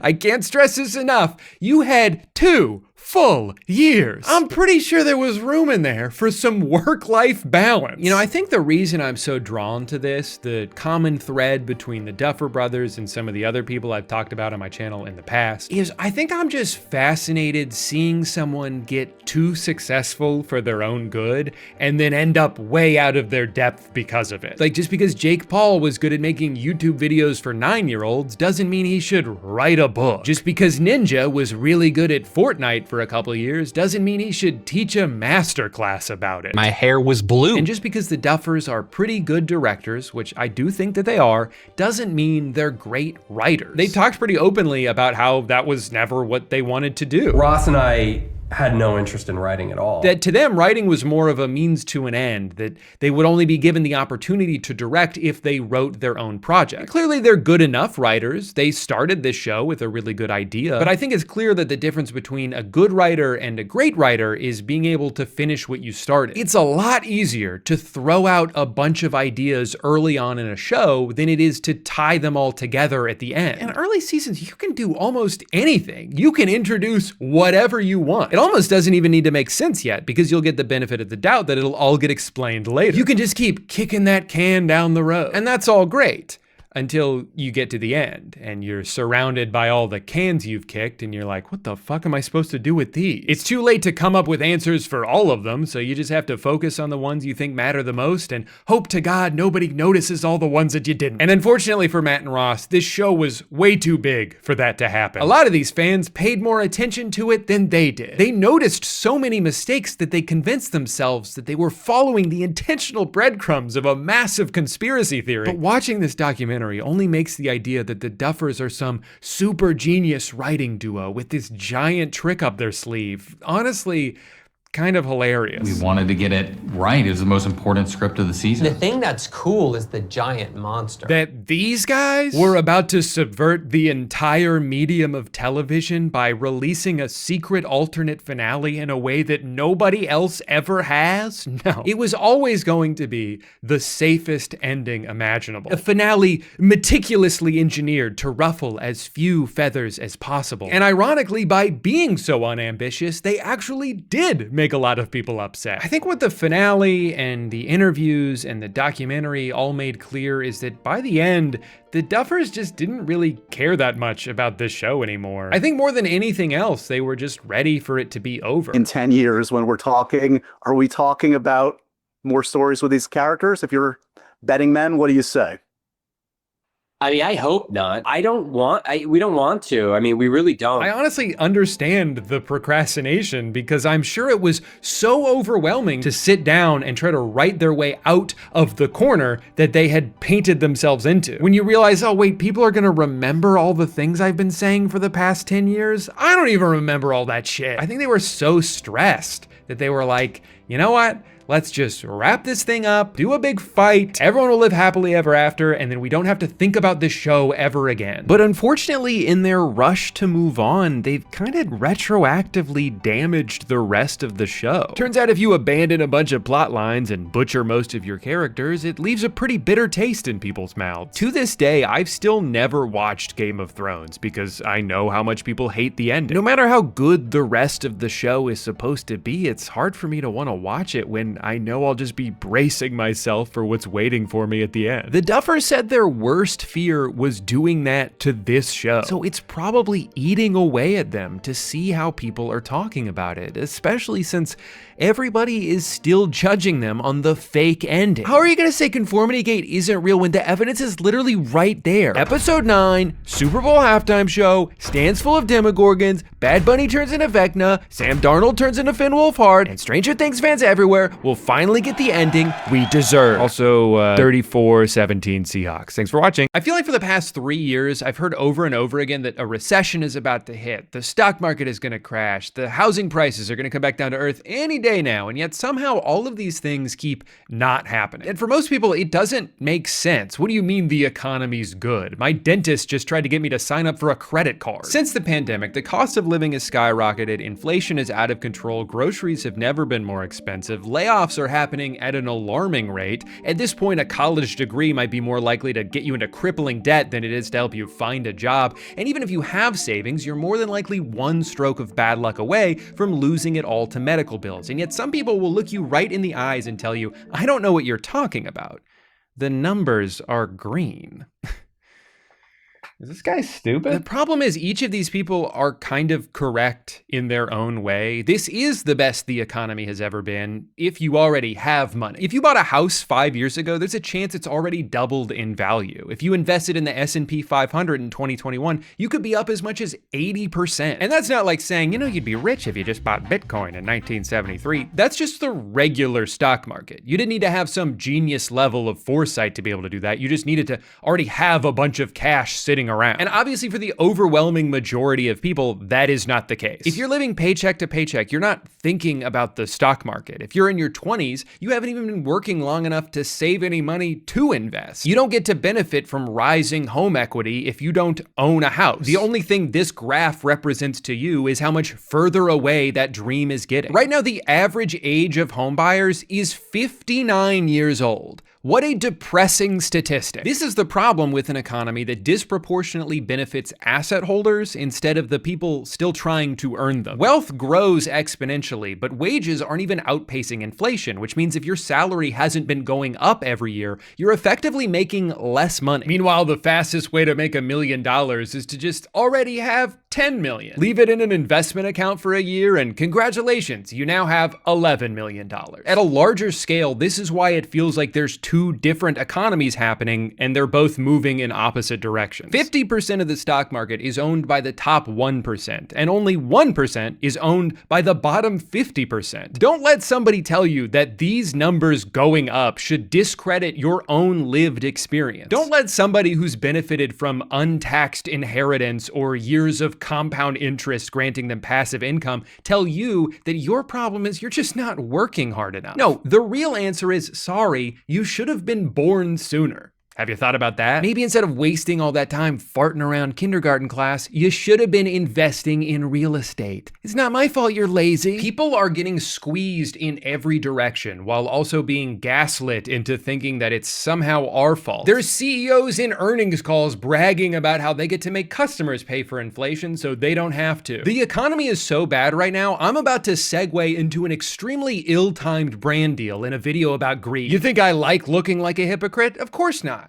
But my avocado toast isn't gonna pay for itself. Hi, I'm Upside Down, and I'm here to tell you about today's sponsor, NordVPN. If you're watching this video, you're probably connected to the internet. And if you're not watching this video, how are you hearing this? Anytime you're connected to the internet, especially when you're on public Wi-Fi, you should consider using a virtual private network for an extra layer of security. A VPN creates a nice, warm, encrypted tunnel for all your precious data to pass through as it gets communicated between your devices and the internet, keeping your sensitive information safe from criminals, losers, and especially freaks. But NordVPN takes online security a step further with Threat Protection Pro. All you gotta do is flip it on in the desktop app and it'll block dangerous ads, check your downloading files for malware. It can even warn you if you stumbled onto a fake online shop before you try to buy something that doesn't actually exist. You may think you're way too smart to fall for something like that, but take it from me, it could happen to anyone. You might have also heard that a VPN allows you to unlock websites and content that may be restricted in your area. Just by changing your virtual location in the app, you can essentially trick the internet into thinking that that's where you are, unlocking that show, movie, or YouTube video that randomly got blocked in 98 countries for some reason in the process. If you want to try out NordVPN for yourself with a 30-day money-back guarantee, go to nordvpn.com/Gooden Gooden for my exclusive deal with 4 extra months added on. You can also get there by clicking the link in the description or scanning the QR code on the screen.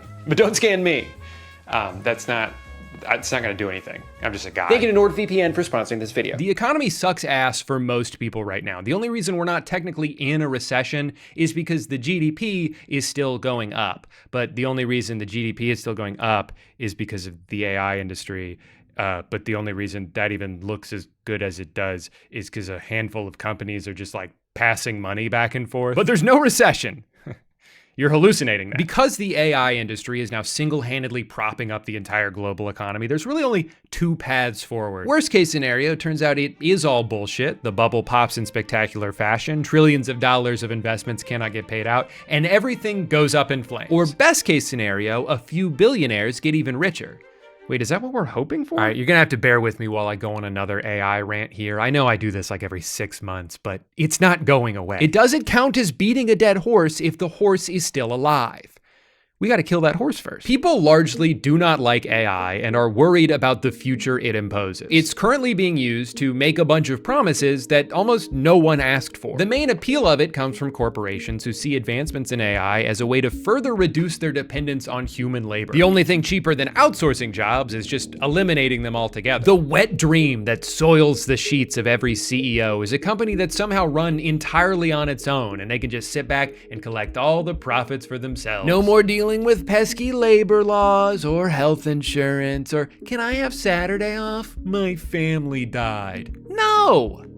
Shut up. That's the eventual goal and why they're all pouring billions of dollars into NVIDIA chips and data centers and cool shirts for Mark Zuckerberg. And in the meantime, we're stuck with ChatGPT, a humanized Google search designed to affirm whatever belief you share with it, even if it's incredibly dangerous, or generative video apps that are already being used to trick people into thinking something happened that didn't actually happen. Awesome technology. I'm so glad this exists. And I think the best thing we can do to fight back against AI is to simply not engage with it. The problem is, even if you don't use these tools, if you live in certain parts of the country, you might be paying for them. There's been a lot of really good investigative journalism done on all these new data centers that are popping up around the country, who's funding them and who's getting screwed over in the process. For example, some residents in New Jersey who noticed that their power bill kept going up, even though they were actually using less electricity than usual. Well, it turns out it's due to an overall supply cost. Basically, when the total amount of electricity usage in an area goes up, power companies tend to pass those higher costs onto their customers. And for the past several years, electricity usage has been skyrocketing, with over half of that increase coming solely from data centers. Your utility bill is going up because Elon Musk wants to pretend to have a girlfriend. You see, AI doesn't just exist in some theoretical space. It has to be trained on trillions of gigabytes of data, and that data has to be stored in a physical location. To power this, it requires an absurd amount of electricity, which generates an absurd amount of heat, which then requires an absurd amount of water to cool off. Most of these buildings use over 1 million gallons per day, roughly the equivalent of 10,000 people. This would be even more problematic if they were being built in areas where water is extremely scarce. So we should be good as long as we don't build a bunch of them in like the middle of the desert. Whoops. But to be fair, they are extremely efficient about it. They don't just use the water, they also poison it. Every part of this process is wasteful and destructive, and this is only the beginning. AI is still a relatively new phenomenon, so we're only just starting to see the effects of this. But the Department of Energy projects that the percentage of electricity used by data centers could nearly triple in just the next 3 years. And who gets to pay for it? We do. It's hard for me to accurately express how infuriating this is. The giant buildings that power this stupid fucking technology are being subsidized by people who just happen to live near them. Oh, but hold on, because they're technically contributing to the operating costs. So does that mean that they get to share in the eventual profits? No, of course not. They're more like involuntary investors, doing it for free. Or really worse than free, because a lot of them are being kept awake at night by the deafening hum endlessly emitting from the factory shoved into the backyard of their homes that have now surely plummeted in value as a result. But hey, at least they're doing all of this to make a product that hopes to replace 80% of humanity. It's not enough that these people already own everything they could ever want. They could so easily afford to pay for these things without even noticing that that money is gone. But why would they do that when they could simply have poor people pay for it instead? Because nothing will ever be enough for them. You know, when a rich person makes some shady deal to screw over the working class, people will joke that they just need that money to buy their 4th yacht. And like,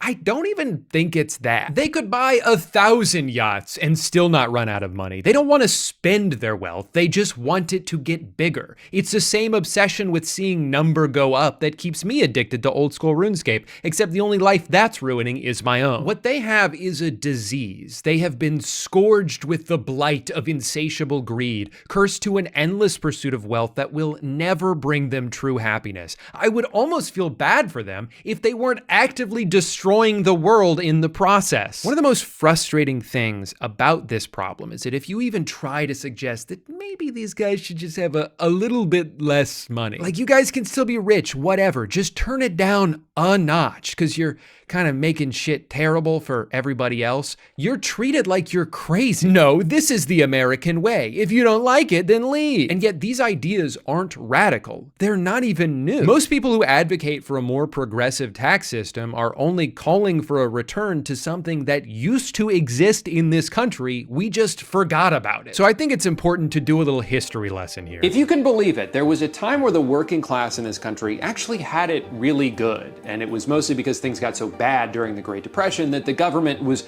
worried about the country collapsing. Thousands of banks had closed, millions of people lost their entire life savings, unemployment peaked at 25%. So in fear of a revolution happening, the government was like, all right, fine, we'll give you livable wages. Just please put that musket down. I don't like the way you're looking at me. So the New Deal was born, and with it came Social Security, better labor standards, the right to unionize, a national minimum wage, an 8-hour workday. And over the next 2 to 3 decades, America became the most prosperous country on earth. Productivity skyrocketed and wages rose with them. Extra profits weren't just redistributed to employees, but their employers were proud to do it. They would brag about how lucrative it was to work for them. Look, 37% of profits went to our employees last year because this is a team effort, and when we win, they win. In 1943, Johnson & Johnson puts out this mission statement that's like, here's our list of priorities in order. Customers number 1, we gotta make good products. Employees number 2, everyone who works here needs to feel valued and respected. Our community number 3, we all wanna live in a better world, and as a company of our size, we feel like it's our responsibility to contribute to that however we can. And finally, all the way at the bottom, our shareholders can just have whatever's left. Of course, we need to make a profit to survive and grow, but that should just come naturally as a byproduct of focusing on these 3 tenets. Compared to modern corporate standards, this is all such a foreign concept that it almost sounds like it's coming from a fictional universe. But this actually happened. This was just America 70 years ago. Now, during this time, what do you think the tax rate was on the wealthiest Americans? For reference, in 2025, the highest income tax bracket is supposed to be around 24%, but because of how many ways there are to circumvent the rules, it often ends up being as little as 3%. For someone like Elon Musk, who doesn't take a salary from Tesla and instead just owns a large percentage of its stock,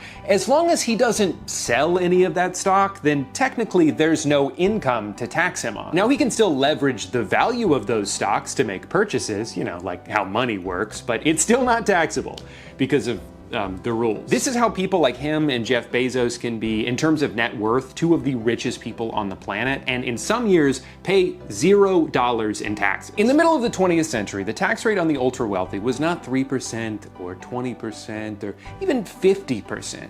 It was between 70 and 94%. It honestly sounds crazy, but even a lot of the people being taxed understood that it was necessary for society to continue to exist. And having a strong middle class was a crucial investment into the future of the country. But I don't know, man, I just think it's kind of interesting that during what's referred to as the golden age of capitalism, the government did a bunch of socialism. During the period of time that birthed the idea of the American dream, the government was taxing the absolute shit out of the richest Americans and using that money to provide jobs and welfare programs for everybody else. A single income household working a regular ass job could afford to start a family, buy a house, send their kids to college, and retire at a reasonable age. No wonder people who grew up then gush about capitalism the way they do, because for them, It was great. But at this point, it is disingenuous to use that time period as the example for why capitalism works, because that version of it stopped existing a long time ago. The generation of people who started as beneficiaries of a more equitable system changed the rules once the roles were reversed and they had the power. So what the hell happened? Everything was going great. What changed? Well, there were a lot of things, obviously, but one of the first big dominoes was the US's involvement in the Vietnam War, which was expensive and deadly, but to be fair, also accomplished nothing. And this had long-term ramifications. America had been diverting so much money away from manufacturing and towards defense that it opened the door for other growing industrialized countries to surpass them. More and more products were becoming cheaper to import than they were to produce. This led to factories getting shut down, unemployment starting to creep back up. A recession hits, and we're now facing a pivotal fork in the road in the late 70s. Either we could go back to what worked in the past, prioritize the working class, reinvest into our own infrastructure, try to help lift people out of poverty they've fallen into through no fault of their own. Or we say, fuck the government, we don't owe you shit, we're stupid, isn't that right? I don't even know my own name. Exactly, the deal is you pay taxes and we don't do anything. And you like that, right? They like that? Sounds good to me. The prevailing philosophy throughout the 80s became trickle-down economics. The logic being, oh man, these rich people are really handcuffed. You know, I bet if we lowered the corporate tax rate from 70 all the way to eventually 28%, then companies will use all that extra money to pay their employees more. I mean, if there's one thing we know about rich people, is that they're always looking out for the little guy. Now, for some reason, this hasn't worked out yet, but it's only been 55 years, so the jury's still out. See, I would argue that part of the reason why companies in the 40s and 50s were so generous with their extra profits was because the tax rate was so high. I mean, think about it. If you're faced with the decision between giving a huge chunk of money to the government or redistributing it back to the employees who helped you earn it in the first place, you would be much more likely to do the latter, because it's an investment in your own company. It's a mutually beneficial exchange. Well-compensated workers are proven to be more loyal and more productive, and those are two things that you want. Now, there were other factors as well, loosening a lot of anti-monopoly regulations, the legalization of stock buybacks, but this dramatically lower tax rate is a big reason why the 80s serves as the dividing line on just about every economic graph you could look at. This was the beginning of a long and continuous transfer of wealth from the working class to the top 1%. And while it would be very easy to just blame all of this on then President Reagan, that would only be mostly true. Sure, this new approach opened the door for more exploitation and greed, but you still needed a few scumbags willing to go through that door for the evolution to be complete. And nobody sprinted through it faster than one man. The real-life cartoon villain who designed the blueprint that most modern CEOs are still following to this day. His name was Jack Welch, and he's often referred to as the man who broke capitalism. During his tenure as CEO of General Electric, he turned the once quintessential American company that reshaped people's lives and supplied hundreds of thousands of high-paying jobs all across the country into a worthless carcass and a joke of a corporation, all while he became one of the richest people on the planet. In the century before Jack Welch took the reins, GE invented things like X-ray machines, jet engines, TVs, radios, and just about any kitchen appliance you can think of. In the 1980s, Jack invented laying people off. That was his big idea. What if we just fire a bunch of people? And then we don't have to spend as much money. It seems so simple and obviously very commonplace today, but before Jack, companies were not doing this. It was almost seen as un-American to fire somebody unless you absolutely had to. But Jack didn't think like everybody else. He was a pioneer. He bravely instituted the rank and yank system, where every year the bottom 10% of employees would get laid off no matter what. Not because they all deserved to be fired, but just because they fell on the wrong side of a spreadsheet. What's that? You were 3 years away from retirement and now you no longer qualify for pension? Okay.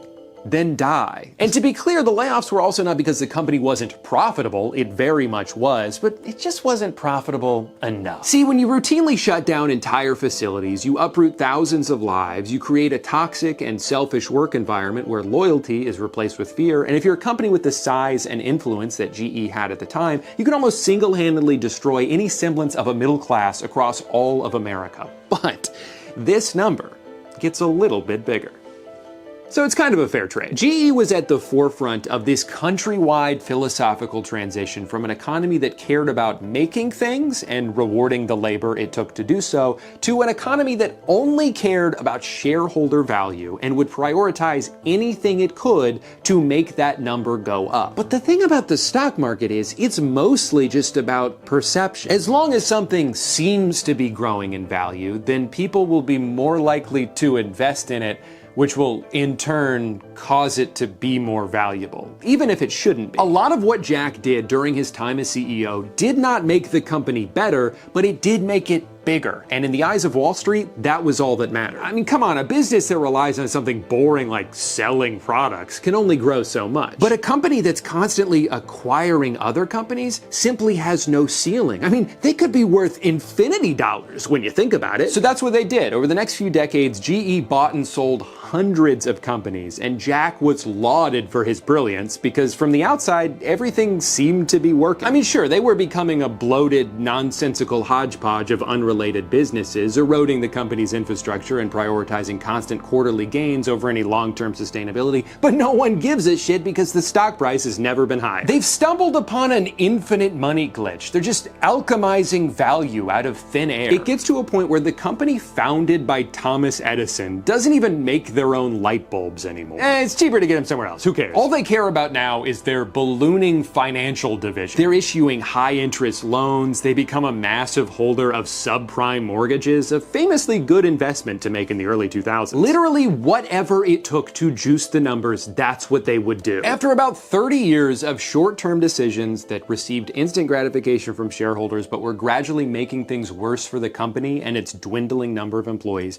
GE had become severely overvalued. And it wasn't until right after Jack retired with his $400 million severance package where his successors stepped in and were like, "Wait, this doesn't make any sense." The time bomb Jack planted explodes in their faces, and GE spends the next 20 years slowly bleeding out. And at this point, they couldn't fall back on just like selling microwaves because they'd been cutting corners on production so long that nobody wanted to buy any of their shitty garbage anymore. And of course, they had fallen way too far behind on innovation because they spent all their money on acquisitions instead of research. By 2021, the company that helped bring electricity to America was mercifully laid to rest, split into 3 separate institutions, none of which have come close to the dominance or influence that GE once had over the American economy. But here's the thing. You know who isn't affected at all by the cataclysmic downfall of General Electric? Jack Welch. Because he's dead now. He already got to live his entire life of luxury and adoration without ever having to deal with the fallout caused by his actions. He took control of a building with a rock-solid foundation and just kept scrapping it for parts until the only thing left for it to do was collapse under its own weight. But by that point, he was long gone. I believe that this is the goal of those who now follow in his footsteps. They don't need to care about whether or not what they're doing is harmful or unsustainable. As long as the facade can be maintained long enough for them to reap the rewards, it doesn't matter that the ship is sinking behind them because they have a lifeboat. It doesn't matter that America's spent the past 60 years exporting all its jobs and decimating the economies of small towns all across the country because a few hundred people responsible for those things already got to live long, happy lives. They don't give a shit. This cutthroat corporate culture that Jack pioneered is still seen all around us today, and through the magic of time, it's only getting worse. CEOs make $1,000 every second, while their employees have to piss in water bottles so they don't fall behind. Routine layoffs, regardless of if a company is even struggling, are so normalized that it's just something we've come to expect. The stock market rules the world. Every major decision is dictated by this inherently volatile and short-sighted metric, and look at where that's gotten us. Millions without jobs, an enshittification epidemic, and a concentration of wealth that should be seen as a threat to humanity. Even while owning everything, billionaires live in fear of losing it, so they weasel their way into politics, they influence elections, they buy policy changes, they use their wealth to reshape the world to benefit them even further. They try to control narratives by buying up news outlets. They can dictate what's on our social media feeds. They spend an enormous amount of resources on pitting us all against each other, so we're too distracted to see that the real problem is them. Should the human race survive,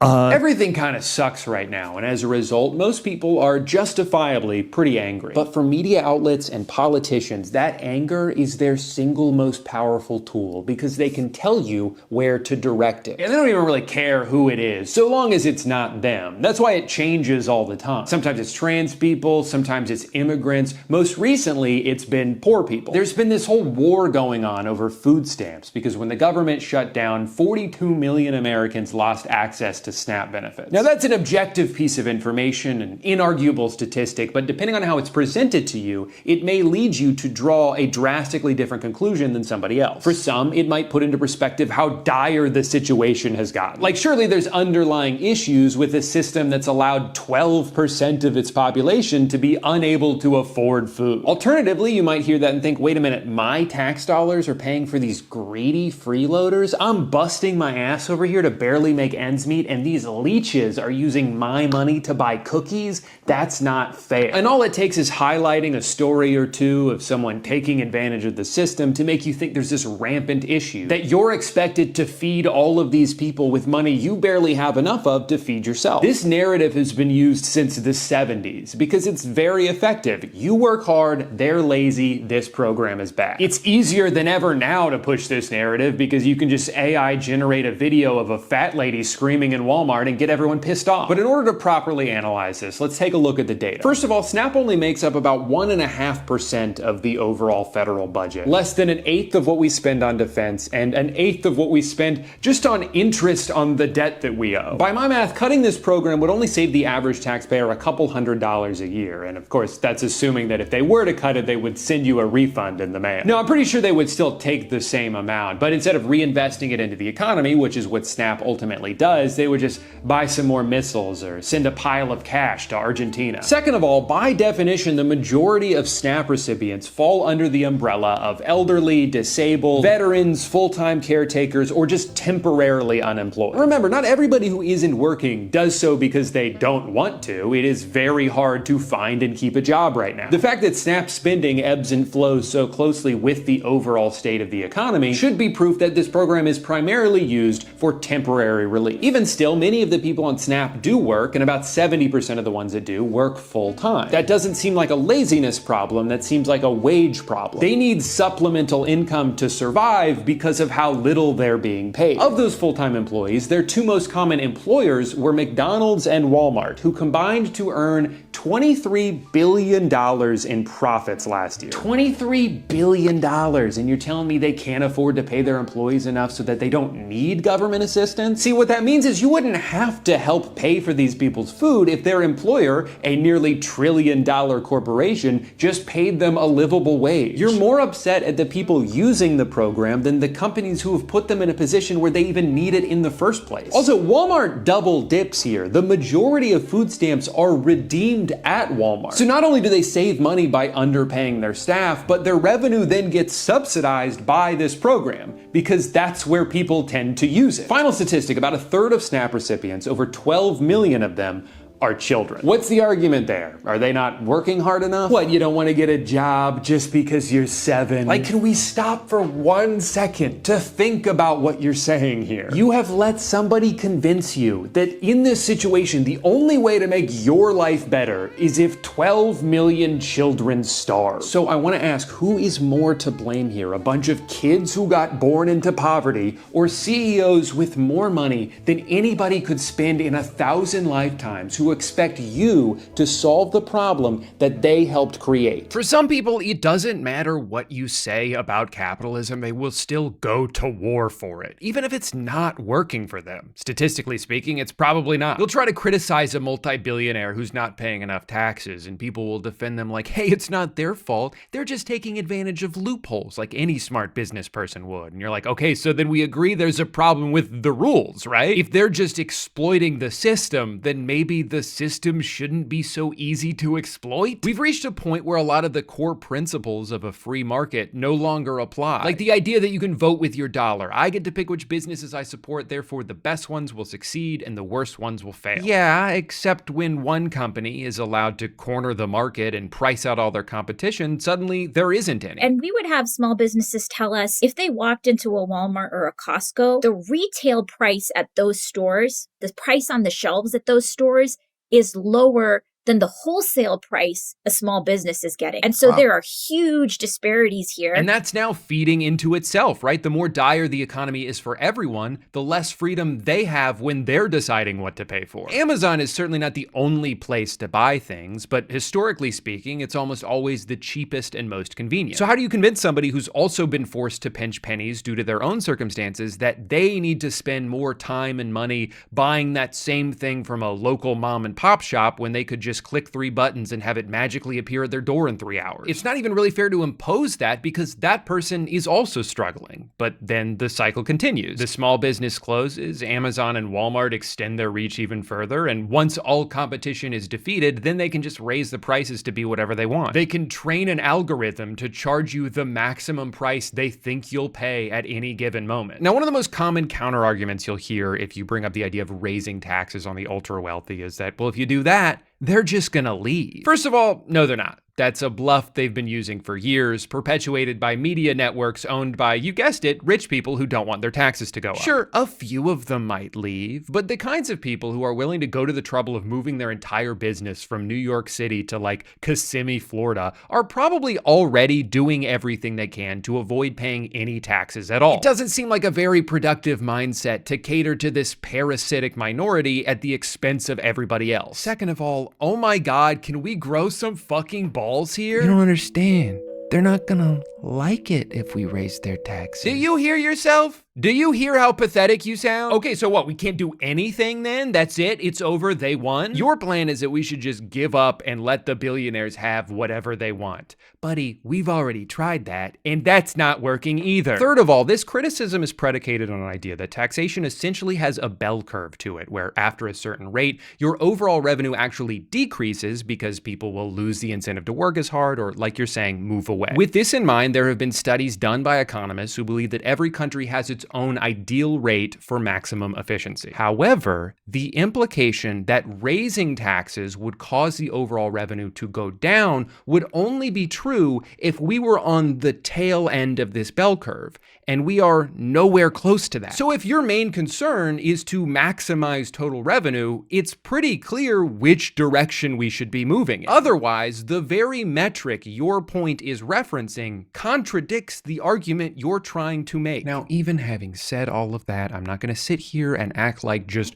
raising taxes is an immediate fix to all of our problems, because we'd still have to rely on elected officials to actually use that money in a sensible way. I'd be happy to contribute more if I knew it was going to better healthcare or nicer parks or public transportation, but if my money's just going to be used to blow up a hospital on the other side of the world, then yeah, maybe I'd rather just give it to a food bank. I don't know all the answers, because at the end of the day, no matter how hard I try to expand my legacy beyond it, I'm still just the road work ahead guy. But I do know that this amount of wealth inequality that's showing zero signs of slowing down anytime soon is not sustainable. Turns out that actually every single thing in the world becoming a for-profit commodity, from housing to healthcare, is just a way to enrich a few people at the cost of many. And I have to wonder if we've finally reached a point now where the greed has gone too far, that it's now so impossible to ignore that no amount of gaslighting about how the economy is good actually will convince people who are dying because they can't afford to go to the doctor that this is just how life should be. History shows that unfortunately sometimes things have to get worse before they can get better, and if this is what it takes for a return to class solidarity, then I guess at least we're closer to that than we've been in a long time. We just need to put down our phones, set aside our differences for a little bit, and unite on this one issue. They want us divided because they're afraid of how strong we would be if we stood together. Do not fall for it. Now, if you'll excuse me, I need to go argue on Reddit about how Ghost of Yote is woke because they didn't make the main character hot enough for me. Thank you for watching. Today's video is sponsored by Simply Safe. There's no safe like Simply Safe. Protein, one of the internet's most fervent obsessions. This buffalo chicken quesadilla has 100 grams of protein. This high-protein pizza will change your life. High-protein cheesecake. Protein strawberry mousse. Protein cookie dough. We're making protein peanut butter balls. All you do is take a container of cottage cheese, add some cottage cheese. 1 cup of cottage cheese. A pound of cottage cheese. Blended cottage cheese. Cottage cheese. Cottage cheese. Cottage cheese. Cottage cheese. Some cottage cheese. Cottage cheese. And a cup of cottage cheese. Then sweetener of choice, I use Cottage cheese. Cup of cottage cheese. Cottage cheese and cottage cheese. You're gonna want to make these. But all of this got me thinking, what actually is protein? And how do I get everyone to stop yelling at me about it? So I decided to consult my friend Justin. He's been a weightlifter and nutrition coach for several years now, and he's also the only person I've ever met with the exact same physique as me. All right, so what is protein, and how much do I actually need? Protein's an essential. I'm zoning out. I mean, can you blame me though? This guy is boring as fuck. I need you to pay attention to me, all right? Now listen, we have macronutrients, right? Protein, Why did I fly across the country for this? We could have just done this on Zoom. I gotta be smarter about how I spend my money, man. I haven't uploaded a video in like 3 months. The last one I posted got demonetized just because I accidentally made cocaine sound fun. I think I'm actually just gonna Google it. Protein is the part of food that helps you build and maintain muscle. It's how guys like Justin and I have gotten jacked out of our minds. No, I know this may come as a surprise to you, but I'm not actually jacked. I've just been lying about it for years. But if I'm allowed to be somewhat vulnerable here on my own YouTube channel, it has been a goal of mine recently to not constantly hate the body that I'm stuck in. I've been in what I would describe as suboptimal shape for pretty much my entire cognitive existence. Like ever since I was old enough to be self-conscious about my body, I was and have continued to be every day for 20 years. And I think like a lot of people, I've always had this thought of, well, you know, eventually I'll be better about that. You know, it's not gonna be this way forever. And then a lot of time passes and you realize it doesn't really matter what you intended on doing if you never ended up doing it. And to be fair, you know, a lot of us grew up during a time where the messaging around fitness was a little toxic and also just shrouded in misinformation. Remember Slim Fast? I used to drink those after I ate because I thought it would like undo the calories I consumed. That's not how that works. Remember when Subway sandwiches were treated as like the healthiest thing a person could eat just because one guy had big pants? That's not how that works.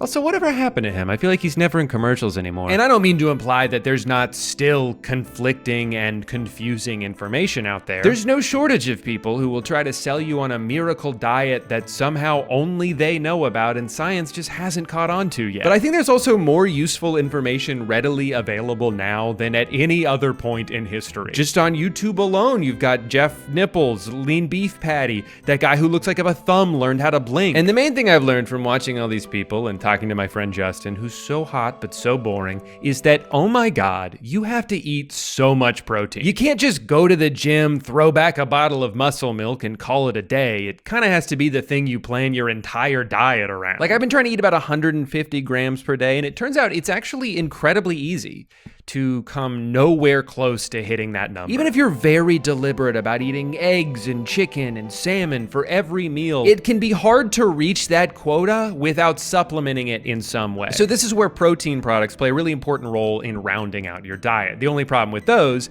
is that, I don't know, 90% of them suck. They always take like an hour to chew, and they never taste like the thing they try to say that they will. Come to think of it, are there any other products besides protein bars where they're allowed to just put a photo of a completely different food on the box? That cheesecake looks really good. Is that what's in there? No, that's just what we wanted it to taste like. Oh.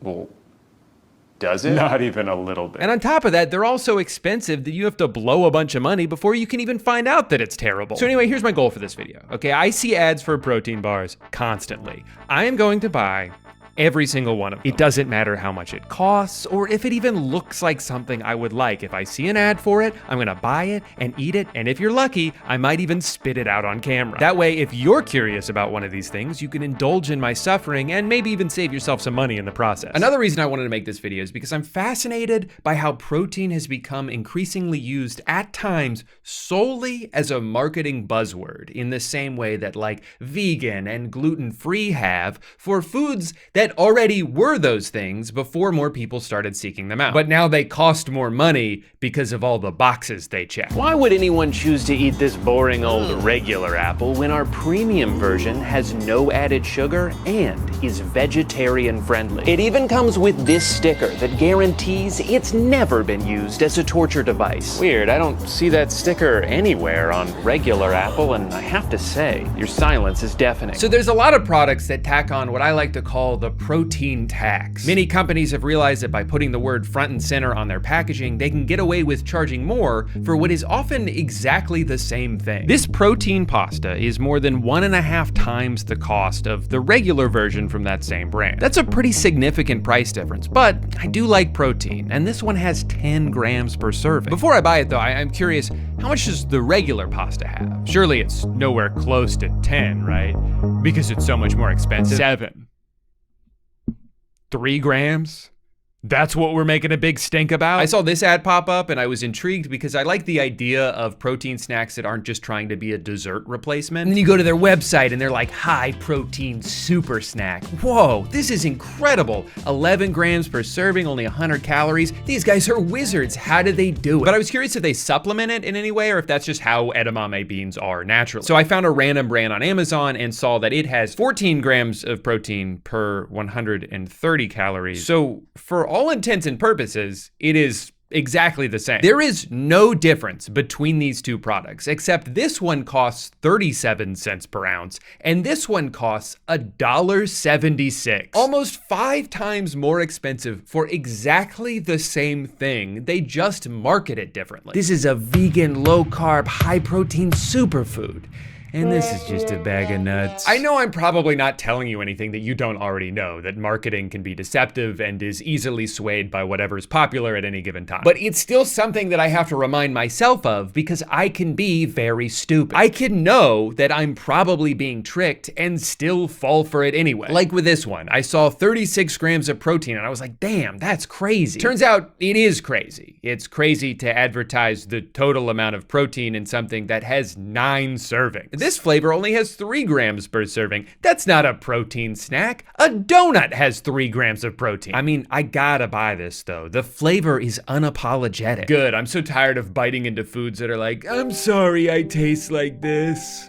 I didn't want to. I guess I also have to try out Khloe Kardashian's new protein popcorn. Cloud popcorn, my protein popcorn. What was the idea of putting a protein on a popcorn? Money. I feel like this website is so emblematic of what I'm talking about here. This scroll of brags that just goes on forever. Gluten-free? Wow. Just like every other popcorn ever made. Real ingredients. I love that as a tag because it's so vague. I mean, technically every ingredient is real in that it exists. I'm sure they mean something along the lines of like all natural, but saying something is made with real ingredients doesn't mean it's made without whatever the opposite is. It just means that some of it is real. You could put this sentence on just about any food. I mean, this one has sodium phosphate in it, which in pill form is prescribed as a laxative for people who are about to get a colonoscopy. Does that count as a real ingredient? I mean, why list it here but not here? And I'm not even saying I care about this. I've never looked out for sodium phosphate. It's a very common preservative in a lot of foods. I'm only pointing it out because it's like, yeah, maybe these buzzwords don't actually mean anything. The guy in this video has talked a bunch in the past about how much you should avoid this substance. Here's public enemy number 1 when it comes to deli meat: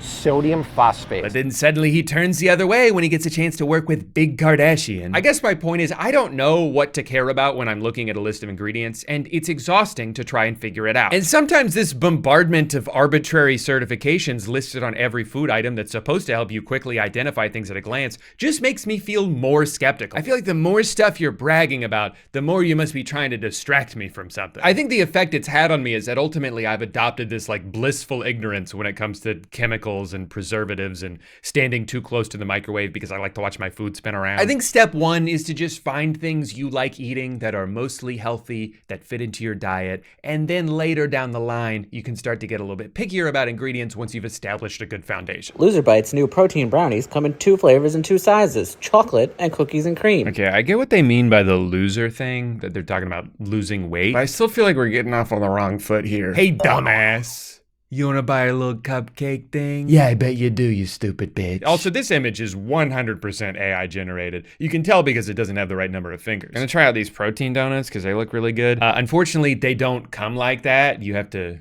make them yourself, which is fine, obviously, because you guys know I'm a very good chef. Plus, according to them, it's the best tasting protein on earth. And what reason would they have to lie? Oh, it looks like they've got a video of their happy customers. Maybe they're still working on that. Sorry, I have to rant about how every website is exactly the same now. You walk in the door, they're already yelling at you about cookies. Do you want all of them or just most of them? For like 6 months or 12 months? Okay, hold on. You can't just say no cookies. You have to do some of them. Come on, man. Don't you want to join the Bean Squad? We'll give you 1% off if you let us text you for the rest of your life. This item is hot. We just sold 15. 38 people are looking at it right now, and one of them just added it to their cart. Ooh, you should probably do that too before this button slides right off the screen. There's so many symbols and check marks on all of these websites that are supposed to make everything seem more legit, but I don't even know what some of this means. As you can see here, there are exactly 38 reviews. Trust us. We count. And we're honored to say we have 100 points of diamond authenticity. I like how the opacity on these ratings gets lower the further you go down. I think some people gave it 1 star, but it's hard to know for sure. I've seen this one a lot. It's called Meal Boosters. I guess you can like sprinkle it on stuff for some extra protein. Pretty convenient, I suppose. Unbelievably expensive though. I mean, this is just dust. I still have to pay for the food I'm gonna sprinkle it on top of. $4 per bag of unflavored protein powder? I feel like you can buy that in bulk for pretty cheap. I mean, if you're not even gonna flavor it, what am I paying you for? Also, savory? It's unflavored. It's quite literally impossible for something that has no flavor to be savory. Because what are you savoring? The type 1 and 3 collagen peptide? Shit, my mouth is watering just thinking about that. Now I'm just gonna get cheesy cheese. Oh, but not before agreeing to their terms and conditions. Jesus Christ. Oh my God. And then for shipping options, I can do USPS, UPS, or Meal Boosters Special with no information on what that means. Why is it more expensive? Are they gonna come straight to my house and feed it to me? Hey, me from the future. I think I learned what the Meal Boosters Special is. It's when you pay for the most expensive shipping option and then 12 days later, they haven't even started packing your order. I guess the special is you spend $33 on 1 sample pack and then they never give it to you. Now, I'm just gonna kind of eat these as they show up. I think it will be a more accurate representation of what it's like to actually eat these as a snack. To just sort of eat them one at a time rather than sitting down to do a giant protein bar mukbang and then shit my pants. So this is called Munch Better. They're protein brownies, and I know they're gonna taste exactly like a brownie and not just sort of vaguely look like one.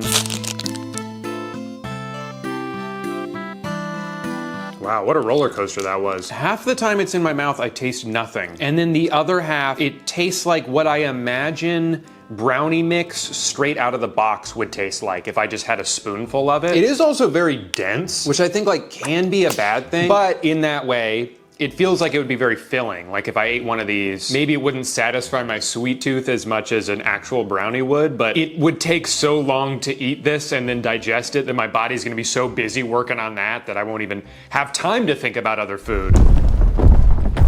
I feel like I've been eating this for like an hour. It wasn't as good as I hoped it would be, but it certainly wasn't as bad as I feared it might be. Whoa, way to go out on a limb there, buddy. Now, there is a lot of protein in these, so you gotta temper your expectations a little bit, but here's how I would rate each flavor. The hazelnut was actually really good. I would definitely eat that again. The chocolate and coconut were both fine, and the peanut butter? Do not talk to me about the peanut butter. It smelled bad, it tasted bad, I was physically unable to finish it, and also I just wanted to share this review from their website. Pretty bad experience for Tammy. She gave it 1 star and then ended her review by thanking Tammy. You know, I was just craving something sweet, and then I remembered I have a box full of Hornble's Chornbles in the fridge. Good, nice, normal Hornble Chornble. And there's my foot. Hornble's Cornble sells protein chocolate, 100 calories per bar and 10 grams of protein. I want to know how it stacks up to its regular version. I'm definitely going to choose the Reese's. I'm going to have cookies and cream, because this one had the worst reviews. So I kind of want to try what I think might be the worst. And then it would only get better from there, right? It's very lumpy. That's got to be the lumpiest candy I've ever seen. It's got like goosebumps. That's not that bad. I spoke too soon. I actually think I like the texture more than I like the taste. I like how crunchy it is, but I'm not crazy about the taste. And I'm making a mess. Almost all of these have the same aftertaste, and I guess it's monk fruit. I think monk fruit is like a really common sweetener. I don't know if the value is there. For such a little thing, it's almost definitely overpriced. Honestly, I kind of think I just hate the name. I get that they're like, oh, we're silly, you know, we're not like other brands, but it just kind of feels like that girl with the bag of chips on her head, like if she was a chocolate brand instead of a person. Hey, speaking of brands, it's time for that ad I promised earlier. Hi, I'm the guy from the video you're currently watching, and if there's one thing I hate, it's danger. Getting pissed off just thinking about it.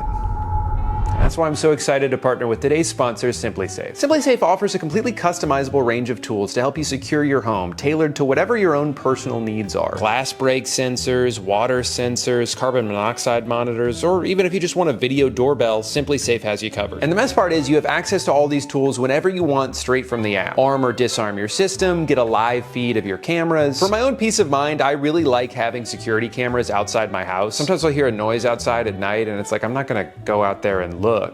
I'm a baby. But for my own peace of mind, I can just open the app and confirm there's not some guy outside doing nefarious things. It's just a raccoon eating my garbage again, which I'm not happy about either, but it's better than a burglar. And with their 24/7 professional monitoring, you don't even have to check the cameras yourself. SimpliSafe agents can do it for you using their Active Guard system to help stop crimes before they happen. Their advanced AI security cameras can even discern between familiar faces and potential threats, so it won't just alert them because your neighbor walks by with his dog. If you've been interested in getting a security system for your home or business, there's never been a better time to try out SimpliSafe. Not only are there no long-term contracts or hidden fees, but right now you can save 50% on your SimpliSafe security system when you sign up for a professional monitoring plan, and you get your first month free. All you have to do is go to simplisafe.com/Drew to customize yours. There's no safe like SimpliSafe. Thank you to SimpliSafe for sponsoring this video. I think this is the one I have looked forward to the most. I've definitely gotten this one advertised the most. ProMix Protein Puff Bars are made by dietitians with 15 grams of protein in each bar. These are quite literally Rice Krispie treats with 15 grams of protein in them. It's like a Rice Krispie treat, but not as sweet. The vanilla is pretty much identical to a regular Rice Krispie treat. I love Rice Krispie treats, and if this is anything like one, which, let's be honest, it won't be, then it'll be really good. Okay, it looks good.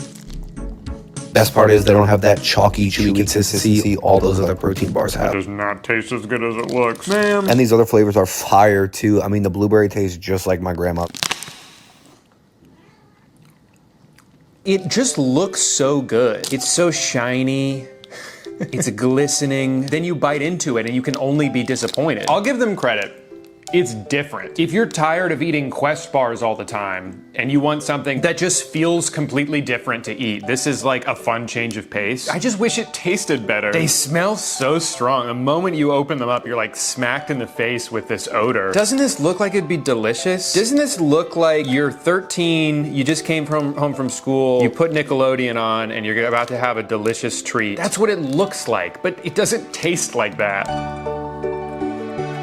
I'm so disappointed. I kid you not, the box is pretty much gone. Good thing they're almost always out of stock because I don't know if it's safe keeping these in my house. Snack time. I like that you could tell their printer was running out of ink before they put this on. Really makes me feel good about consuming the contents of this bag.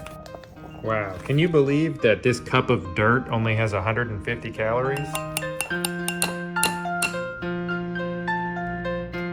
Oh, yeah. Oh, it looks delicious. Now that's a brownie. Went from dirt cup to poop cup. I think I liked it better before I microwaved it. Kind of like just licking the spoon. For something that you just mix with water and throw in the microwave, it does have like a cakey texture to it. It's pretty solid for what it is. I don't remember what I paid for this, but it's also like a crazy protein ratio. I think I judged the book by its cover. The cover being a shitty AI generated image, but still, you know, I judged it. One thing I'll say about this though, it's gotten a little worse as it's cooled off. It was too hot to eat, but then now that it's cold, it tastes gross. There are definitely no chocolate chips in here. It's a pretty misleading photo to use. I mean, I know for a fact there aren't chocolate chips in here because it was a powder that I mixed with water. They are not just gonna materialize from that. Is it still pretty good for what it is? Yeah. but don't lie to me. Up next, we've got Magic Spoon, the high-protein, keto-friendly, gluten-free, grain-free, soy-free, wheat. As far as bars, I got blueberry muffin and double chunk chocolate. Comment down below how many booms you think I'm gonna give. They got 12 grams of protein, 140 calories, pretty solid ratio there. I gotta say, looks pretty good. They nailed the appearance. What I've learned so far in this video is sometimes the better something looks, the worse it tastes. Sometimes it's like they put their entire budget into making something look good, and then they are like, oh fuck, I forgot to taste test it. The texture is really good, actually. It's as crunchy as it looks. It doesn't have like an overwhelming aftertaste, or a before taste for that matter. I couldn't taste it at all until I put it in my mouth. That's really solid. I gotta say, that's one of my favorite things so far. All right, I'll pour myself a little bit of cereal. Okay. It's such an ungodly pink. Like, this color is not of this earth. I could use this table, but I'm not going to. It's more interesting for you guys to watch me struggle a little bit. Because at the end of the day, I'm not a person, I'm just sort of a clown. Why is it kind of like pre-soggy? I was gonna say, it has like kind of a sour taste. And I guess that's the cheesecake. Because it's not just strawberry cereal, it's strawberry cheesecake. And that cheesecake has like a little bit of tartness because of the cheese. Can't tell if I like it or not. Yeah, I don't know. I was gonna say, I don't really have an opinion on it, but I did eat the entire thing. Fine, I'll have some of the other one too. Maybe I don't have to make dinner now. Ugh.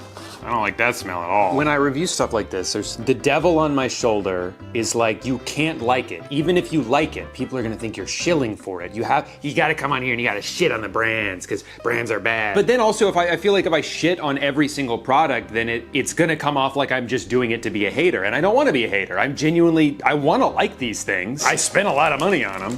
This is how I pour cereal now.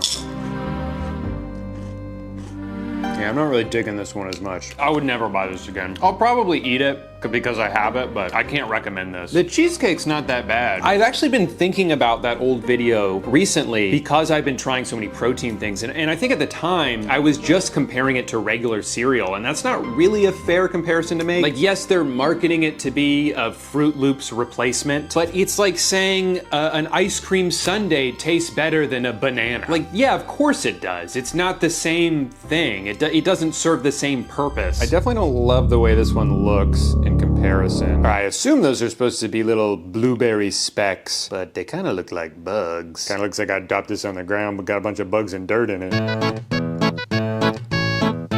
Oh, that's nasty. Magic Spoon, what happened? We got off to such a good start. I will say, again, the texture is perfect, but it just tastes bad. It tastes bad. Also, I didn't get myself a drink, so the only thing I have to wash this down with is milk. And I don't want that. Guys, I have to confess something. All week I've been eating things off camera. Sorry, it's just sometimes I get hungry and I don't feel like stopping to set up a tripod first. But what I've learned this week is that these three things are all delicious, and I would put all of them in the same category, which is that they're good, but they don't have a lot of protein in them, so you can't really just compare them side by side with everything else. Like, this brownie is incredible. It's so much better than the Munch Better brownie. But that one has 2.5 times as much protein in it, so of course this one should taste better. It's still insane to me that this is bragging about having 36 grams of protein in it, when in order to have that much, you need to eat the entire fucking bag. I wanted to hate this so bad because of how deceptive that is, but I couldn't, because they're delicious. I've never had fried mung beans before, but they're all so good. The first night I tried them, I had 5 bags. 5 different bags! I was only supposed to have 1. And like, this box you can see is full. That's not because I haven't had any yet. That's because I got 2 boxes and I already ate the entire other one. And you might be thinking, Drew, aren't you gonna like gain weight making this video about how you're trying to find low-calorie protein snacks? Yes, in fact, I already have. But I'm doing research, okay? For the future, I'm taking everything I'm learning and then I can apply it to a diet going forward. It's just, for now, I need to like really be sure if I like something by having 12 of them. And then these are kind of mind-boggling to me because they taste exactly like a chocolate bar. Like, if you didn't tell me this had 12 grams of protein in it, I wouldn't even think that it did. I would just think it's a regular, like, French chocolate bar. The only thing that caught me off guard with this is that it says woman owned on it, and I'm sorry if this makes me sound like too woke or whatever, but I don't think anybody should own a woman. She can take care of herself. Yo, what's up, fuck fam? Today we're gonna be doing the viral Easy Mac Meal Boosters Challenge. I learned about this from what I would say was the most annoying ad that I got. And y'all know I like to make it cheesy pleasy, but I also like to make it beefy. Make it cheesy pleasy, Easy Mac Kraft, baby. Kraft is the fam, but this is the health. Kraft is the fam, but this is the health. People just say shit, man. It's crazy. The secret is, for one of them, you don't use the packet, you use this. And then you're healthy. Because this is the health. You know what's funny? I didn't know this. Easy Mac apparently already has 7 grams of protein in it. And this has 15. So if you swap out the cheese for this, it does seem like just yet another very expensive swap to get a marginal amount of protein in. But paying a hefty fee for a very slight difference in protein is sort of the theme of this video. Gonna do regular cheese for this one. Oh man, I thought the other yellow was a little unnatural looking, but this is bright orange. This shit looks radioactive. Before me sit 2 identical foods. There is not a single visual difference in between these 2 mac and cheeses, but there is an important nutritional difference. One of them has slightly more protein, and I bet it just might taste worse. Haven't done this in so long. Hold on, guys. Oh yeah, that shit's good. And now the meal booster.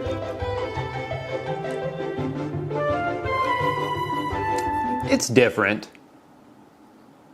It's different.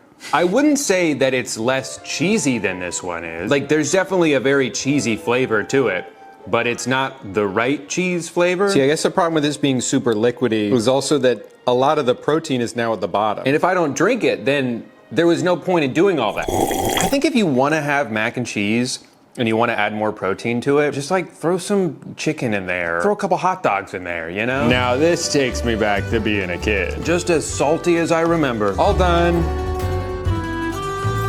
My stomach kind of hurts. But of course, there's no shortage of meals you can boost with this powder. The next day, I mixed some into my eggs. And fun fact about this, while I was getting this shot, which I'm now realizing I didn't even need, my phone fell into the eggs. Now, I don't know if you guys have ever dropped your phone into eggs before, but I have to say, it's pretty gross. Boy, oh boy, I can't wait to eat these. They smell... It's kind of the end of that sentence. All right, well. Let's see. Honestly, I don't hate it. A couple of bites have been bad because it's just been a chunk of cheese powder that didn't get mixed in. But that's my fault, let's be honest. I actually don't mind it. I think it goes well with the egg. I just don't know if it's worth so much extra money for this. And like, eggs are expensive already. This is like an $8 meal. I don't know if I can justify that. Man, I just wish there was some other way to add protein to your food and make it taste cheesier, but I can't think of any other way to do that. A food that has protein in it and tastes like cheese. Tastes like cheese and has protein. There's gotta be something, right? Nope. Only meal boosters. Protein candy. Crazy, right? I mean, the very phrase seems like an oxymoron, and yet the only moron here is you for not thinking that it was possible. Okay, expand your mind a little bit. Now, on the surface, this seems way too good to be true. 15 grams of protein, only 150 calories, and instead of sugar, they've loaded it up with a bunch of fiber, and that's good for pooping. I'm gonna start with the blue raspberry. I think in general, blue raspberry is one of my favorite flavors. Like if I can only have one candy for the rest of my life, blue raspberry sour punch straws, no hesitation.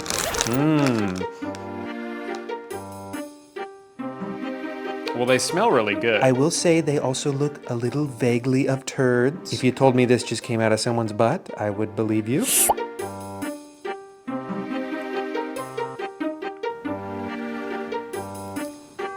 Okay. If you've ever wondered what candy would taste like if it was sour but not sweet, wonder no more. I think this might be one of the grossest things I've ever put in my mouth. The strawberry might be better because the sour taste is really throwing me off. It's so gross. Like, I think as humans, our nature when we taste something sour is to think that there's something wrong with it, right? Like fruit that's gone bad. I'm just tapping into my evolutionary instincts and they're telling me, spit this out, dude. Yeah, strawberry's not as bad. I don't know if it would be possible. I had a pretty visceral reaction to that first one. They nailed the texture. It feels like a gummy candy, like a gusher without the juice. But you can't just replicate texture and then call it a day, you know? As great as it is that there's so many protein foods that are designed to replace a specific craving you might be having, sometimes I think it might be better to just fight the craving and ignore it than it is to be like, well, I have to have candy right now or I'll die. So I'm gonna eat this rancid fiber ball and then that'll somehow satisfy the same taste. It doesn't. I love the idea. I really do. You know, 10 out of 10 for ambition alone. 0 out of 10 for everything else. Still averages out to be a 5 though. Boy, oh boy, have I been putting this one off. I have had these protein donut mixes for like a month now. I'm not even exaggerating. And they look so tasty, they really do. It's just that every other protein food I got comes in like a bag and I can just eat it. But this I have to prepare. It's got instructions on the back. Some of it's in all caps saying what not to do or you'll fuck it up. I'm gonna fuck it up. Step 1, preheat the oven. I can do that. Maybe I was nervous for nothing. I'm killing it so far. Huh. It does say I need to use a donut pan. I don't have that. I was just gonna use the baking sheet. Okay, I had a month to think this through and it never clicked for me. How the fuck would it be shaped like a donut if I just mix this up and dump it on top of a flat surface? I got it. Oven on. Generously grease the donut pan. Beat egg whites for 2 minutes on high speed until stiff. You know, the phrase on high speed suggests some sort of device that it has like multiple settings on it. I'm gonna be using my hands, which only have one setting. Also beat until stiff. What is this, my nightly routine? Vanilla extract. Now I'm beating for 1 minute on low/medium speed. Hope I'm not going too fast. Now I use a spatula for this next part. Baking is so silly. Why couldn't I have used the whisk for this? Why did I need a separate tool? You just want me to do as many dishes as possible?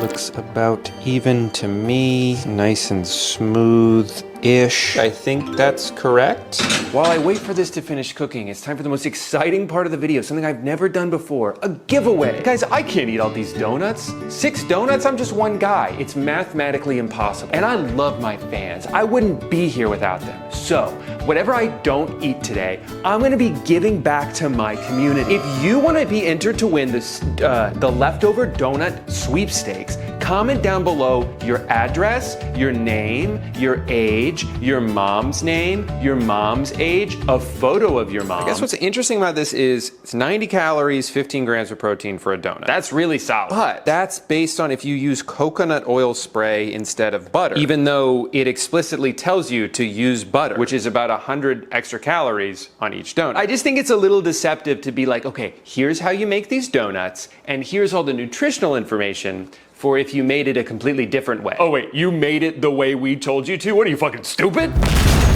Awesome. Time to take these healthy protein donuts and just sort of put a bunch of butter on them. Nailed that. Strike! I am noticing that all the butter's kind of just pooling in the middle. Is that what they wanted me to do? Mix it around like this, you know? This is exactly what they had in mind, I'm sure. I can't lie, this is definitely me when I'm eating protein donuts. Did not stick the landing here, but when do I? Man.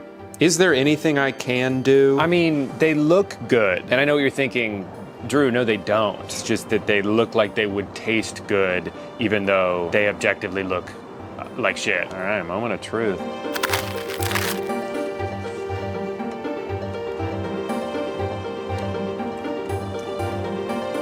All right. It's a lot of work to make this. I went to the store 3 times today. And I think as far as flavor goes, the butter's doing a good amount of heavy lifting here. You know, I feel like the thing with baking is the whole ends up being greater than the sum of its parts. But with this, I can very much taste every individual ingredient.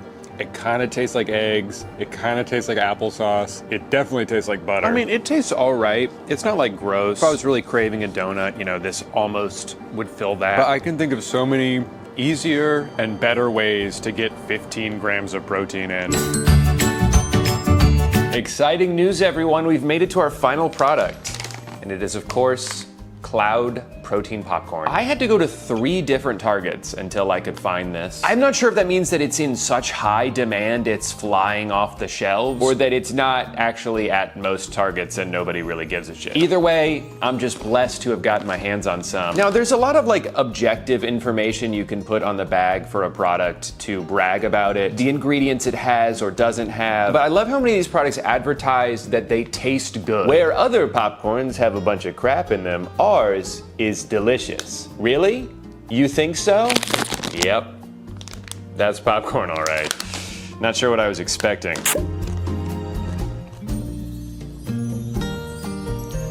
Hey, what the fuck? What does that taste? It tastes like burnt.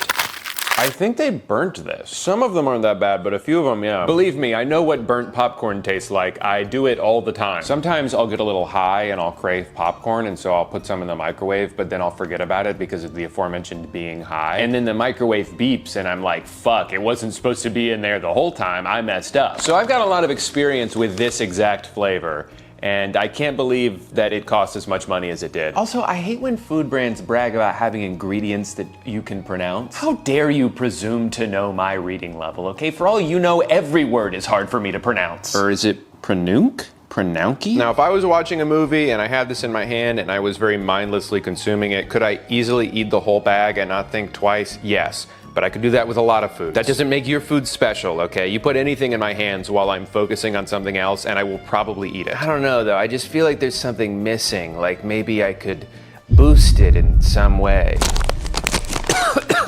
Now you're starting to see the vision, right? I can hear your mouth watering. It's actually really gross, the squelching noise is coming from your mouth right now. Oh, look at that, guys, that's to die for. That's simply to die for. Dude, I've had 2 bites. Look at my hand. This was like the first ad I saw for them was put it on popcorn. Okay. And then get it all over your body and furniture. I feel like it's still missing something. Ooh, I know. Another bag of meal boosters. Why boost something once when you could boost it twice? I just feel like that's still not enough protein. One more should do it. Oh my gosh, guys. You know, Cloud is the fam, but this is the health.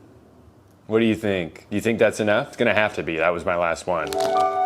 Oh my God, I can feel myself getting stronger. Like every bite is just going straight to my muscles. Wow, my hand is so covered in cheese that the autofocus on the camera prioritized my foot because it didn't recognize this as a human body part. That's how boosted this meal is. Every piece of dust tells a story, and the story is about how fucking yoked I'm about to get. Wow, that really hit the spot. The spot being the back of my throat where a kernel is currently stuck, but you know, it still hit it. Well guys, I've reached the end of my journey. After 2 long months of boosting my meals, eating Kim Kardashian popcorn, and even going to the gym 3 times, it's time to see the results. To be honest, I'm very nervous about this. I've never taken my shirt off on camera before. But if I want to inspire the next generation of bodybuilders, and I do, I need to let my guard down. Here goes nothing. Oh my God. I look so good. Go off, King. My pecs are so big I can hold the microphone right in between them. And my nipples, completely gone. I don't have to be self-conscious anymore. Oh, the perfect bicep shape. Narrow, but tall. That's a very coveted look in the gym community. Maybe I've been neglecting my back a little bit. That's all right. Gives me something to work towards. Holy shit, guys. I'm so proud of myself. It just goes to show you, when you trust the process and you do the right things and you don't take shortcuts and you don't buy a costume from Amazon to make it look like you're stronger than you actually are, you will get results. Well guys, that's going to do it for today's video. Thank you so much for watching and coming along on watching me come along, or for following on this journey where I went from being a scrawny little bitch to being a big hot guy who everybody's attracted to because of my body. Obviously, I couldn't have done this without your support and without all of the delicious protein products I tried, and also without the steroids that I took. To be honest, I was getting a little nervous that the results weren't materializing the way I hoped that they would, so I have been pumping steroids like crazy into my veins the past 3 days, and it paid off. I look incredible. One of my balls fell off, but that's fine, you only need one. Thanks for watching. Sorry I didn't post in 8 months. Probably won't happen again, who knows. I love YouTube, but it's only part of my life, and sometimes I have to put it in the back seat while I focus on my health. And that's what I've been doing. I've never been healthier than I am right now. So Oh, there goes the other one. Hey guy, I want to start this video by telling you about something very dumb that I did recently, and I'm going to preface the story by saying that this was entirely my fault. There are probably 50 things I could have done differently to avoid what ended up happening, but I didn't, and that's on me. So I got a new car last month. For most of my adult life, I've been driving a 2012 Honda Civic that I bought from CarMax in 2015. I'll never forget the day I rolled up to my job at Popeyes and felt like the coolest guy in the parking lot. Took the Max part of the sticker off so it just said car on the back. Had a lot of fun back then. And even though this car was very reliable for pretty much the entire time I had it, it was starting to show its age, and I got to a point where I kind of just wanted something that felt nicer to be in. So I splurged a little bit, traded it in for one of the coolest sports cars on the market right now, a 2021 Hyundai Sonata. Now that's not the dumb part. There are so many things about this car that are massive upgrades over what I had before. There's a rear view camera, there's blind spot indicators, I don't have to plug my phone in anymore to play music, it beeps at me if I move 1 inch in either direction on the highway. It's a great car. But there are also things about cars made in the past decade that aren't necessarily better, they're just different. For one, why as a society did we get rid of the Prindle? I have spent the past 15 years of my life building the muscle memory of yanking around my car's joystick to tell it where to go, and now it's just buttons? And I don't have the muscle memory for that. I'm starting to develop some due to time passing, but for the first couple weeks I owned this car, I would have to stop looking this way so I could look down and see where the backwards button is. So that brings me to my story. 6 days after I bought this car, I was leaving a U-Haul storage facility and the exit gate was open. Now I've been there enough to know that sometimes, even though the exit gate is supposed to close, it'll just not. So I gave it a couple seconds, decided, yeah, it's gonna stay open, and started driving forward. And you will never guess what happened the exact moment I made that decision. Yeah, gate started closing. So naturally I'm like, uh-oh, this gate is going to hit my new used car. I should move out of the way. So I hit the reverse button, start accelerating, and my car moves forward. Now, if you've ever been operating a motor vehicle that starts moving in the opposite direction that you intended it to, you probably know about the panic that sets in. And I was running out of time. I could feel the gate inching nearer and nearer. So in the heat of the moment, I very wisely decided to do the exact same thing that didn't work the first time. I hit the reverse button, hit the gas pedal, and once again, my car moves forward. At this point, the only thing I've managed to do is get more in the path of the gate. And before I could try my foolproof strategy a third time, it crashed into the side of my car and the alarm went off and it made a big old scratch that'll probably cost a couple $100 to get buffed out and repainted. I don't know the exact amount yet because I'm too embarrassed to tell anyone what happened. Anyway, I've had about a month now to process this, and I'm of two minds. On one hand, it is kind of hilarious that I waited 9 years to buy a new car and I couldn't even get through 1 full week without fucking it up. I would love to see the security footage of me stopping in front of a closing gate, quickly accelerating, stopping, accelerating again, stopping again, before getting out and yelling, "God damn it!" It probably looked really fun. But then, on the other hand, I am kind of like, well, what the fuck happened? Because like, I know that I hit the reverse button 2 separate times, and both times my car just decided not to do it. I tried recreating this exact scenario in a parking lot to pinpoint exactly where I went wrong, and my best guess is just that I hit the accelerator and the reverse button at the same time, which triggered the car's computer to be like, hey, you can't do that. You're gonna hurt the transmission. Let's hurt the side of the car instead. And like, it's a good thing that there's a mechanism in place to prevent the car from changing gears when you're moving too quickly. If I hit the reverse button while driving 70 miles per hour down the highway, I actually would want my car to ignore that. I'm pretty sure there was a similar mechanism in my old car. The difference is, though, that if this exact scenario happened while I was driving that one, there would have been physical feedback to tell me it was still in drive, and maybe maybe I would have been less likely to floor it twice. In order to get the same confirmation from a button, you have to press it, look down at the dashboard, find the part that indicates what gear the car is in, process that information, and then react accordingly. And even if you can do all that very quickly, it still takes longer to send that information to your brain than if you can just feel where your hand is. And again, I'm the dumbass here. There are so many things I could have done differently. If I had just immediately accelerated as soon as I got to the gate, I would have made it through with time to spare. I also could have taken 3 extra seconds to just type my code in. I even could have stayed in bed all day and never gone anywhere near this gate, and that would have been a better decision too. But unfortunately, I didn't do any of those things. I did this, and I'm gonna have to live with that for the rest of my life. But my funny little mishap got me thinking about all these things I've seen over the past couple years of people getting screwed over by like modern features in their cars. And it made me want to do some research about it. And my takeaway is that while it would be untrue to say that cars have gotten worse, I do think they've gotten dumber. I looked up why cars made the shift from the Prindle stick to just buttons or a touchscreen on the ceiling or a wheel that's right next to the volume knob that hopefully has never caused a hilarious but unfortunate accident. And it turns out the main reason is just that the stick is not necessary anymore because you're not physically changing the gear, you're just telling the car's computer what to do. Which, like, I get it, you know, I'm not here to stand in the way of progress.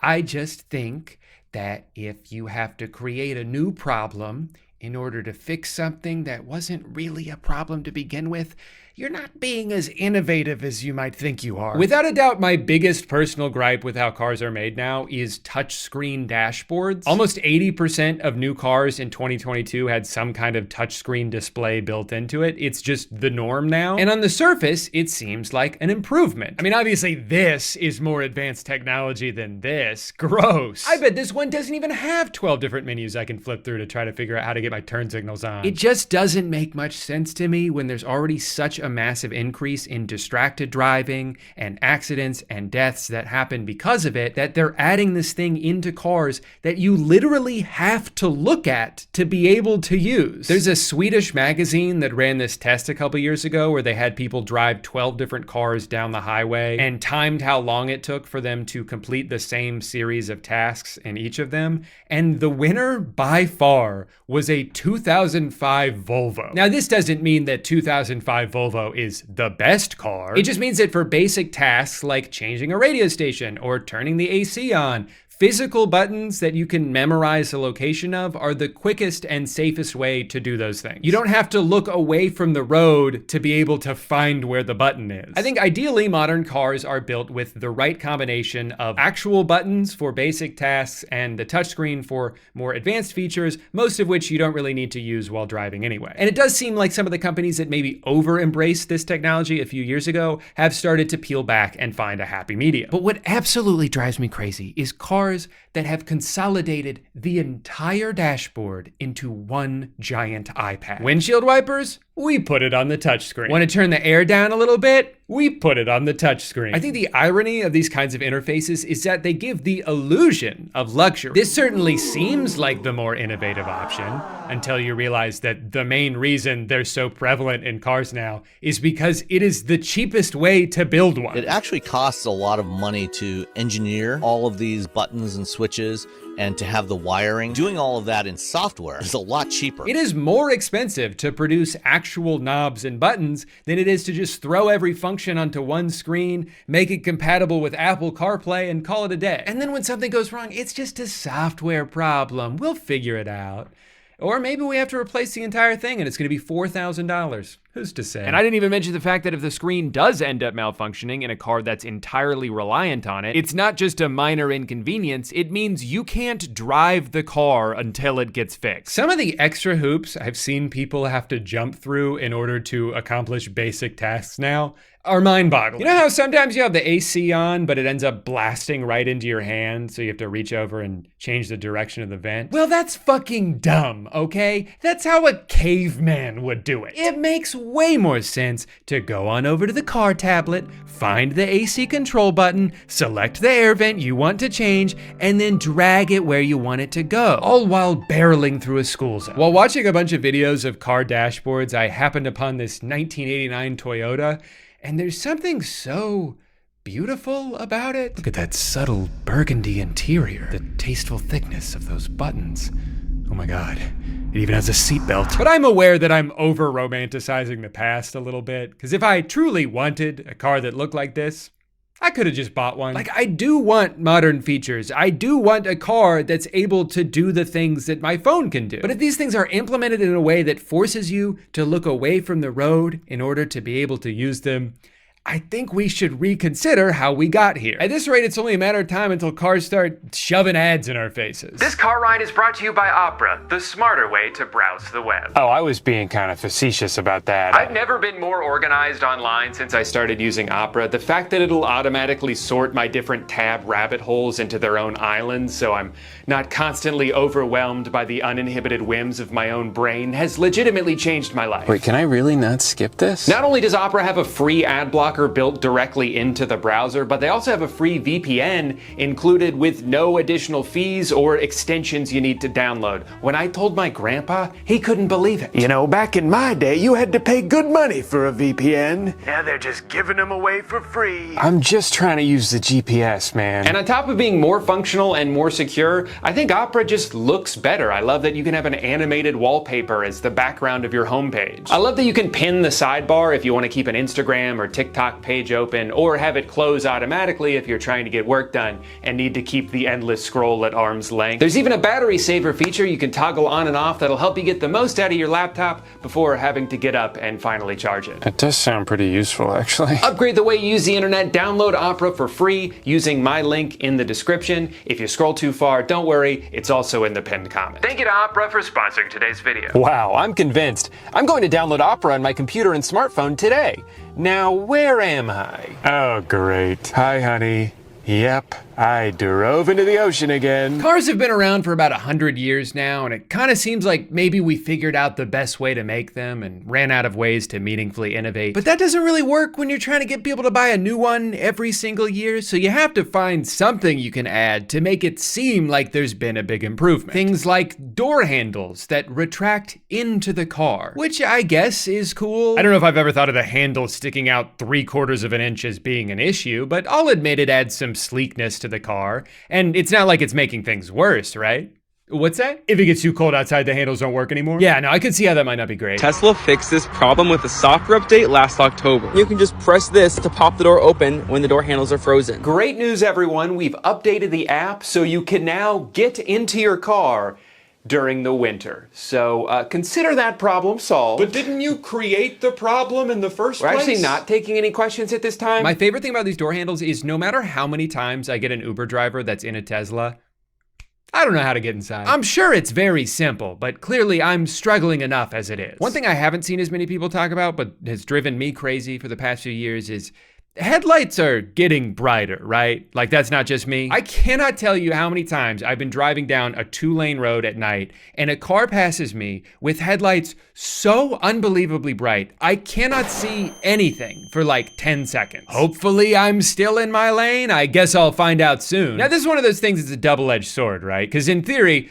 brighter headlights should make driving safer because visibility is improved. But I feel like it has to negate a little bit of the safety when those headlights don't just hit the road and instead shine directly into the eyes of oncoming drivers. I looked it up, and the two things that are causing this are, one, manufacturers using LEDs now instead of the softer and yellower halogen bulbs from the last couple decades. LEDs tend to be brighter and more compact, so they hit even harder when you're staring down the barrel of one. Oh, this one for sure. But the other reason for this is a byproduct of something that I think is in itself a problem, which is that cars are so much bigger now than they've ever been. So if you're driving a sedan in the opposite lane of a brand new Suburban, those lights are gonna have to go through your eyeballs in order to hit the road. There's something a little paradoxical about the safety of cars now, where they are much safer than they've ever been, while also posing more of a threat than they ever have. A brand new truck may have great safety ratings because it's twice as big as every other car around it, But now every other car around it has to worry about getting demolished by a truck that's twice as big as them. Pedestrian deaths in America have skyrocketed over the past decade, and I don't think it's a coincidence that that's happening while cars continue to get taller and heavier for mostly no reason other than because they can, because there's no regulations stopping them from doing it. And if a truck being way bigger than it needs to be is what convinces someone to sign up for a $1,200 a month car payment, why would those car companies have any incentive to stop? It's created this cycle where I think a lot of people feel like the only way forward is to fight fire with fire. Everyone else has a giant car, well, I guess I need to get one for myself. I remember seeing this post a few months ago where this guy talked about how lucky he was to have been driving in such a gargantuan SUV when he got in an accident because he and his family were able to walk away unharmed. And obviously, that's great that they're okay. This could have ended very tragically, and I'm happy that it didn't. But for someone to see this and their takeaway to be, see, this is why everyone should buy the biggest SUV they can because it's the only way to keep your family safe. You're not taking into account the fact that in a lot of cases, these giant trucks and SUVs are the danger. Since the introduction of SUVs, there has been a massive increase in what are called front overs, a person, usually a child, getting run over by an SUV by a driver who can't even see them. Over a 10-year period, over 500 American children were killed by being run over by SUVs. I mean, shit, why stop here? I think every American citizen should drive around in a military-grade tank. Yeah, we might run over a few more kids, but as long as they're not my kids, who gives a shit? Now, of course, I cannot make a video about cars that are bigger than they need to be, and dumber than they need to be, and more dangerous than they need to be, without talking about the one that lies squarely in the cross-section of that Venn diagram, the Tesla Cybertruck. Welcome to the Cybertruck unveil. It is literally bulletproof. Ultra hard stainless steel. Really hard. Of course, it will come with autopilot standard. Franz, could you try to break this glass, please? Oh my fucking god. So this awesome car, which looks like when you first boot up a video game and not all of the textures have loaded in yet, was announced a couple years ago as starting at $40,000. Fast forward to today. Anyone who is driving one of these right now, the bare minimum that I've seen any of them spend 100 grand. One of the biggest reasons for this absolutely bonkers price jump is this $20,000 foundation fee. That's right, there's an additional fee tacked on that is almost as much as what I spent on my entire car. So you're probably dying to know what that bonus gets you. Well, some people who paid for it don't even seem to know. $20,000 for it being a foundation series. Now, I don't know what that really means or anything, but yeah, I paid it because I wanted the truck. So at first I thought it was just that it says the word foundation on it, which would be really funny. But apparently most of what that fee is meant to be attributed to is the self-driving feature that you would otherwise have to pay a separate monthly fee to access. Of course, it will come with autopilot standard. Now, one tiny little thing to note about this feature is that it is not available yet, and no one can even hazard a guess as to when it will be. So as it currently stands, the only thing this $20,000 fee gives you is priority access to a car that's littered with problems. Oh shit. Oh, we already broke it. All right, so my Cybertruck is completely broken. My foot is on the floor and it's not moving. This gear selector at the top, it just dropped down. Something's going on with the windshield. What? I got all these warnings I never seen before. I'm trying to open up the trunk. It won't respond. I'm going back and forth trying to close it. It won't close. It won't close. It won't close. When the tailgate's down, the camera's showing you the street. I have had enough. At this point, I think I know more about manufacturing than anyone currently alive on Earth. I have to say, I have really enjoyed watching videos lately from people who may or may not be in denial about the absurd amount of money wasted on this stupid car. They'll make these update videos where they complain about so many things they hate about it, and then be like, and that's why it's a perfect car. And I have no regrets. This car is definitely worth the hype. This thing right here is a fingerprint magnet. I just got my car washed yesterday and there's still water spots. I noticed that my roof was starting to come off. Their navigation system sucks. It's rusting on the inside. It was like this when I picked it up. I definitely think it's worth $100,000. So included with the Foundation series, you get all weather floor mats, and if you look right up here, there's a little Cybertruck logo. Wait, did you say floor mats for all weather? Well, never mind then. They should have charged an extra $50,000. Sorry, I should be more sensitive. These people are going through enough right now. It's bad enough their car is falling apart, but they're also getting relentlessly bullied. Cyber clown trucks for stupid. Give it to the stupid clown to spend their life away. And this guy just said gay truck. That's like a truck owner's worst nightmare. I will say one thing I do really love about this car is that the rear view mirror doesn't work. Its view is completely obstructed most of the time. I mean, if you want, you can just look down at the screen at the rear view camera, but that also becomes useless if it gets even a little bit dirty. And isn't driving through dirt kind of the whole point of having a truck? That's all they do in commercials. Now, if off-roading is the thing you want to do in this truck, good luck, because it doesn't seem to know how to do that. My friend in the 4Runner wanted to take that incline challenge, and he killed. The Subaru also went up that incline. The Cybertruck did not make it up that incline. And once we got to about the middle of the incline, it would stop. We tried airing down to 30 PSI, but it still did not make it up the hill. Also, you're not gonna believe this, but part of his car broke while he was doing this. How does this keep happening? To be fair though, look how easily it navigates this puddle of mud. I mean, if I tried to drive through that in my old Civic, I literally would have drowned. But this truck can do things that I've never seen any vehicle do before. Yes, technically, this road is paved, but they're still in the woods. That's gotta count for something. This truly is the all-in-one vehicle. You can drive out in the middle of nowhere and sleep there if you want. It even comes with its own tent that you can attach to the back of the truck for an additional $3,000. Now, considering you can get a pretty big tent for like $100, you'd probably assume that this thing is decked out with premium features. No, it's just a tent. A 1-inch thin mattress, a couple of straps, a zipper that barely works. But since it's an official Tesla product, you know you're getting that signature high-quality engineering. Oh, that didn't sound good. Broken. It even comes with a bicycle pump, so you can spend 10 minutes manually blowing it up. For $3,000, you should be able to hit a button and watch this thing assemble itself. It is crazy to me how much they're able to overcharge for the most basic shit. Cosmetically, this stainless steel, absolutely gorgeous. It does pick up the occasional fingerprint if you touch it at all. But as long as you don't get in the car or anywhere near the car, you've got nothing to worry about. And if it does get a little spotty, not a problem, just take it through a car wash. But if you do that, make sure you put it on car wash mode first, otherwise it'll break the truck and void your warranty. The Cybertruck does not work anymore. Listen to the noise this thing makes.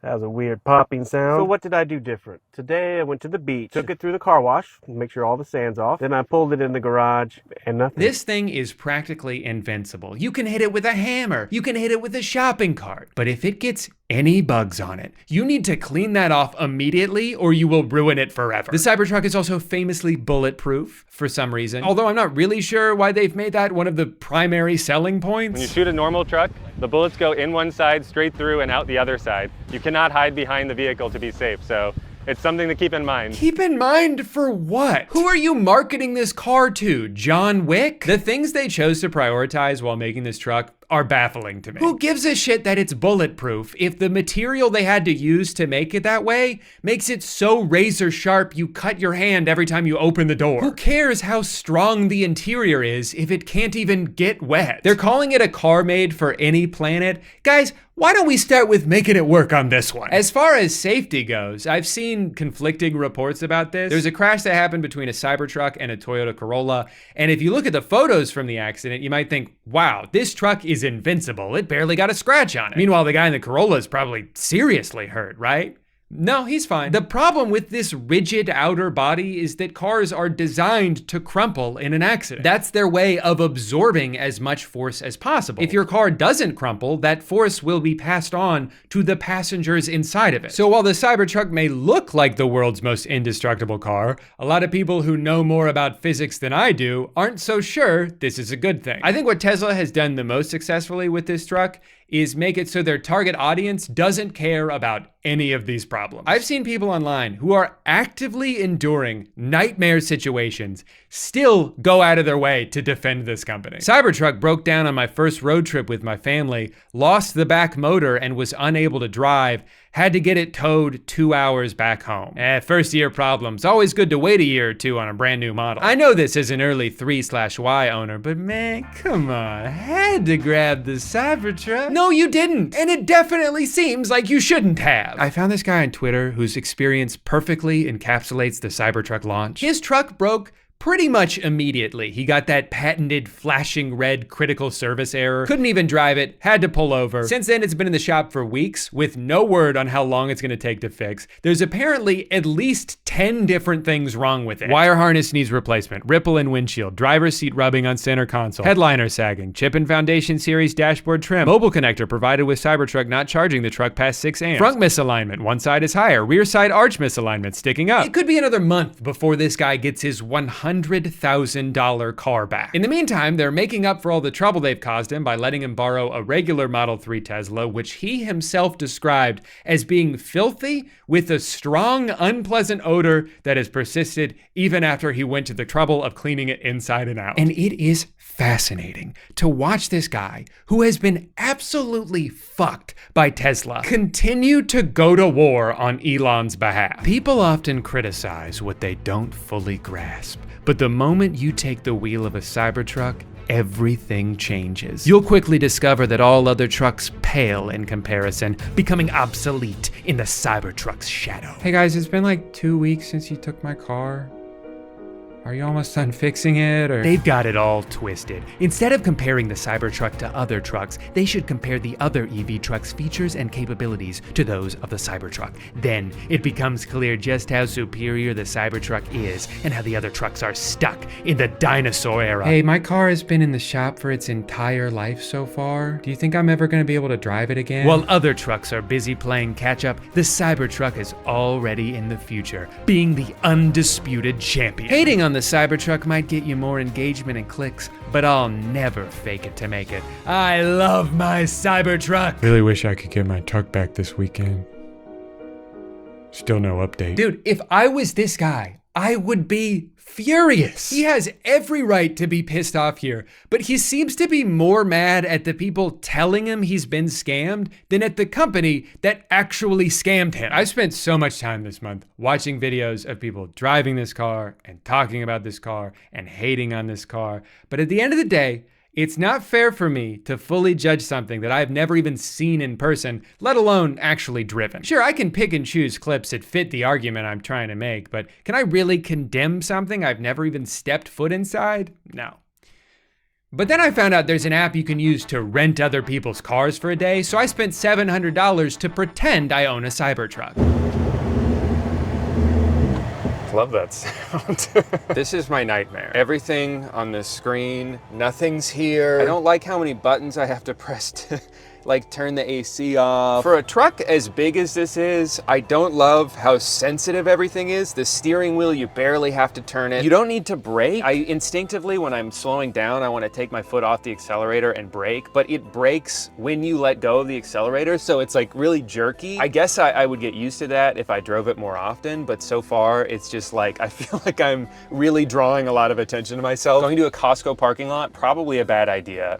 Everyone is turning and looking. When I drive, I do not want to be perceived or looked at. That guy right there is stopping to look at us right now. Another Tesla is looking at us. He's like, ah, my big brother. When we got inside Costco, though, something weird happened. People stopped looking at me. I had to get out of there as soon as possible. Look at all these normies. Only I'm in the Cybertruck.